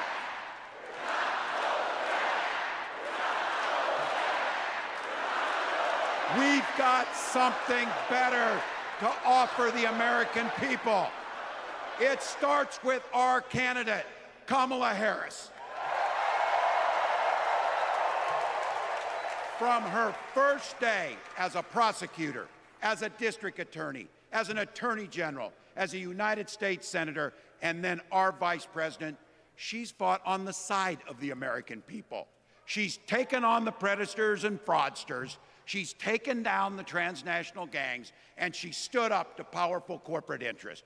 She has never hesitated to reach across that aisle if it meant improving your lives. And she's always done it with energy, with passion, and with joy.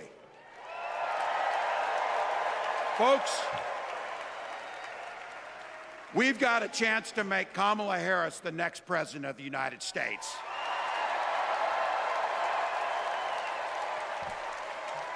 But I think we owe it to the American people to tell them exactly what she'd do as president before we ask them for their votes.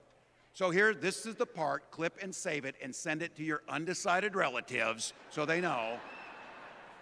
If you're a middle-class family or a family trying to get into the middle class, Kamala Harris is going to cut your taxes.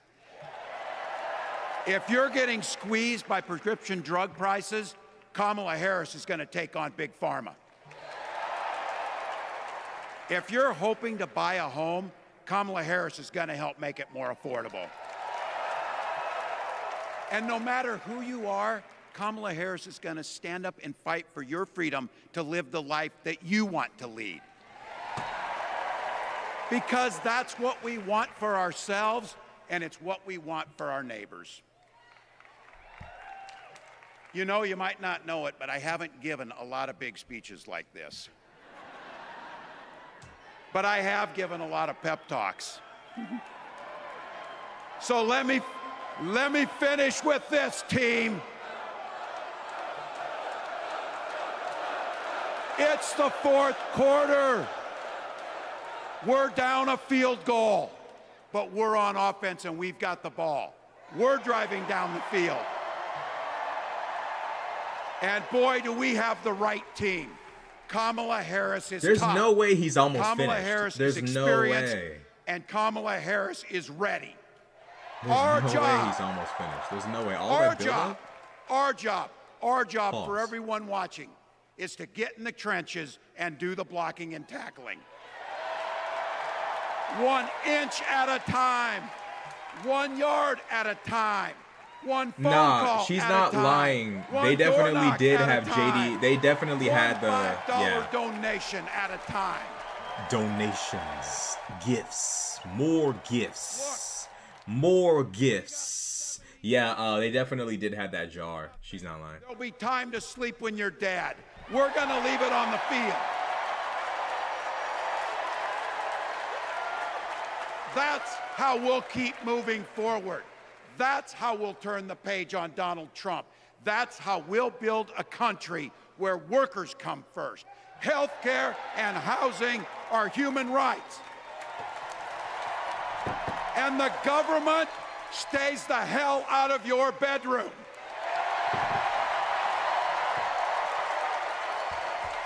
That's how we make America a place where no child is left hungry, where no community is left behind, where nobody gets told they don't belong. That's how we're gonna fight. And as the next president of the United States always says, when we fight, when we fight, when we fight, thank you. God bless.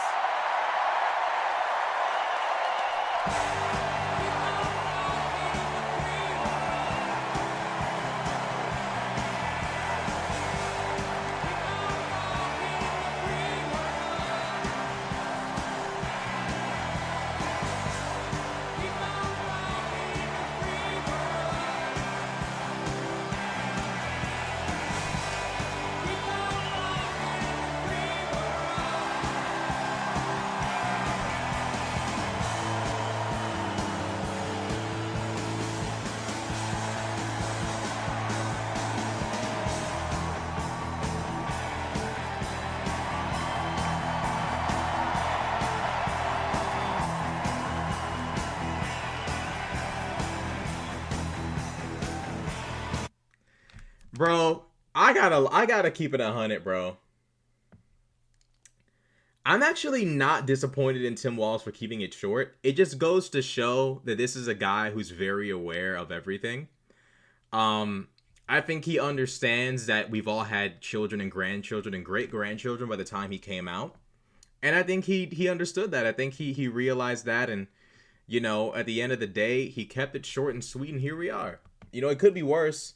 You know, we could be out here waiting for, you know, Christ to come back. We could be. But instead, we're here.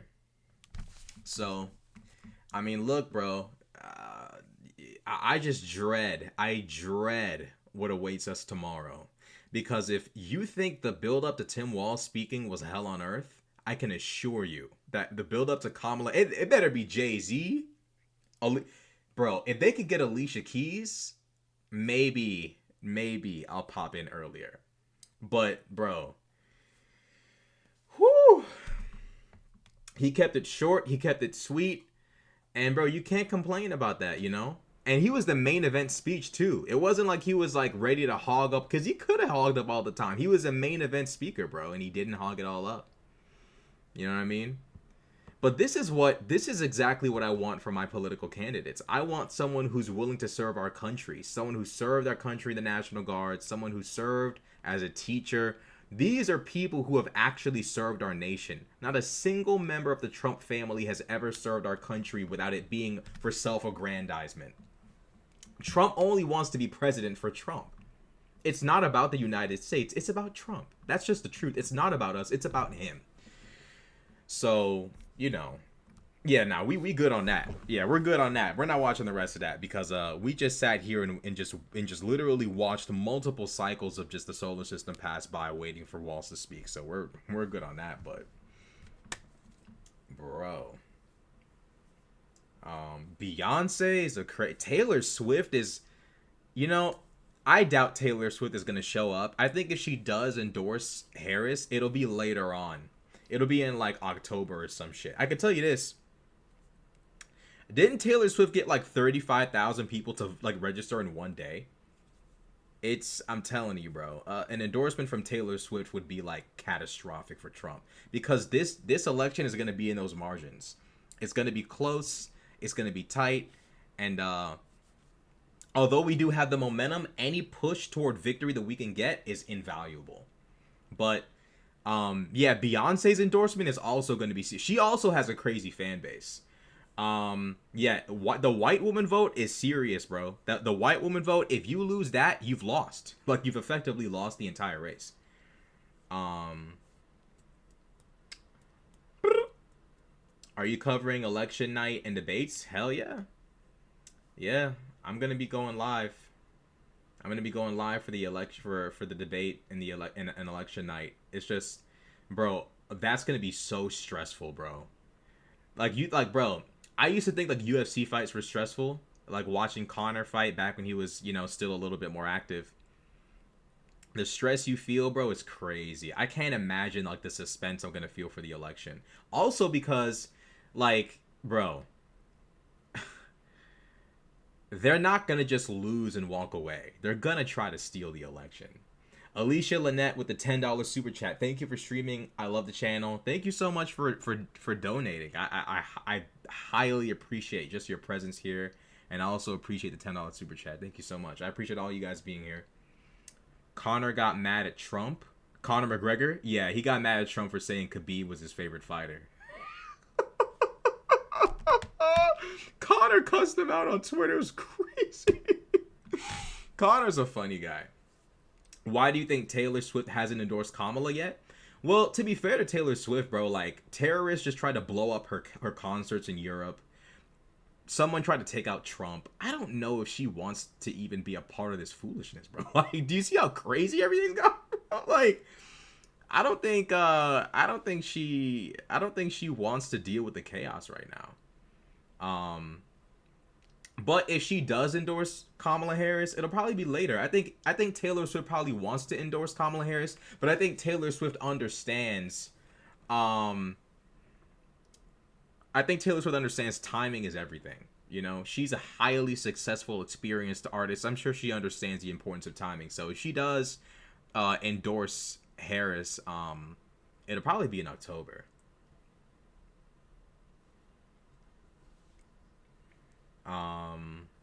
Love the MAGA infighting. They can't stop themselves, bro. Their entire movement runs off of just destruction.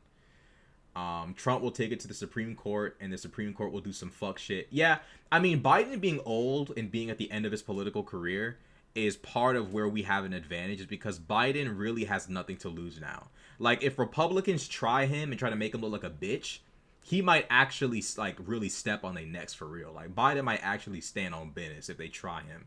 Because now he has nothing to worry about, you know? So, but I do think election interference will take place, and I hope that those people get 25 years minimum in prison, because playing with American democracy is playing with the existence of our country. And if you play with that, you need to pay a significant price. Jail. Prison. What makes you think the Dems won't? What if the government stole the election for the safety of the country and democracy? That's not going to happen. You can't hide stuff like that. You just can't hide stuff like that. I highly doubt that's going to happen. And it doesn't have to happen, because Harris more than likely will not lose the popular vote. Or even the electoral college vote. I don't think Harris is going to lose. Eddie Moretti with the $5 super chat. Harris Walz 2024 plus 2028. Let's go. Great stream. Thanks, Rashad. Thank you for the support. Again, I appreciate every single one of you guys that come through for me. Life in prison minimum. That might be too much, but 20. I was saying the same shit, but I was like, I don't know if people are gonna go for that. Because it's like a white collar crime, but 25 years minimum, I think a lot of people will think twice if they realize they're going to spend a lifetime in prison. This is not going to end on November, and I can't wait till yeah, it's not ending on November, bro. I'm telling y'all, we won't actually know for sure what the end is until January 6th. I hate to say it, but until those votes are certified, bro, those electoral college votes, we don't know what the future holds. It's just the truth. We won't know. Unfortunately, it does not end with the election. It ends with the certification of the votes. And that's just the reality of the situation, bro. Hold on a second. Is this guy wearing a keffiyeh? That doesn't have to do with Hamas specifically, right? Let's hope that's... I need to research the keffiyeh again and make sure it's not associated with Hamas. I'm pretty sure it's just a Palestinian thing. Yeah, it shouldn't be. Hopefully I'm wrong. You know, people are going to take that and be like, oh, Democrats endorse fucking Hamas. You know how they are. You know how MAGA's going to be with that foolishness. I'm concerned that Mike Johnson won't certify. Yeah, knowing his lack of character, he probably won't. He probably will try not to certify. But I think that Joe Biden will make it abundantly clear that if you don't certify, you're going to get locked the fuck up. The big advantage we have is that Joe Biden is the president, and he can activate emergency I forget the word I'm looking for here, but you guys know what I'm trying to say. I'm brain fried right now. But yeah, Mike Johnson probably won't certify. We know what his character is like. This is a guy who held up Ukraine aid for months.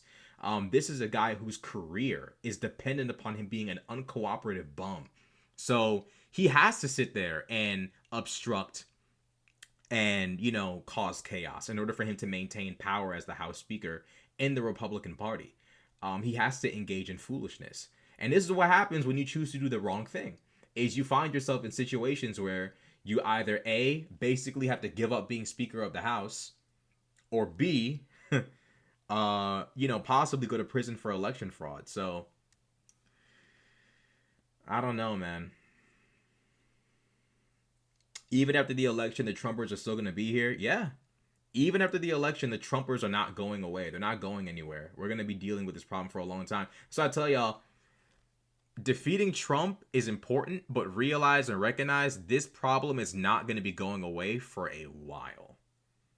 It is not going away for a long time, okay? We're going to be dealing with this Trump foolishness, this MAGA foolishness for like the next 20-something years. What's going to happen to Trumpers when Trump's gone? I don't know, man. Republicans are flirting with stuff like monarchy and aristocracy and hereditary rule, and they want to go back to like the Renaissance so bad. They want to go back to medieval times. I don't know what the problem is, but I think MAGA is gonna form around a cult of person, not even a cult of person, a cult of family, a cult of bloodline. I don't see, like I said, the only person who has the ability to drum up as much energy as Trump is Vivek Ramaswamy, which makes him a non-threat because he's a part of a party that will not vote for brown people. So we don't even have to worry about him for now. But let me not even say that. Let's not underestimate them. I'm done doing that. I'm done doing that. I don't care how racist they are. I am not underestimating them anymore.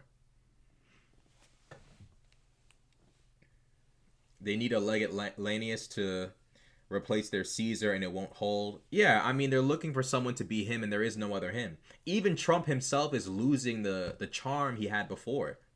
Nobody wants to listen to Trump talk. It's boring, it's repetitive, it's bum activity, it's nincompoop ramblings. Nobody wants to hear that.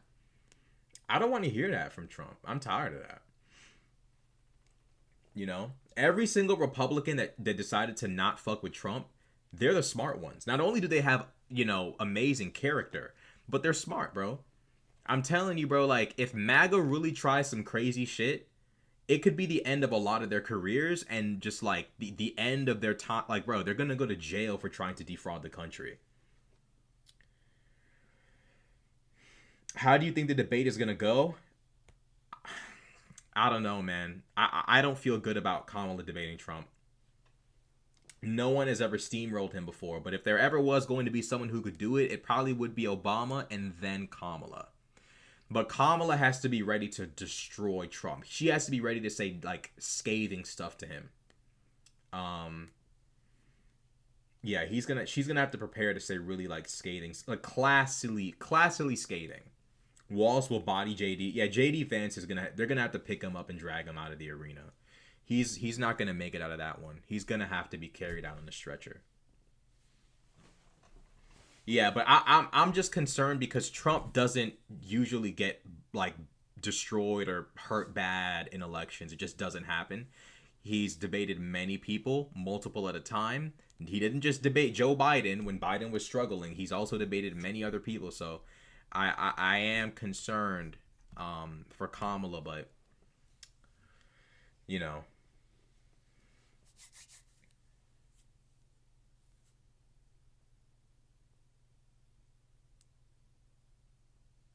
Honestly, JD Vance is the reason Trump is losing. JD Vance has done a significant amount of damage to Trump's campaign by just being himself. JD Vance is someone who should probably stop being himself and be something else. He should be a much more polite and nicer version of himself, because the JD Vance we've received right now is absolute dog shit, and he needs to figure out what he wants to do because he's costing Trump votes. Honestly, the calm that Trump and Vance are showing, in spite of the fact that no one likes them, is actually scaring me. They shouldn't be this calm. They shouldn't be this relaxed. From what I'm hearing is that the Republican Party is aware of how bad things are getting. I think they're counting on the Supreme Court or the House to steal the election. And Joe Biden needs to be prepared to stop these people, because if he doesn't, his entire legacy, just like that. The Republican Party is willing to break any possible law, set new, unheard of, and disgusting precedents, and Biden's going to have to be ready to stop these people from stealing the election. If that means that co-conspirators have to go to prison, so be it. But this can't be a recurring theme, bro. Like, Biden can't keep being soft on these people, bro. Merrick Garland's too soft. Biden is sometimes too soft. The entire Republican Party is compromised by the cult of personality that is Donald Trump. And until Republicans can free themselves from this prison, they shouldn't be able to fucking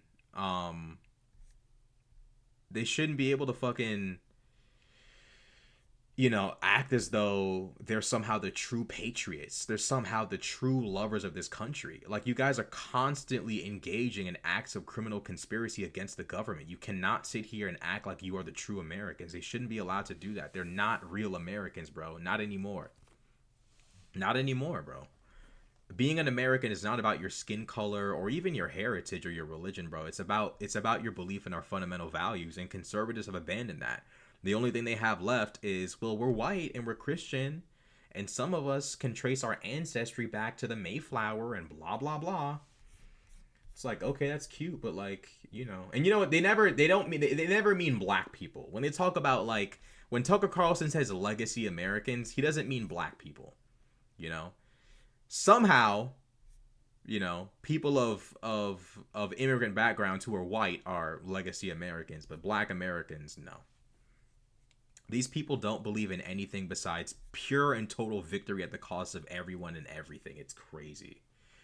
Rashad Crenshaw, I agree 100% about the risk of being too relaxed. Yeah, bro, like, we can't relax, bro. MAGA is willing to do anything to win. They'll destroy everything that makes us the United States in order to win. Like, I'm telling y'all, bro, like, this, like, if y'all aren't ready to vote, prepare to lose. You know what I'm saying? Prepare to lose, big dog, because MAGA is ready to cheat. Regardless of what you're ready to do, they're ready to cheat. They're more than happy to cheat. They don't even care if they cheat.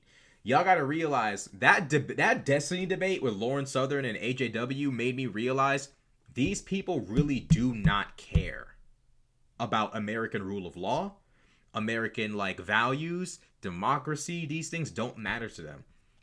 Things like white separatism, theocracy, possibly even monarchy, autocracy, these things are more important to them than our Constitution and all of that. I told y'all in my video about Alex Jones in Russia, there are Americans amongst us who aren't American. They're not Americans, bro. They're just living in this country. They don't actually love this country. They just like an idea of what it's supposed to possibly be like, but they don't actually like this country. Oh, you think he meant Trump and Vance being relaxed? Oh yeah, that is. Oh yeah. Yeah, they are. Yeah, I think I'm just tired as fucking at rereading things. But yeah, Vance and Trump are way too calm for two people who are getting their asses whooped. It doesn't make any sense. And given the fact that Trump is actively applauding election officials who are trying to interfere in Georgia's election, I think Trump is only relaxed. Well, number one, because Trump is a very calm guy. He doesn't lose his cool, like in terms, like he loses his cool on Twitter. He'll ramble, but he's never in public screaming and shouting. But I think he's also really calm because they're plotting and planning behind the scenes. And it's not a secret either. It's not like it's a conspiracy theory. The entire indictment has shown what these people are going to do.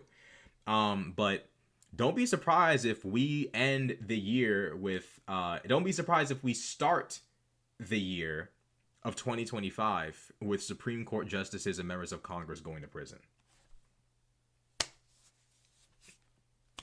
I'm just being honest with you.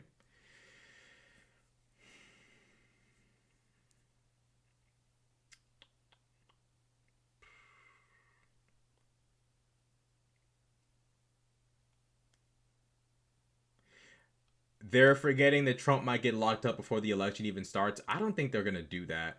I hope they don't, because if they do lock him up, he's going to gain a lot of momentum. We cannot afford for him to look like a victim. We cannot afford for him to look like a martyr. Let Trump be where he is. Let him go. If he wants to go to Antarctica, let him. Let him go. If he wants to go to Antarctica, let him go. I don't really give a fuck where he goes. But he can't go to jail yet. Not yet. Not when the election is hanging in the balance. He can go wherever he wants. But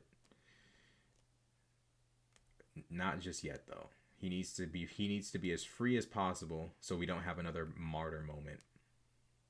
Because I could tell y'all this. After that attempt on his life, bro, it seemed like it was over. It seemed like we were not going to win. Just keep it in 100, bro. It seemed like he was not going to win. Like we were not going to win. After that, what are your thoughts on RFK dropping out? He's just going to return votes to Trump. I think RFK dropping out means that, Trump will receive the votes back that RFK had taken, because RFK is not a Democrat. He's basically a conservative. And yeah, Trump's just going to get the votes back that RFK took. So we'll see what happens, though. I don't know how much of RFK supporters are really like Democrats, but it's not even a majority. How do you think that will stop them from overturning the election? Lawyers and law enforcement, federal law enforcement, probably. If someone refuses to certify, they'll probably be confronted in court, or they'll just get locked up. Because at the end of the day, what Biden and the Democrats have to realize is that MAGA lives in a separate reality, and they're not coming back to reality. So we have to protect reality. We cannot afford to try to accommodate them at every turn. If someone decides not to certify the votes with no evidence to provide for fraud, they're gonna have to get locked up for a crime. We've been here before. We can't go here again. All the evidence that Trump and his cronies lied about the election being stolen are available. If you choose to not certify after that all that evidence has been laid out, you deserve to go to jail. I don't know what to tell you, bro. You deserve to go to jail. So it's probably going to be a lot of, legal battles, if necessary, possibly even federal law enforcement interference where people get locked the fuck up. But yeah, I think it's going to be very, very, it's going to be chaotic. But lawyers are not the only way we can win. Because I can tell you this right now, bro. MAGA will use force. Y'all gotta understand, these people don't live in the same reality as us. When someone decides not to certify the vote based on a fantasy, Trump supporters in their mind think it's reality. They really do think someone found election fraud. And at that point, you're gonna have to at some point be all right, Trump supporters, it's been a ride, but y'all are just no, you're not about to overturn an election illegally, bro. How do you think we should address the question around what to do if Republicans win? I don't even know what we would do. I don't know. I have no clue. I could see the states seceding at the end of the Trump. If Trump wins, I could see him. I could see the states seceding at the end of that, at the end of his first term, because I don't think he's gonna give up power. I think he's gonna try to stay for a third term. And unlike Russia, the United States is very comfortable and used to peaceful transitions of power. I don't think Trump is going to be able to just do that, and the United States goes along with it. Either blue states are going to secede and some red states, or Trump gets ousted from office. But I don't think the states will be the same after Trump. I think we'll see a lot of new laws passed to protect the office of the presidency and Congress from loyalists.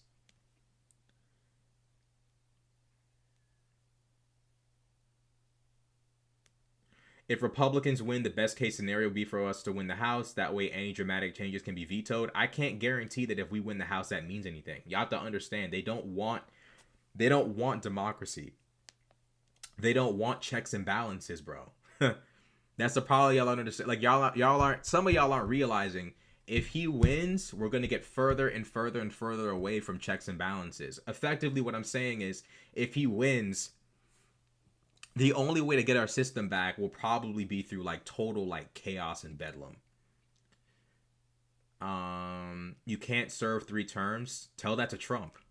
Does it look like I'm running for my 3rd term? There's only one person in this conversation who doesn't want to give up power. It's not me. It's not Joe Biden. It's not Kamala Harris. It's not Tim Walz. It's Donald Trump. So if you tell Trump that, he might listen. Maybe. The Trump era has really taken a toll on us. Bro, like, he's just that interesting of a guy. Do you think Kamala will be any different, better than Biden on Gaza? There's not much Kamala can really do. I mean, she's not the prime minister of Israel. She has to watch her step, because no matter how you slice the war in Gaza, Hamas did start this iteration of the war. And Kamala Harris really does not want to send the wrong message to Israel. Like, hey, if they attack you and cause the biggest loss of Jewish life since the Holocaust, we're going to abandon you if, you know, too many mistakes are made and if everybody gets mad at you. That's just like, she's not going to do that. I don't think she's going to be worse than Biden. I don't think she's going to give like Netanyahu a full like green light to just like cleanse the Gaza Strip and just displace them. But she's going to have to walk a very thin, tight rope. And, you know, a lot of people don't appreciate the geopolitical nuances of that conflict. So they shit on Biden and call him Genocide Joe. And it's like, these people are ungrateful, bro. If Trump was in office, he would destroy everything there was in Gaza, bro. Like, it's a complicated issue. It's not as simple as, oh, a lot of Palestinians have died, therefore it's a genocide. Therefore, Joe Biden needs to cut off funding and aid to Israel. Therefore, we lose our only ally in the Middle East and we just commit geopolitical seppuku because of crazy like geopolitical optics. It's horrible. I will say this much. Israel is tweaking when it comes to Iran. This idea that America's just supposed to just crash out with them, no. We've already like given Israel like the you know the grace they need to finish off Hamas, but like, bro, this talk of like Trump and Vance talking about how they're gonna punch Iran in the eye, and I'm like, nigga, if you don't, foolishness, bro. Talking about they gonna attack Iran, like, shut up. Like, Trump and Vance are a mess, bro. Trump would take what's currently an unfortunate conflict to an actual genocide. Like, I'm sorry, like, if you like me and you think Hamas, like, you think what's going on in Gaza is a genocide, you're gonna unsubscribe, that's fine. I don't think it's a genocide. I think it's just war. Like, this is just unfortunately how it goes. But it definitely could become a genocide if Trump gets into office. I could see them immediately accelerating things to a disgusting level. But you have to understand, like, what Hamas did opened up a lot of chaos. Like the Houthis attacking ships in the Red Sea, trying to fuck up global trade and fuck up people's access to medicine and technology and all of that because of what's going on in Gaza, Kamala Harris can't go that hard on Israel because there's too many factors, bro. It's not as simple as too many Palestinians have died in a war, therefore do X, Y, and Z. It just doesn't work that way. You know? It just doesn't work that way. You know? It just, unfortunately, just doesn't. If she puts the arms embargo and Israel goes to war with Iran, that's a horrible timeline. That would be a horrible timeline. I don't think people should care about what's strategic for U.S. interests compared to the loss of life in Gaza. I mean, it really depends because we don't know how, like, what percentage of the people in Gaza are civilians that have died in comparison to enemy combatants. Like, it's not as simple as X amount of people have died, therefore it's a genocide. I think a lot of people don't realize that war is fucked up, bro. Like, civilians die a lot. That's how it works, especially when you're fighting to eliminate an enemy faction. So a lot of civilians are going to die. If you're more concerned about geopolitical interests of, if you're more concerned about the loss of life in Gaza than American political interests, I would grant you that in the scenario that Israel really was committing a real life genocide. But as of right now, we can't be hasty, we can't be irrational, and we can't be stupid. The reality is that although we have compassion for Gaza, Gaza is not your friend. Unless you're like an ethnic Arab and a Muslim, then I guess it is. But if you're, you know, someone who, even if you are an ethnic Arab and a Muslim, if your loyalty is to the United States first, Gaza's not your friend. The people who are aligned with Gaza are not your friends. Russia, Iran, China, these people are not your friends. So if you're an ethnic Arab who's Muslim and is loyal only to fellow Muslims, then yes, Palestine, you know, Gaza is your friend. But the reality is, if you're an American, America's interests do come first. But, you know, if Netanyahu does really decide to go full on, like, actual genocide and not what's going on right now, then yeah, we actually would have to prioritize Gaza over our interests. And I don't know what that would look like, but I don't think Israel would get away with going that hard. I think everybody would turn on them. I think the West would turn on Israel. I think, you know, everybody would turn on them. Yes, Israel is our friend. If you don't realize, I don't know what to tell you. Like, you think Iran is our friend? It's not our friend. Like, sorry, but like, Israel actually is our friend. You may not like Israel, but there's a lot of geopolitical benefits to being buddy with them. I can't sit there and act like I don't have personal feelings toward Israel. My concern is what's best for the United States in terms of geopolitical strategy. I don't like, I'm not like a fan of like either side here.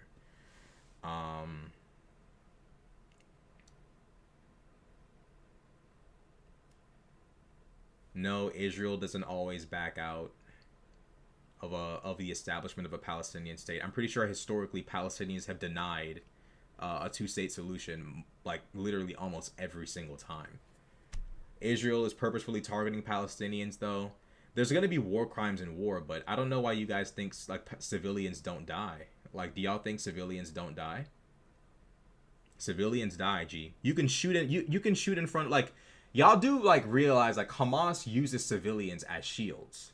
I hate to sound like a conservative here, but it's true. Like, I hate to break it to you, but like, they do use civilians as shields. There's really no other way for them to fight effectively other than to use civilian infrastructure in combat, and that means civilians are gonna die. If we shoot into a building to kill combatants inside, we run the risk of killing whoever else is inside.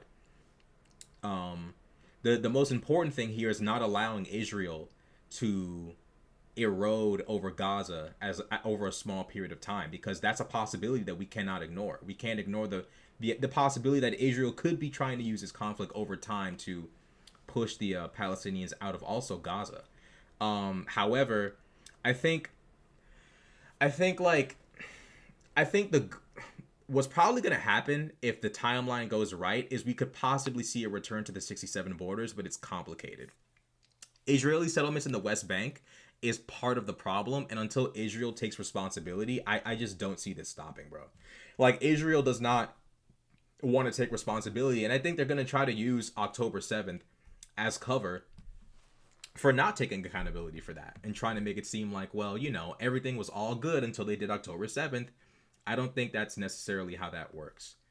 I can't get behind caring about Jesus Christ, I'm tired. I can't get behind caring about geopolitical interests as a mask for imperialism. I mean, bro, every nation cares more about their interests than other countries. The reality is Palestinians don't like the United States. They're aligned with other countries that don't like the United States. Their government does not like the United States. And they're aligned with powerful governments that don't like the United States. Like the Houthis and Hamas are funded by Iran. The Houthis got 2 Navy SEALs killed and 8 U.S. troops killed. I can't just pretend with y'all that Hamas's actions, that the Palestinian support has no negative effects on not just the United States, but also other countries in the region, Muslim countries, bro.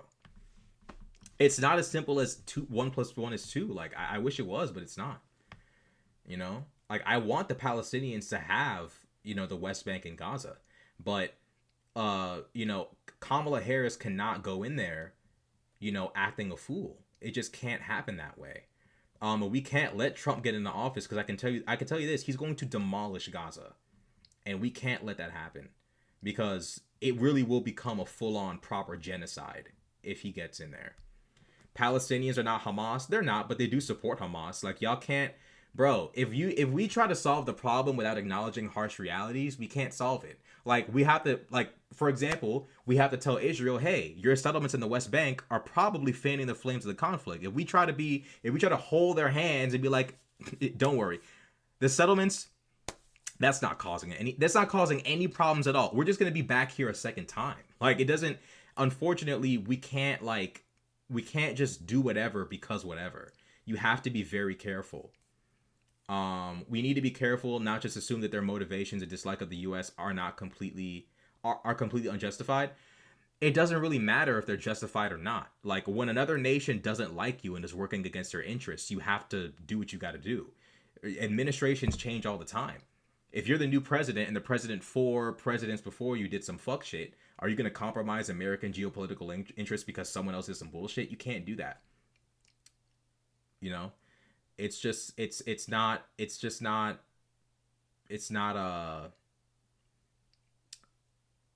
that simple.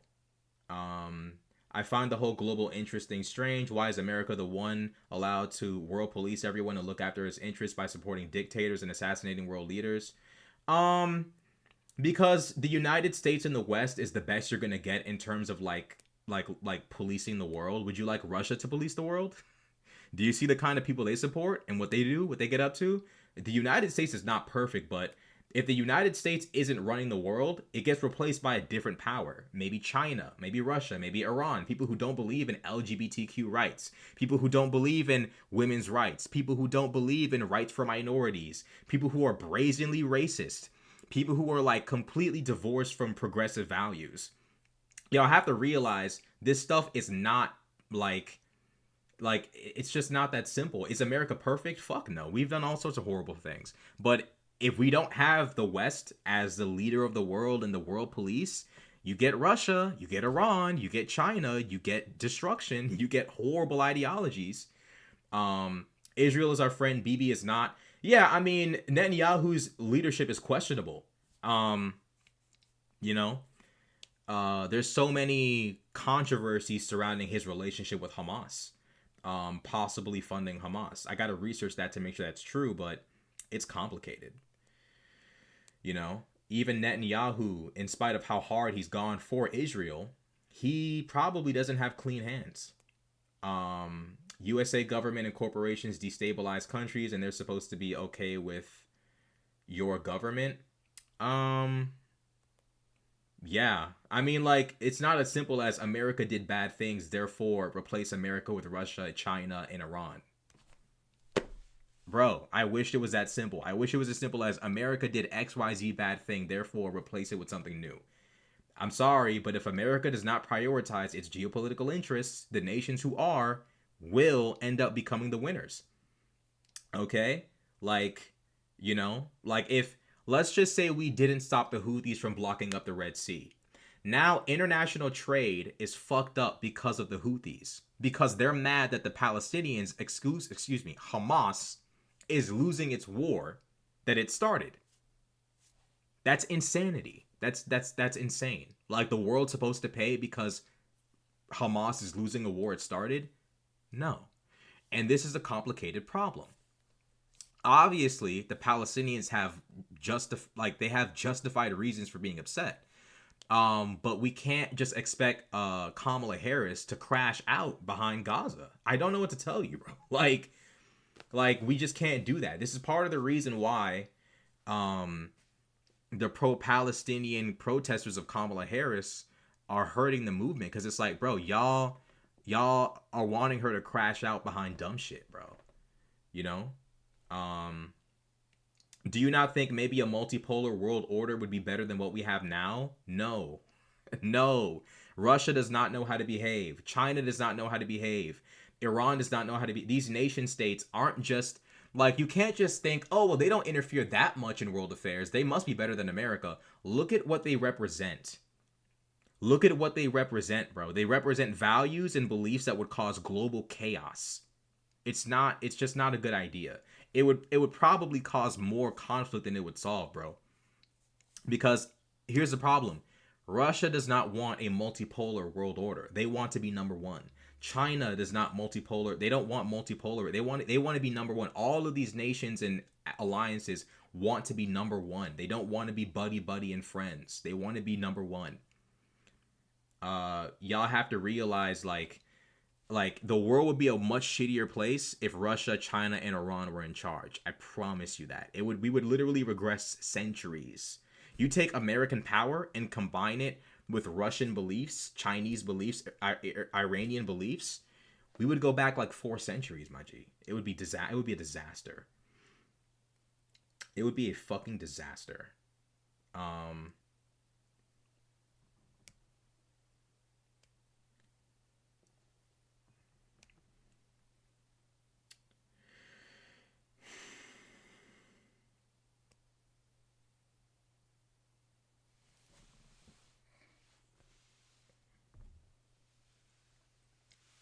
You say what's happening in Gaza is just a war, not a genocide. Where do you draw the line between both? It depends on how many people are killed, how they're being killed. As of right now, it's just not a genocide. Like, it does seem like a lot of people don't realize that civilians die, bro. They do, especially in a tight space like Gaza. Bro, you're going to have disproportionate civilian casualties, and Hamas chooses to endanger their own civilians.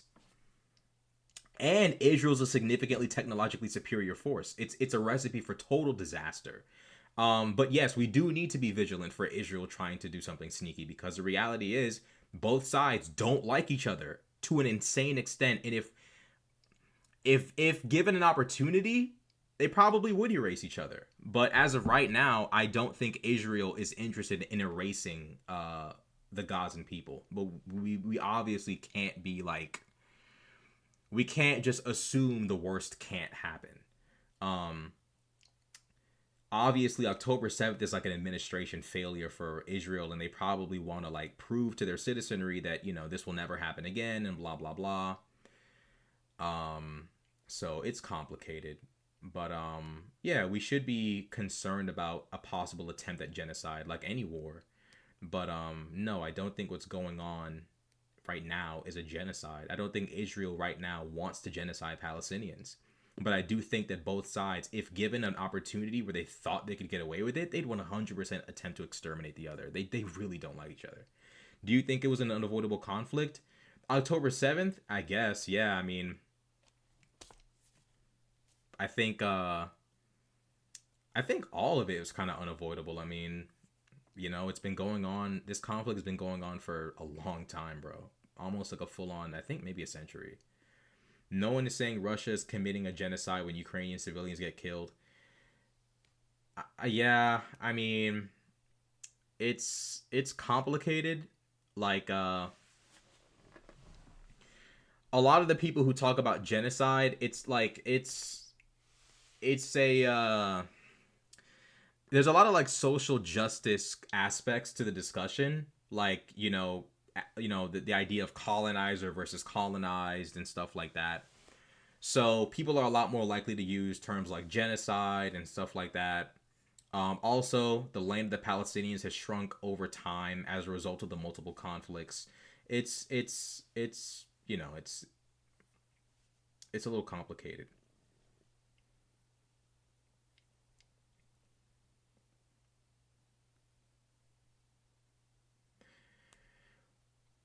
Where do you see America if we keep moving forward?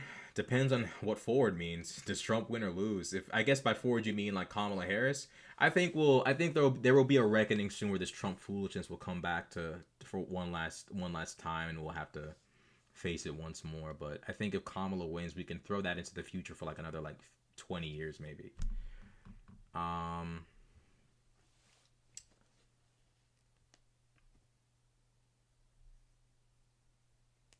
There's 2 million Arab Muslims living peacefully in Israel. Why can no one live peacefully on the Arab-controlled side? I mean, yeah, that's another aspect that people have to acknowledge. Is like, Jews can't live peacefully in Muslim countries, but Arab Muslims can live in Israel. It's not as simple as Israel bad, Jews bad, Muslims good. That's obviously what a lot of people want people to believe. But Hamas acting like victims after they struck on October 7th. Don't start shit and then cry when you get hit back. Yeah, I mean, they're crazy individuals. I mean, these people start wars from a distance. They don't even live in the country and they start wars. But there's no denying the level of destitution in Gaza. I mean, the goal right now is for Hamas to be defeated, but for the Gazan people to not lose their land. It's very important that this does not end in an annexation of Gaza. And I just don't believe Trump would ever honor the Gazan people and maintain their land. Do you think America could get to Tokyo technology? They're more advanced. I don't know. Are the Japanese that far into the future? I haven't checked in on them.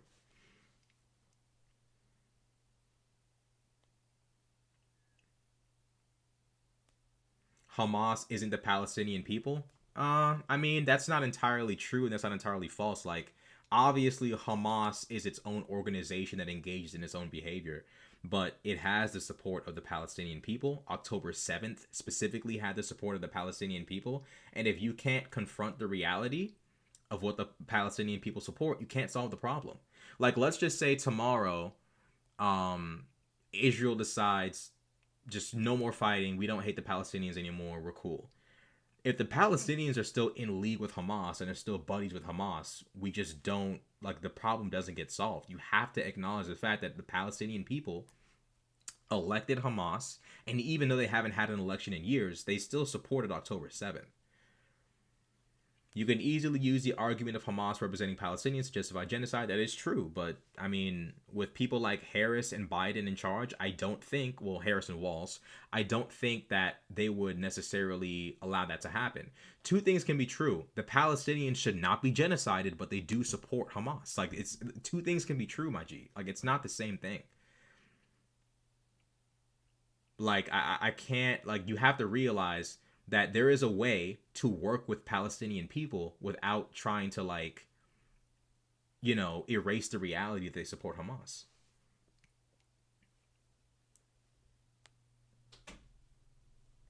If you ask me, if Israel does win and yet still try and annex Palestine, we should sanction them. That's probably what's going to happen. I mean, if they try to annex Gaza, then yeah, they should be sanctioned for sure. There should be no situation in which they can annex these people's land, because the goal here is to get these two sides to live in harmony, which is obviously a crazy, almost delusional thing to suggest, considering how long the conflict has been going. But I mean, that's the goal. The goal is for neither side to be genocided or displaced. Hamas supports Hamas. 7-year-olds support not being dead. I mean, again, you guys seem to think that children don't die in war. I don't know who told you guys that, but that's just not true. Children die in war. You think German kids didn't die in World War II? Does that mean the Germans didn't support the Nazis? Bro, kids die. Japanese kids died in Hiroshima and Nagasaki. Does that mean that they didn't support the actions of the Japanese Empire in World War II? Bro, it's complicated, my G. It's not as simple as there's innocent children, therefore you can't go to war with them. That's just not. I don't know what to tell you guys, bro. Like, it's just not that simple. You know? Like, I'm not of the mind that because innocent people have died, therefore, like, you just, like, crash out. Like, you have to be reasonable.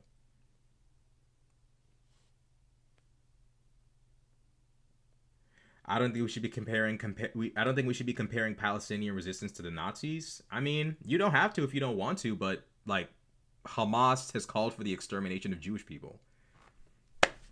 Hamas is not LGBTQ friendly. Hamas is a regressive organization that engages in terror attacks, uses its own people as shields, calls for genocide. Like, Hamas is literally an evil force. I don't know what else to tell you, bro. Like, y'all have to understand, just because something is a resistance force does not mean it's all of a sudden, like, an organization you should want in charge or in power. It doesn't just stop at, oh, it's a... Like, let's just say Israel stops... Like, let's just say the conflict stops and they get the 67 borders. You think Hamas is going to behave? Like, just because the Palestinian people get what they want... Here's the thing, even then, like, people say stuff like, from the river to the sea, Palestine will be free. There are so many people who believe in the dissolution of the state of Israel. I'm pretty sure Hamas believes in that. When you have an organization that believes in the, like, dissolution of a state, you can't just let them chill. They're going to continuously poke the bear, and then when they get bitten, it becomes a problem. Like, I'm sorry, but, like, Hamas cannot be allowed to persist in power, you know? Hamas only exists because Israel does. I mean, what do you want Israel to do? Pack their bags and leave because they're a settler colonial state? Do you want the United States to pack their shit and leave? What about Australia? What about the countless nations in Latin America made up of you know, mixed and mostly European people? Do you think Canada should dissolve? Okay, well, I guess you want total economic collapse for the entire world. I don't know what to tell you. You know, if that happens, the entire world will turn to shit. You know, like, I don't know what else to tell you, my G. Like, if the United States dissolves, if Canada dissolves, if Australia dissolves, if New Zealand dissolves, if, you know, all of that dissolves, you can kiss, like, 21st century Western civilization, really just 21st century human civilization. You can just kiss all that goodbye. Hamas does not represent Palestine. They have not had any elections in your lifetime. Okay, that's cool, but, like, when's the last time the Palestinians have tried to properly oust Hamas? If I'm wrong, you can correct me, but, like, you have to realize, like, just because someone hasn't been properly elected in decades does not mean they don't reflect the will of the people.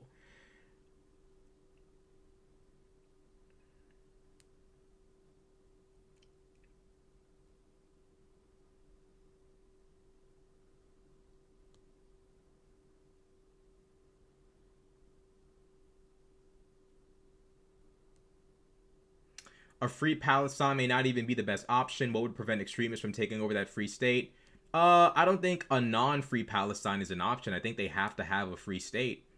You have to remove causes of war. Like, the only reason why Hamas should be able to call for war is for, like, genocidal religious reasons. But if you don't give Palestinians a free state in which they're not being encroached upon by radical Israelis trying to settle their land, you're just going to be looking at constant war. Like, there has to be...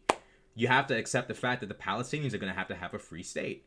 You know, if they continuously fuck it up, then, I mean, eventually, you know, I don't know, man. Like, there might, like, Israel might actually have to annex it, but that's just, that has to go, that's years in the future. We have to prioritize a two-state solution.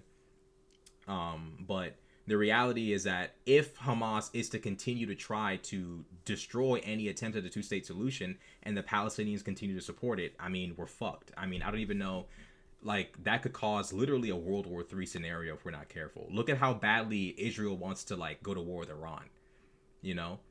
The reality is even the Palestinians aren't the only irrational actors here. Israel's constantly acting like, you know, we're going to go to war with Iran. And it's like, no, the fuck, no, we do not want to go there. No, thank you.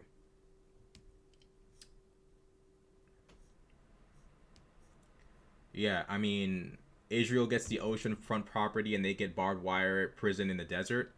I mean, well, Gaza has its own oceans. And you have to understand, like, the Palestinians lost as much land as they did because they kept declaring war on Israel over and over again and losing. Like, do y'all think, like, here's the problem. Some of y'all seem to think, like, the story of the Israelis and the Palestinians is like the English and the Native Americans here. It's not. Here in the States, we would sign, like, deals with the natives and then, like, go back on those deals and just take more land.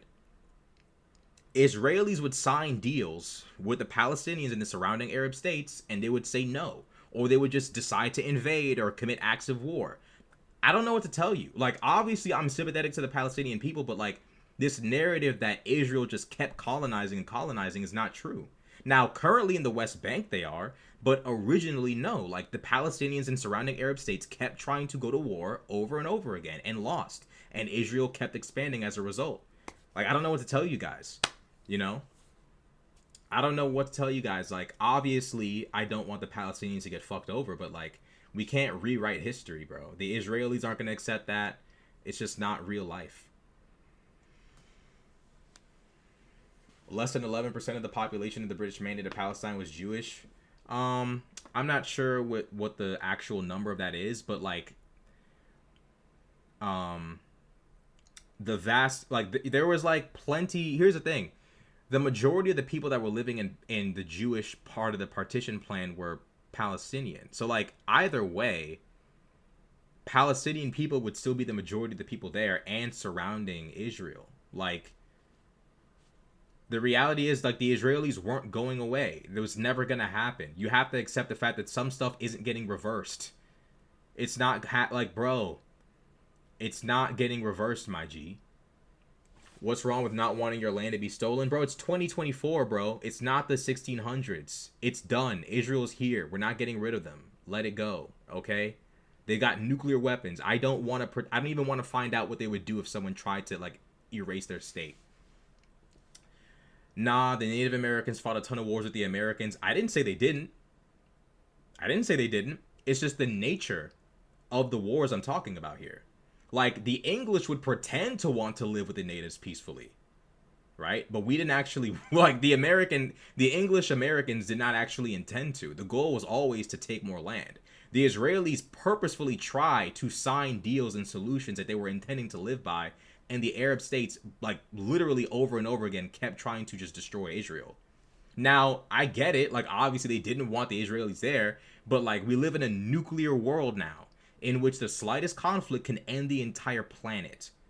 Y'all have to stop, like, pretending, bro. Like, you should read more about the history of Palestine under the British Mandate, the actions of Irgun and the Nakba. Gee, the Nakba happened because the Arabs and the Palestinians rejected the partition plan and attacked Israel after they declared independence, bro. You can't declare, like, existential destruction on a nation state and expect them to keep a population in the country that wants to exterminate them.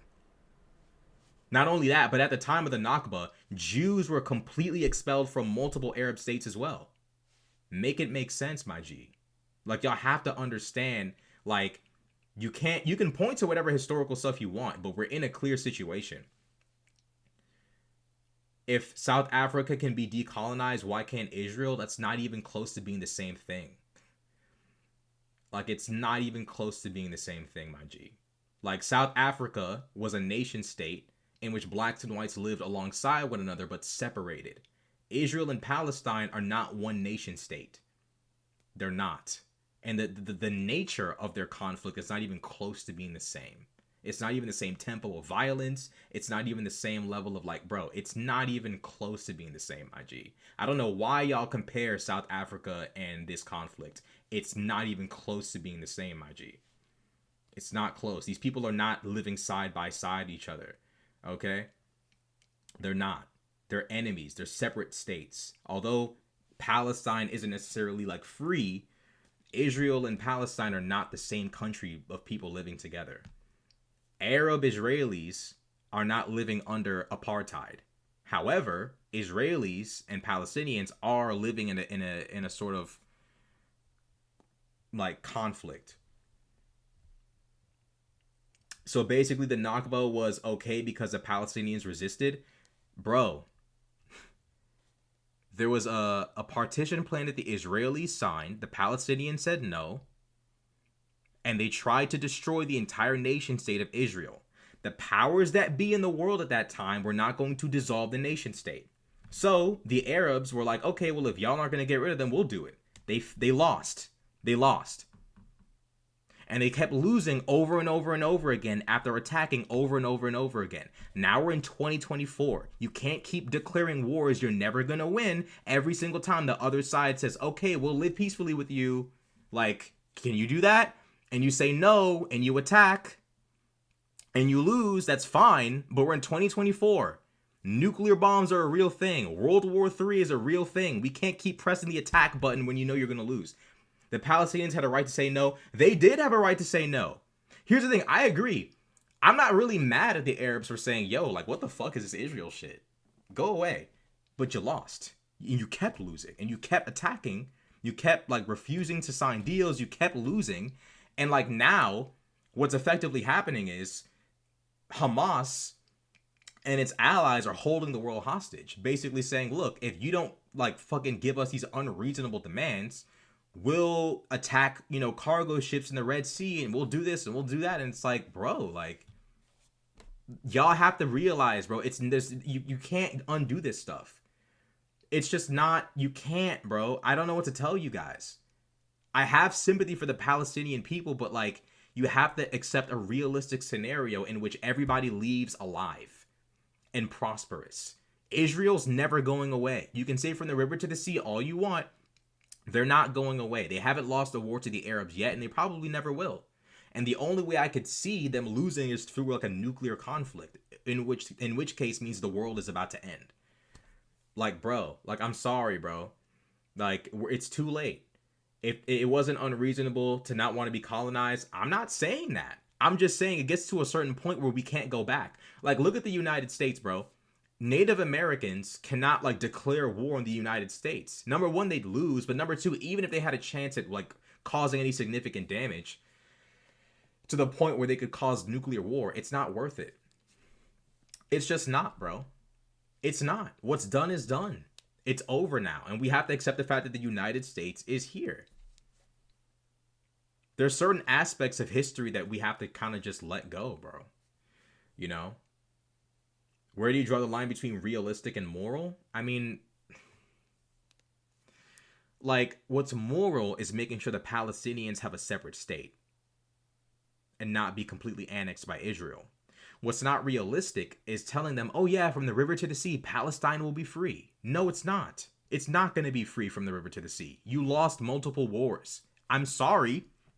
I feel for you, but you lost. And on top of that, the Palestinians would wage war from, like, different states like Jordan, Lebanon. They would cause chaos, bro. Like, I'm sorry, but what's done is that you tried everything you could, but we're here now. I don't know what else to tell you, bro.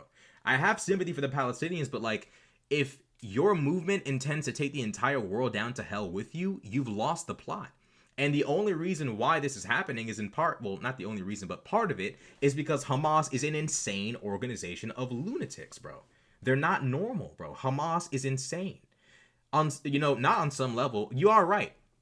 Hamas is not the Palestinian people, but they're supporting an organization that is insane and will compromise the entire world for, their movement. It shouldn't be just, accept it because the U.S. colonization is done, whereas Israeli colonization is still going on and having an impact. Look, I'm not saying the settlements in the West Bank are justified. I'm against that. But as it pertains to trying to dissolve the state of Israel, no, you're not going to do that. That's why I'm saying 67 borders is the solution that I want, right? That's what I want. But a dissolution of the state of Israel, you're living in a completely different reality, my G. You're crazy. It's never going to happen. In fact, no one wins in the state of, like, if Israel is forced to dissolve, they'll just blow up the entire Middle East. Seriously. I'm not with that. I highly doubt the West is going to free Palestine. I think it will. I think October 7th is going to force concessions from the Israeli state that, people aren't going to like, but it's the only way.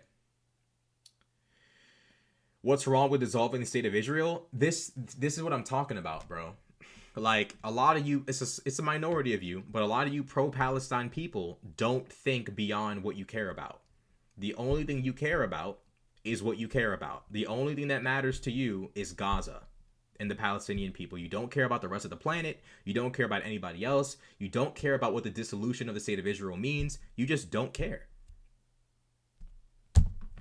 And this is why it's so hard for your movement to gain traction, is because the loudest people oftentimes say crazy shit.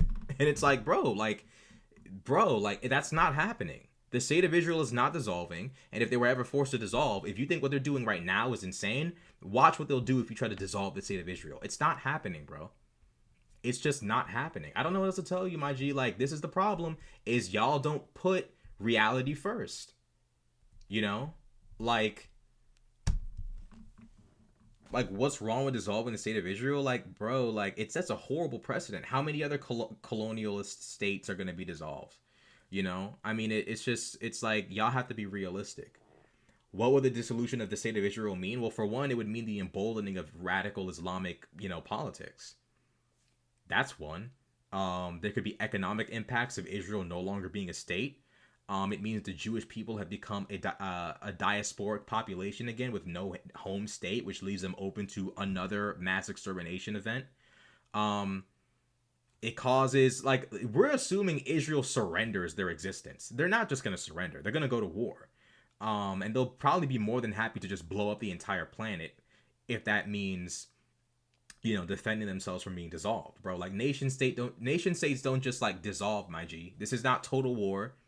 This isn't, Victoria 3. This isn't Hearts of Iron or whatever the fuck. Like, nation states just don't go poof and then everyone's chilling. No, bro, we're all gonna go to hell.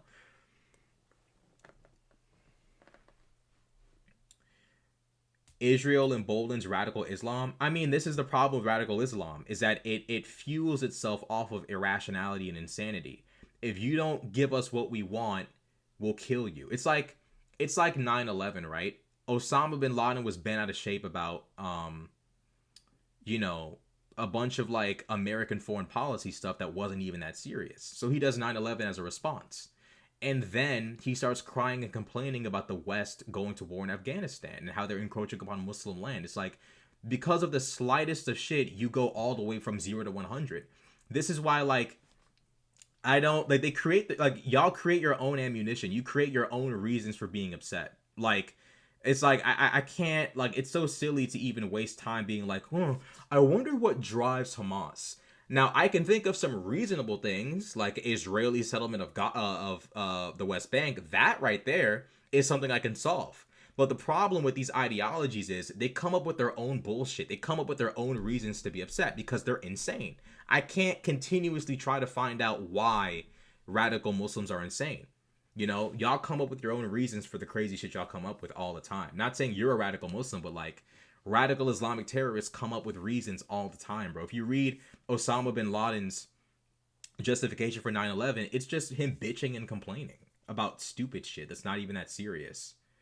Like his entire complaint his entire reasoning for doing 9/11 was just, like, dumb shit. It was just like, you guys are gay, you guys gamble, you guys are degenerate. It's like, really? 2,000 people dead because we're degenerates, because the Saudi government invited us to be in their country and provide defense, you're gonna kill 2,000? Like, it's just, bro, like, these people come up with their own reasons to be upset. They don't go poof unless it's 1948 and you've got a bunch of money and resources to take over another country. I mean, what do you mean? Like, you think Israel's gonna just reappear somewhere else? Like, that's what I'm saying. That's not gonna happen. Like, it's the end game, basically. Like, we're at a point of no return in 2024, bro. Nation states can't just go poof and reappear somewhere else. Like, it just doesn't work that way.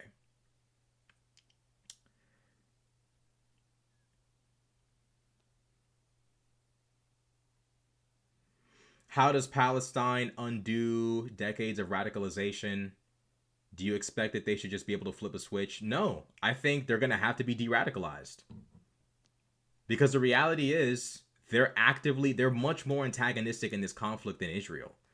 However, there's no denying the fact that the West Bank settlements have to go. Like, you have to accommodate reasonable demand for the Palestinians. If you just expect the Palestinians to just chill and you don't guarantee that they're not going to have their land taken in the West Bank, they have every reason to fight. Why should they surrender? Why should they give in if you're just going to keep like colonizing them?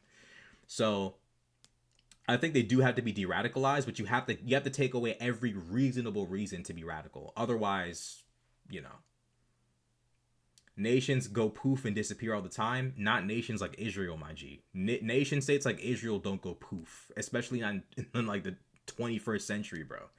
Nation states don't go poof. Look how hard we are. Look how hard we're working to preserve the existence of Ukraine. Nation states don't go poof anymore, my G. The U.S. screwed Osama bin Laden over. He was mad because they didn't keep up their end of the deal. I don't know how true that is.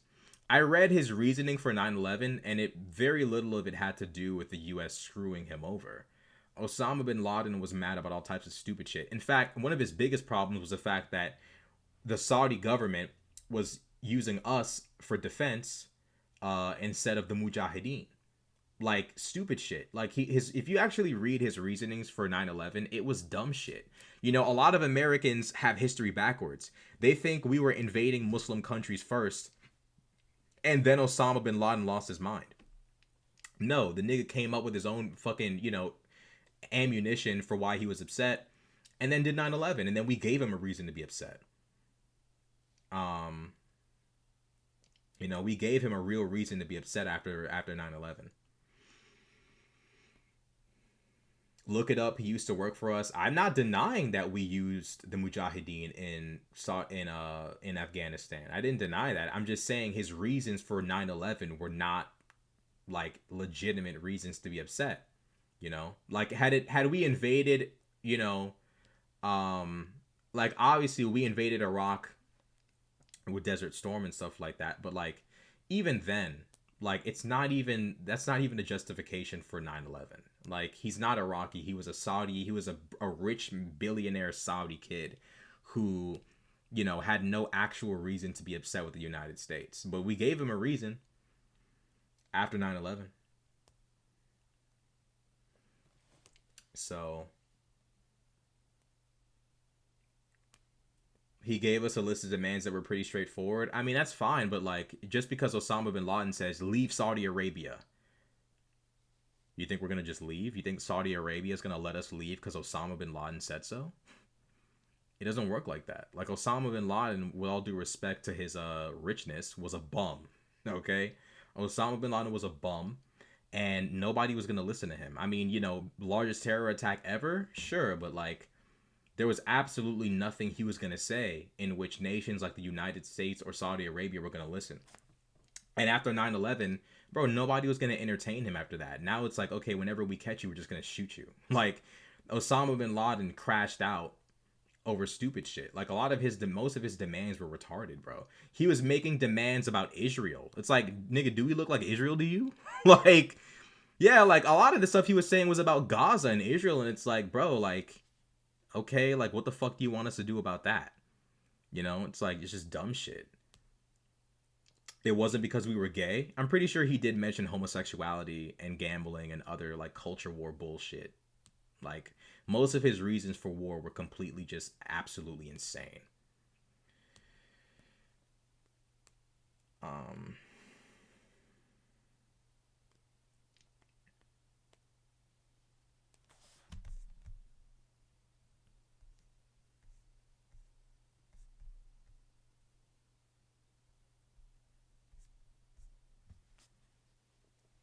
Israel is an extension of the U.S. They wouldn't exist without us. I don't know how true that is. Like, if the United States abandons Israel, they're not just going to go poof. They'll find a new ally in which we just get fucked over.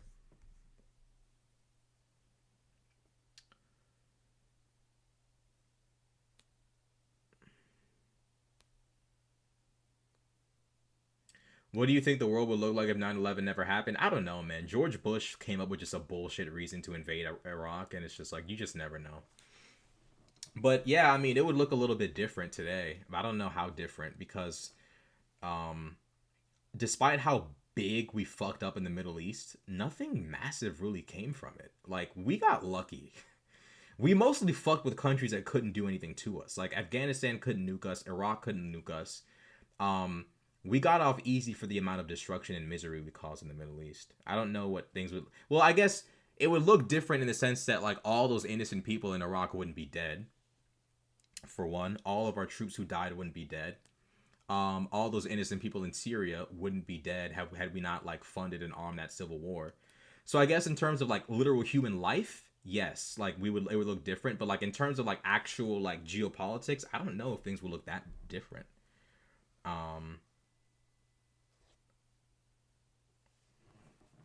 I think Israel is a big cause for anti-Americanism. It depends, like, in the Middle East, definitely. That's a big reason for why. The Middle East, yeah, for sure.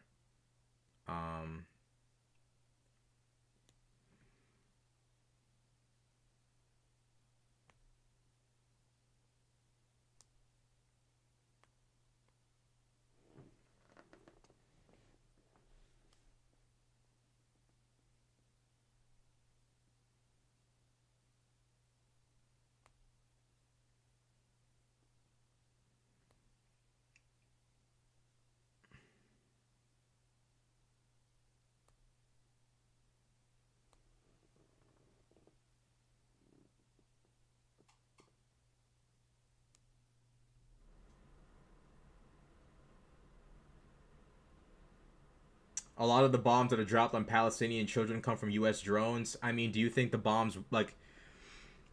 Do you guys think children don't die in war?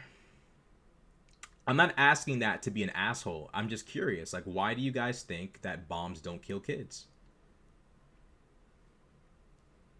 Like, what do you guys think Israel should have done after October 7th? Honest answers only. I don't care what you come up with. Just tell your honest answer. This is the last thing I'm going to say because I got to go to bed. I can't be up here with y'all arguing about Palestinians and Israel and Osama bin Laden for the rest of my life. Why does nobody talk about Syria anymore? Yeah, that's crazy. Like, bro, the Syrian civil war was insane. Like, the fact that we haven't spoken about that enough is crazy. Why do I have to pay for it? Because it's in your geopolitical interest for organizations like Hamas and the Houthis and nations like Iran to not gain in power, whether you like it or not. Do you plan to do more debates? Glad to see more people besides Destiny confronting MAGA cultists. Whenever they come around, sure. It's not that children die, it's that it's targeted. Based on what? Do you know how tightly packed and small Gaza is as a strip? Do you understand how much Hamas relies upon human shields to, like, even, like, participate in the battlefield? Targeted spec ops. Yeah, targeted spec ops just doesn't work. Like, if you insert special operations into an area and they don't have any infantry to back them up, that goes wrong quick. Because you got to get them out. If they take someone out, they got to leave. Now, how do they leave if all of Gaza is on guard? They can't. They'll get wiped out. Now, you could send a helicopter in to get them, but it'll get shot down. The only way special ops can really operate in a situation like that is with, like, infantry supporting them. I don't see special operations. Like, Afghanistan's different because it's a very rural, wide open area space. You can attack a Taliban compound and not have to worry about QRF. But if you're in a tightly packed urban space and you send special ops and you don't have any infantry there to support them or armor or anything like that, you can kiss them all goodbye. They're going to get killed. I think it should have never got to that point in the first place. Israel needs to at least make a real offer that isn't being locked in a rubble pit prison. I mean, it's complicated, right? Because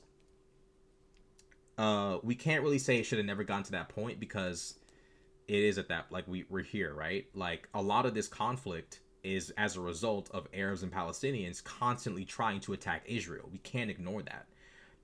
Israel needs to make a real offer that isn't being locked in a rubble pit prison. Yeah, I mean, I agree. I want what's best for the people of Palestine, but, like, we can't ignore the fact that, you know, a lot of Palestinians have unreasonable expectations that Israel should be destroyed, and that's never gonna happen. And unless Palestinians, like, if Palestinians don't stop fighting, they're never gonna have, like, an open, free space and state to just do whatever. Both sides have to be committed to peace, and with Hamas in charge, there will never be any commitment to peace. One could even argue that with Netanyahu in charge, you know, we can't see any peace in the future. You know, it's unfortunately not as simple as small people bullied big people bullies. It just doesn't work that way.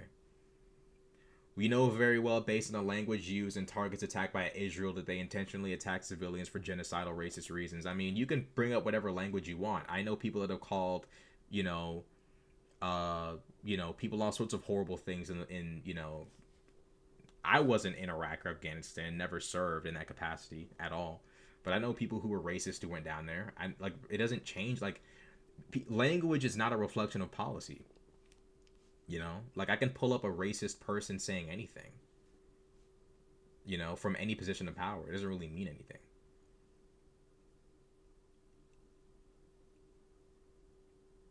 I think it should be under U.S. and UN occupation. That way it stops Israel from committing mass atrocities. Yeah, I don't trust Israel with occupying Gaza.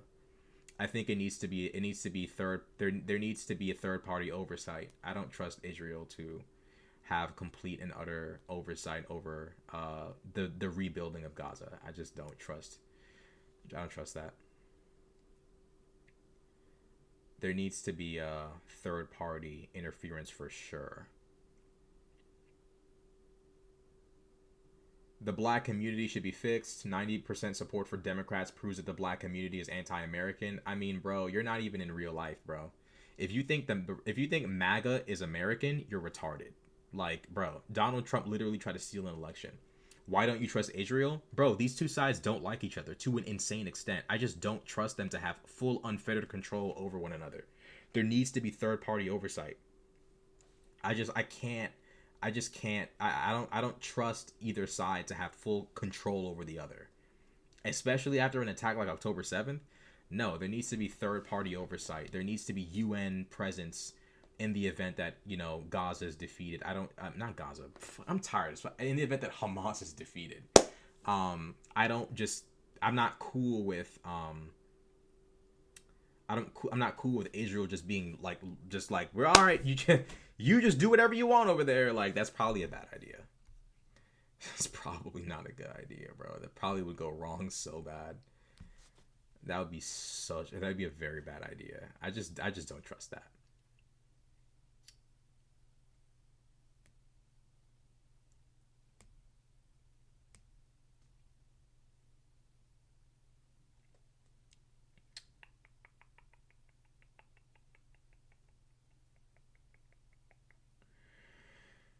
MAGA is a direct extension of the Confederacy. A loose extension for sure. It's the same crowd. I can't talk for my life because I'm tired as fuck. Would you support the idea of arming the UN independently of individual countries' forces? I think they already have done that before. I think they have. That'll probably be what'll happen again. It's a joint team of forces to come together. Was it mostly Republicans continuing to parrot lost cause ideology that made you jump ship? No, it was the Alyssa Farrah Griffin interview with Frontline PBS where she just talked about what it was like to work for Trump and his lie about the election. That's how I officially jumped ship. I was still kind of MAGA even after learning about the BS that they were doing. But a civil in production is just spamming sleep. I will in a second. Bro, you lied to my face. I thought you weren't going live today. Bro, I said I would go live. I said I would tell y'all if I was. I put it in the community notes. So I said, I'm not going to go live, but I'll think about it. I'll let you guys know. So, sorry about that. But I told you guys I was going to tell you if I was going to go live. You gotta look for the community notes. But I'm sorry you missed the live. I'll be going live again. I promise, bro. I love the black community, but you guys are causing us a lot of harm. I mean, could Democrats be tougher on crime? Yes. But if you think the black community... Bro, if Trump wins, we're all finished. I understand that Democrats are too soft on crime, but, I'm sorry, bro. Crime will be the least of our problems if Trump wins. It's over with.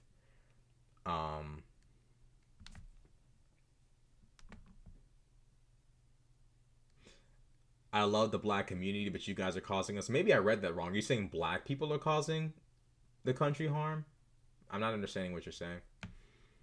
Yes, we didn't exercise Confederate logic out of the South. Yeah, that's one of our biggest mistakes, is that we never really, got that out of the way. If in the future the Republican Party distances itself from Trump and moves on from the cult, do you ever see yourself returning to Republicans? No, not really. Because, like, even if they're not a MAGA cult, they're still anti-gay marriage. Like, there's, like, I don't know. It's just, like, so much of their policy looking back is so, like, delusional, bro. I don't know if they can... They might not go back to a cult, but they might not ever recover from, like, the sheer, like, homophobia, anti-Semitism, Islamophobia, you know, just hatred for Arabs, like everything that's come onto like a boil on MAGA. I don't know if that's necessarily gonna go away. Yeah, bro, I don't know if that's going away. So even if Trump goes, a lot of the stains he's left aren't getting washed away. It's permanent. Being tough on crime is what's getting black men locked up by a criminal justice system at 2.5 times higher the rate than whites. I mean, the reality is, whether you guys like it or not, the black community does have a violent crime problem. Do I feel like people who, you know, are in possession of drugs should go to jail? Obviously not. Do I think people who are possessing weapons illegally should go to jail? Not really. But like, you're not helping the black community by denying the fact that we do have a violent crime problem, disproportionately high. And, you know, my only issue with Democrats is they're too soft on violent crime. The only people who suffer from this are black people. I don't understand why so many like left-wing black folks are in denial about this. A lot of black people I know only like Trump because they just hate gay people and associate Trump with anti-gay. I think it's a little bit more complicated than that. I think although the black community does have a lot of homophobia, we're not really trying to go out of our way to like finish gay people's rights. Like that's more of like a white Republican thing. It's mostly just this idea that Trump is like better for black people because he's just better on the economy, or he's tougher and stronger. It's more like strongman stuff. It's got very little to do with homophobia. But the black community still does have a homophobia problem.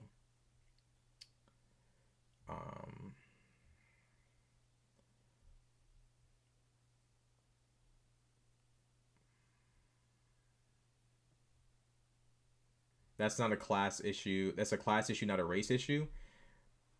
I'm not saying, bro, it's not a race issue, but it's not as simple as a class issue either. But like the problem is it's disproportionately affecting black people. So like you can sit there and say it's not a race issue, but it's affecting only one group. Like we have to address the problem. I'm not saying black people are more violent. I'm saying that there's more violence in black communities because of history. Right? If you look at mass incarceration, the crack epidemic, you mix that with poverty, you get what you have today. So the reality is black people are suffering from crime and it hurts the communities. And if we don't confront that, you know, we end up with a problem, a serious problem. You're not helping black folk if you don't lock up violent criminals, bro. I'm telling y'all. I don't know why y'all think that being soft on violent crime is helping black people. Y'all are delusional. You know, like obviously, you know, we need to help the black community and look toward reparations for Jim Crow. But y'all can't, like, bro, I'm telling you right now, reparations is not going to do shit if violent crime still runs rampant in black communities. These groups are not just organized crime groups. They're also groups that just kill each other because they have personal beef, bro. Like a lot of these gangs are not just... a lot of them aren't even really criminal. They're not even enterprises. They just dislike people from that side of the fucking street, and they'll be beefing with those dudes from that end of the fucking street forever. And if you don't get rid of those groups, if you don't lock them up, you're gonna end up with a problem. So you are agreeing that it's a class issue. It is a class issue, but it's not like, the problem is it's become a problem that if we don't like attack, it'll just drag the black community down forever. It's an issue that's specifically affecting black people the most. Like we can pretend like it's not. Can you name a city in America that's mostly white, Asian, or non-black that has the same level of crime as like Chicago or Philadelphia? No, you can't. I'm not saying black people are more violent. I'm saying history has led to the issues we have today. And if we don't confront violent crime, one of the biggest issues was the last time we tried to confront crime was We locked up people who shouldn't have been locked up. We locked up people who were drug addicts. We locked up people who were selling drugs. We locked up people who were not necessarily people who should be locked up for like years on end. You know, we ruin lives over, you know, petty shit. The problem is we do have a violent crime problem, and I'm sorry, but like, bro, if you're shooting folk and killing folk, you're destroying property value, you're decreasing employment because people don't want to open businesses in areas with high levels of crime. You're driving educated people and hardworking people away from the city. Like, I'm sorry, but like, bro, you know, I know it's uncomfortable to talk about this stuff in front of non-black people. But the black community does have a significant and unique gang crime problem. And the reality is there's a lot of black people who just want to go to work.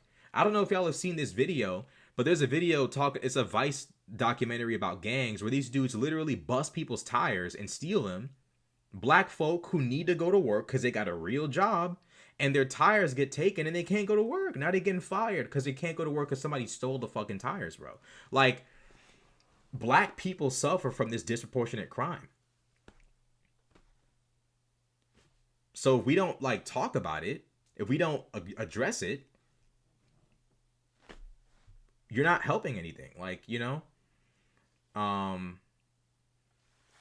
we can lower the crime rate if we make America great again. I mean, I think Trump probably would be hard on violent crime, but I don't think he'll be smart enough about it. I think he'll just make it worse. Isn't violent crime at its lowest point in like 50 years? Yeah, violent crime is definitely low, but it still disproportionately affects the black community. So it's like the rest of the country is kind of coasting, but the black community is still suffering from disproportionate problems in terms of crime. Republicans don't have a solution for that. Yeah, I think Republicans are just gonna like lock up people for like petty shit. I don't know. Like, bro, like I just don't trust them to do anything. It's just total chaos with MAGA. Like, it's just total destruction. Yeah, I mean, like, total immunity for police. Like, really? Like, bro, the black community already has a bad relationship with the police. Then you give them full on. Yeah, Trump is a total disaster, bro.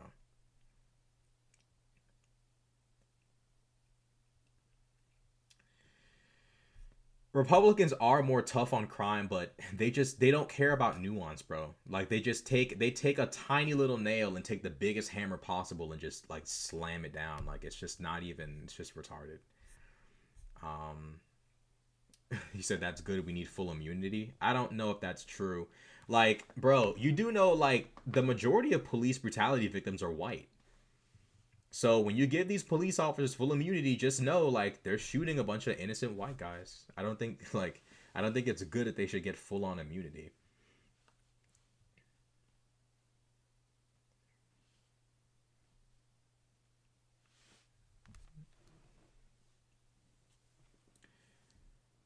Republicans don't know what nuance is, bro.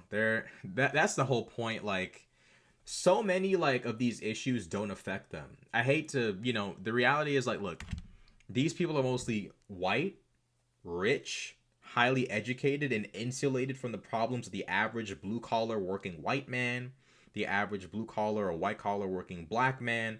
Like, they are so separated from the issues of the common man. They just want to throw a big ass hammer at any little nail and call it a day. Because they don't have a stake in it. They don't give a fuck. They're divided by race, class, religion. They're so insulated from the struggles of the common man. They don't care. You know, they don't fucking care.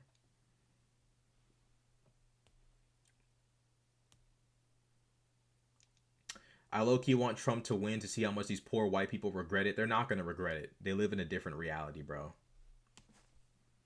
The Republican Party is very good at blaming their fuck-ups on Democrats. It works every single time. Partly because a lot of their voters they're not educated. They get informed off of Facebook memes and bullshit. Like, it's so effective. It works every time. Like, if you're expecting Republicans to wake up, gee, you know, nah, bro. I don't think they're going to ever wake up, bro. They're never going to get it. You know, I know what you mean, but trust me. they're never gonna have that wake up moment of like, wait a minute. No, Trump would have to fuck up, like, you would have to just crash out. Like, Trump would have to do the worst in a small period of time. We need to deport the Mexican criminal. You mean illegal immigrants who happen to be Mexican and criminal?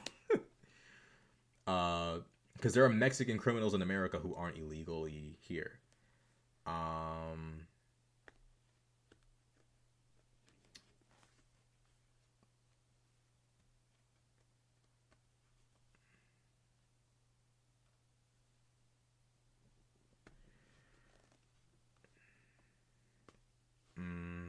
Let's see. Low-income white people will 100% sign away their rights and blame communists or some shit. I mean, bro, like, again, so much of Republican politics is dependent upon people not knowing what's going on. That's why it's so important to make sure people cannot graduate from high school without a civics, like, test being passed, because it's, like, it's a big problem. I don't think people should have to pass a civics test to vote, but you shouldn't be able to graduate without a civics test. Because so much of what Republicans do is dependent upon their voters not knowing what's going on. Like, Marjorie Taylor Greene voting against, like, legislation for her district, and then it gets passed because of establishment Democrats and Republicans, and then she comes back to Georgia and says, guys, under my time in office, well, let me not make fun of the Southern accent, because I'm a Southerner. Guys, under my time in office, I did this. It's like, no, you didn't. You did not do that. We know you didn't do it. Why are you lying? They finesse their voters all the time. I'm actually going to make a video about that soon called How Republicans Finesse Their Voters. Probably not going to use the word finesse, but I'll probably use the word deceive. But yeah, bro, they do this all the time.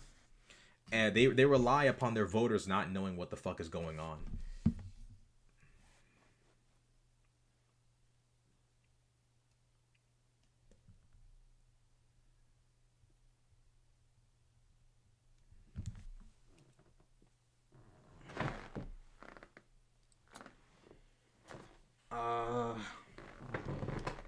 What do you who do you think had the best speech from the DNC? It's tough, bro. Between Michelle, Warnock, Obama, and Biden, it's tough, my G.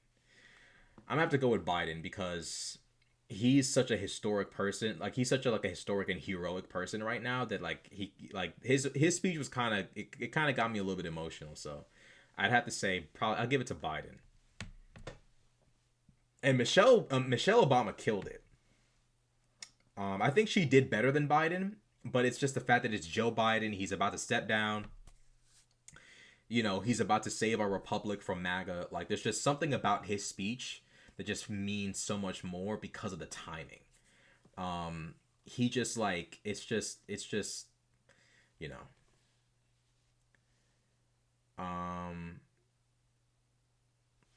A lot of black voters don't know what's going on. They think they're getting something in return from Trump because the last stimulus checks from 2020.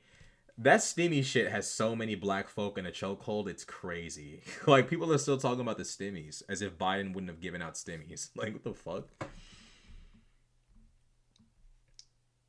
So sad to see how blacks really feel about gays, though.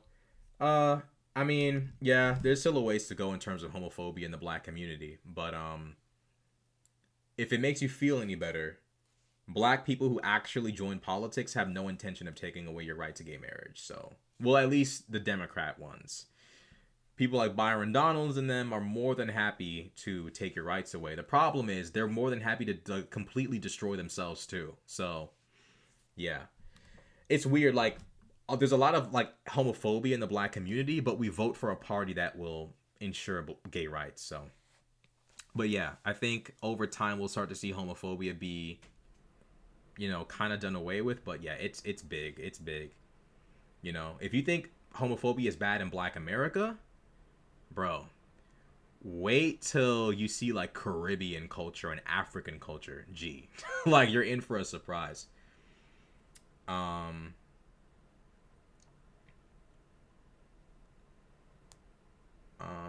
Why are people saying black people are particularly homophobic? I mean, there's certain stuff we still say as black folk in conversations we still have in terms of homophobia that other communities don't have. But again, like, I would say that in terms of, like, actually affecting the country, black people and like aren't really like genuinely like a harm to like gay people's rights in America.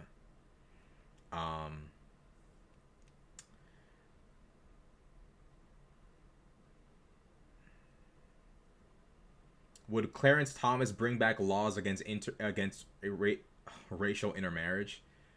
Bro, I don't think. Here's the funny thing about that question: he won't bring back laws against it, but he'll definitely find himself in a situation where he won't be able to stop it.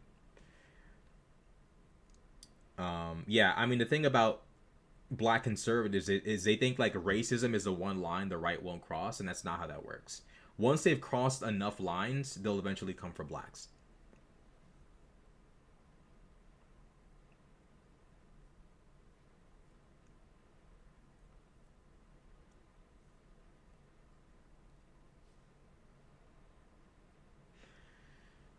With no background in politics, Trump shouldn't be able to... Yeah, here's what I'll say. I think that after Trump... I don't think it'll happen, but here's what I say should happen. You should not be able to run for president unless you've served in the House or the Senate. If you can't... Like, if you've never served in either, you should not, I repeat, should not be able to run for the office of the president. That's just my take. Like, if you've never served before, if you've never taken an oath before in your life, you should not be able to serve as president. Trump ruined it for everybody. Trump ruined it. Like, we need to be able to see what you're going to be like in office. But, you know. What about governors? I don't think governors have the same ability to compromise the entire, like, republic that presidents do. So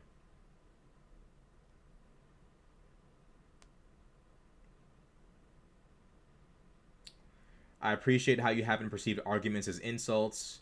Yeah, I mean, like, as long as y'all don't threaten each other and cause chaos, like, actually, like, you know, like, disturb significant peace, I don't really care. You know, you guys can ask whatever questions you want or push whatever arguments you want. Do you think Clarence Thomas is going to jail? I don't know. If the Supreme Court tries to steal the election and it becomes like a constitutional crisis, it's possible. If I were the president, I would go that far. 100% I would. Yeah, I would 100% lock up any official who chooses to betray their oath to the Constitution. If you're going to support someone who has betrayed his oath and all the evidence is laid out, I would 100% just lock them up.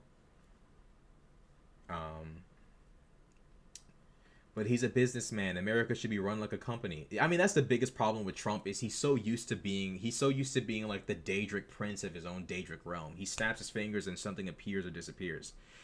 That's part of why he does not know how to act right. It's because if he can't get exactly what he wants, how he wants it, he'll fucking detonate everything. He's so used to being the god of his own realm. And that's one of the biggest reasons why he can't function as president, is because he can't comprehend not being able to do whatever he wants. And this is why he's planning on trying to take over everything, because like he's used to that. He hates not having full unfettered control over everything. Why is the Yakub stuff getting popular? Most black people don't even care. I think it's other groups finding out about it existing in the first place. I mean, if you don't care about my struggles dealing with hatred, why should I be an ally? I mean, you gotta realize, just because the black community has a homophobia problem does not mean, like, it's complicated in the sense of, like, the black community, the homophobia in the black community is not the same as, like, black people are not actively trying to stop gay people from having their rights. You know, in fact, like, I would say in terms of, like, homophobia, the black community is getting better over time. Like, it's not as bad as you think it is, but it definitely does need fixing. But it's definitely progressing better than it is regressing. Like, there is a little bit more, like, homophobia in the black community, but it's not as bad as a lot of people make it seem. and I think it's definitely getting better.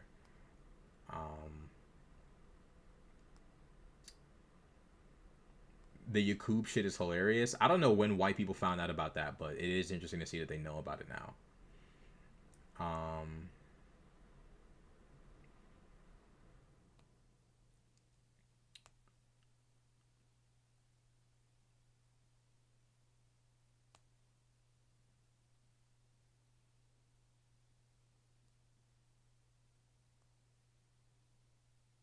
Like, a lot of the homophobia is like petty like talk. Like, it's like black dudes just not wanting to be called gay. Like, niggas saying pause and, hey, bro, that shit gay. But, like, it could be way worse than people say it is. I could be wrong about that. But, like, trust me. Like, the black community in America is getting way better on homosexuality than people realize. And the funny thing is, like, if you swap black people out with another demographic, you'd have the same issue. Like, if you swap black Americans out with, like, you know, Arab Muslims, you'd see homophobia. Like, if you take our population and take a different group and make them as big as us and swap them out with them, it'd be the same shit. Like, if you take a significantly, like, religious group, they're gonna have a little bit of a homophobia problem, but I don't even think it's, like... I don't think it's as bad as people say it is. Like, black people are not trying to, like, derail gay rights.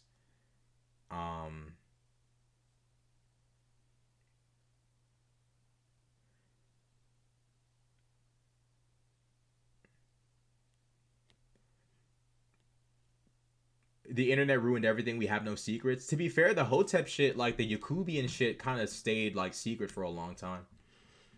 Seeing that white people know about it is, like, funny. The black community doesn't have a large amount of organization with a huge amount of money dedicated to removing gay and women's rights. I don't think the black community wants to. There just isn't that desire. Like, I don't think the black community wants to get rid of gay rights or women's rights, even if there was money there to do it in the first place. I just don't see... Like, at most, I see black people freaking out about a rapper wearing nail polish or being zesty. But, like, you know, I just don't think that energy is there. You know, like, if you look at, like, a lot of Hispanic people who are religious, Jewish communities that are super religious, you know, homophobia is strictly, like, heavily tied, not strictly, but heavily tied to religion, bro.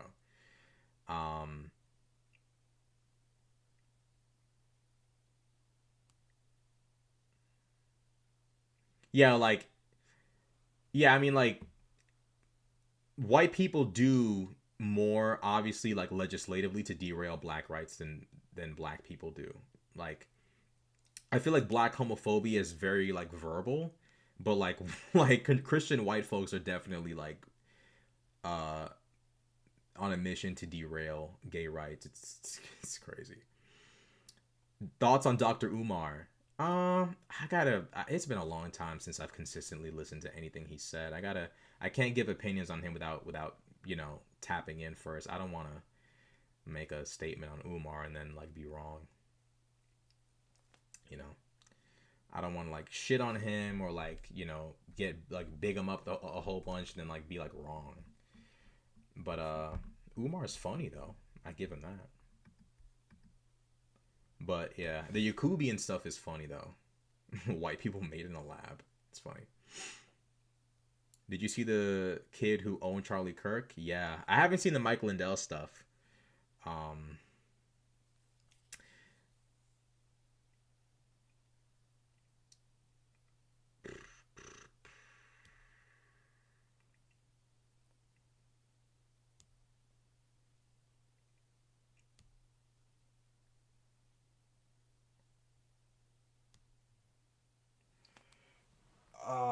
The black community doesn't vote for politicians that want to remove gay rights. Yeah, I mean, like, do black men, like, complain about gay stuff in the rap community? Yes.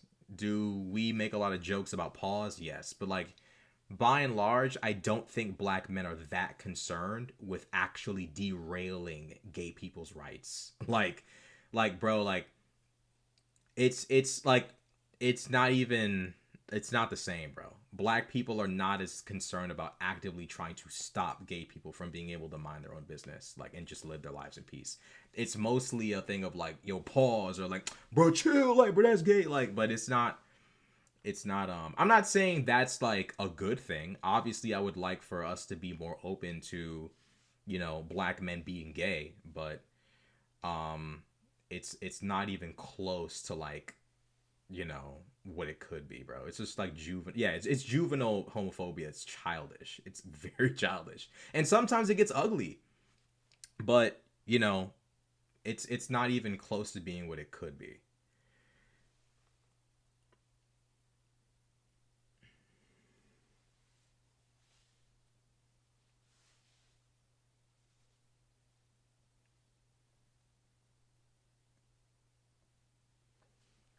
The Cam said, how are you so based?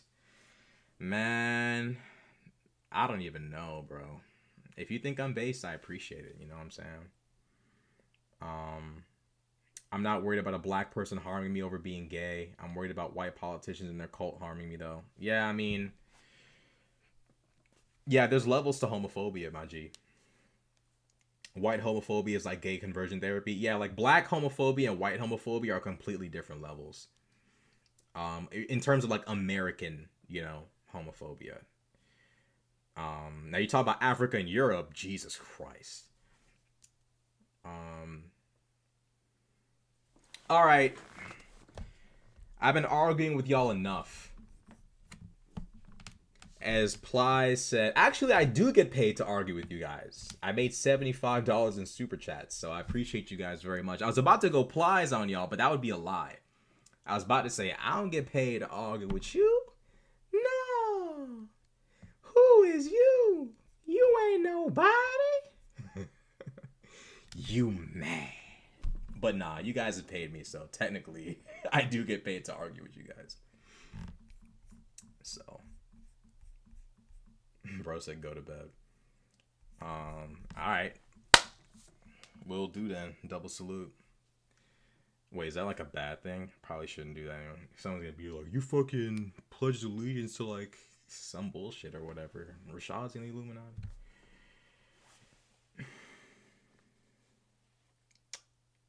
I'll make the Discord soon. Don't worry. I just gotta stop being lazy. Beyond T with the $10 super chat. Thanks for the work you do. Thank you for your super chat. Thank you for your support. And thank all of you for arguing with me and being here and giving me the time of day. Thank all of you. Discord coming soon. I promise you. Within like the next month. Promise you. Good stream. Catch you tomorrow for the 7-hour marathons. Bro, you're tweaking.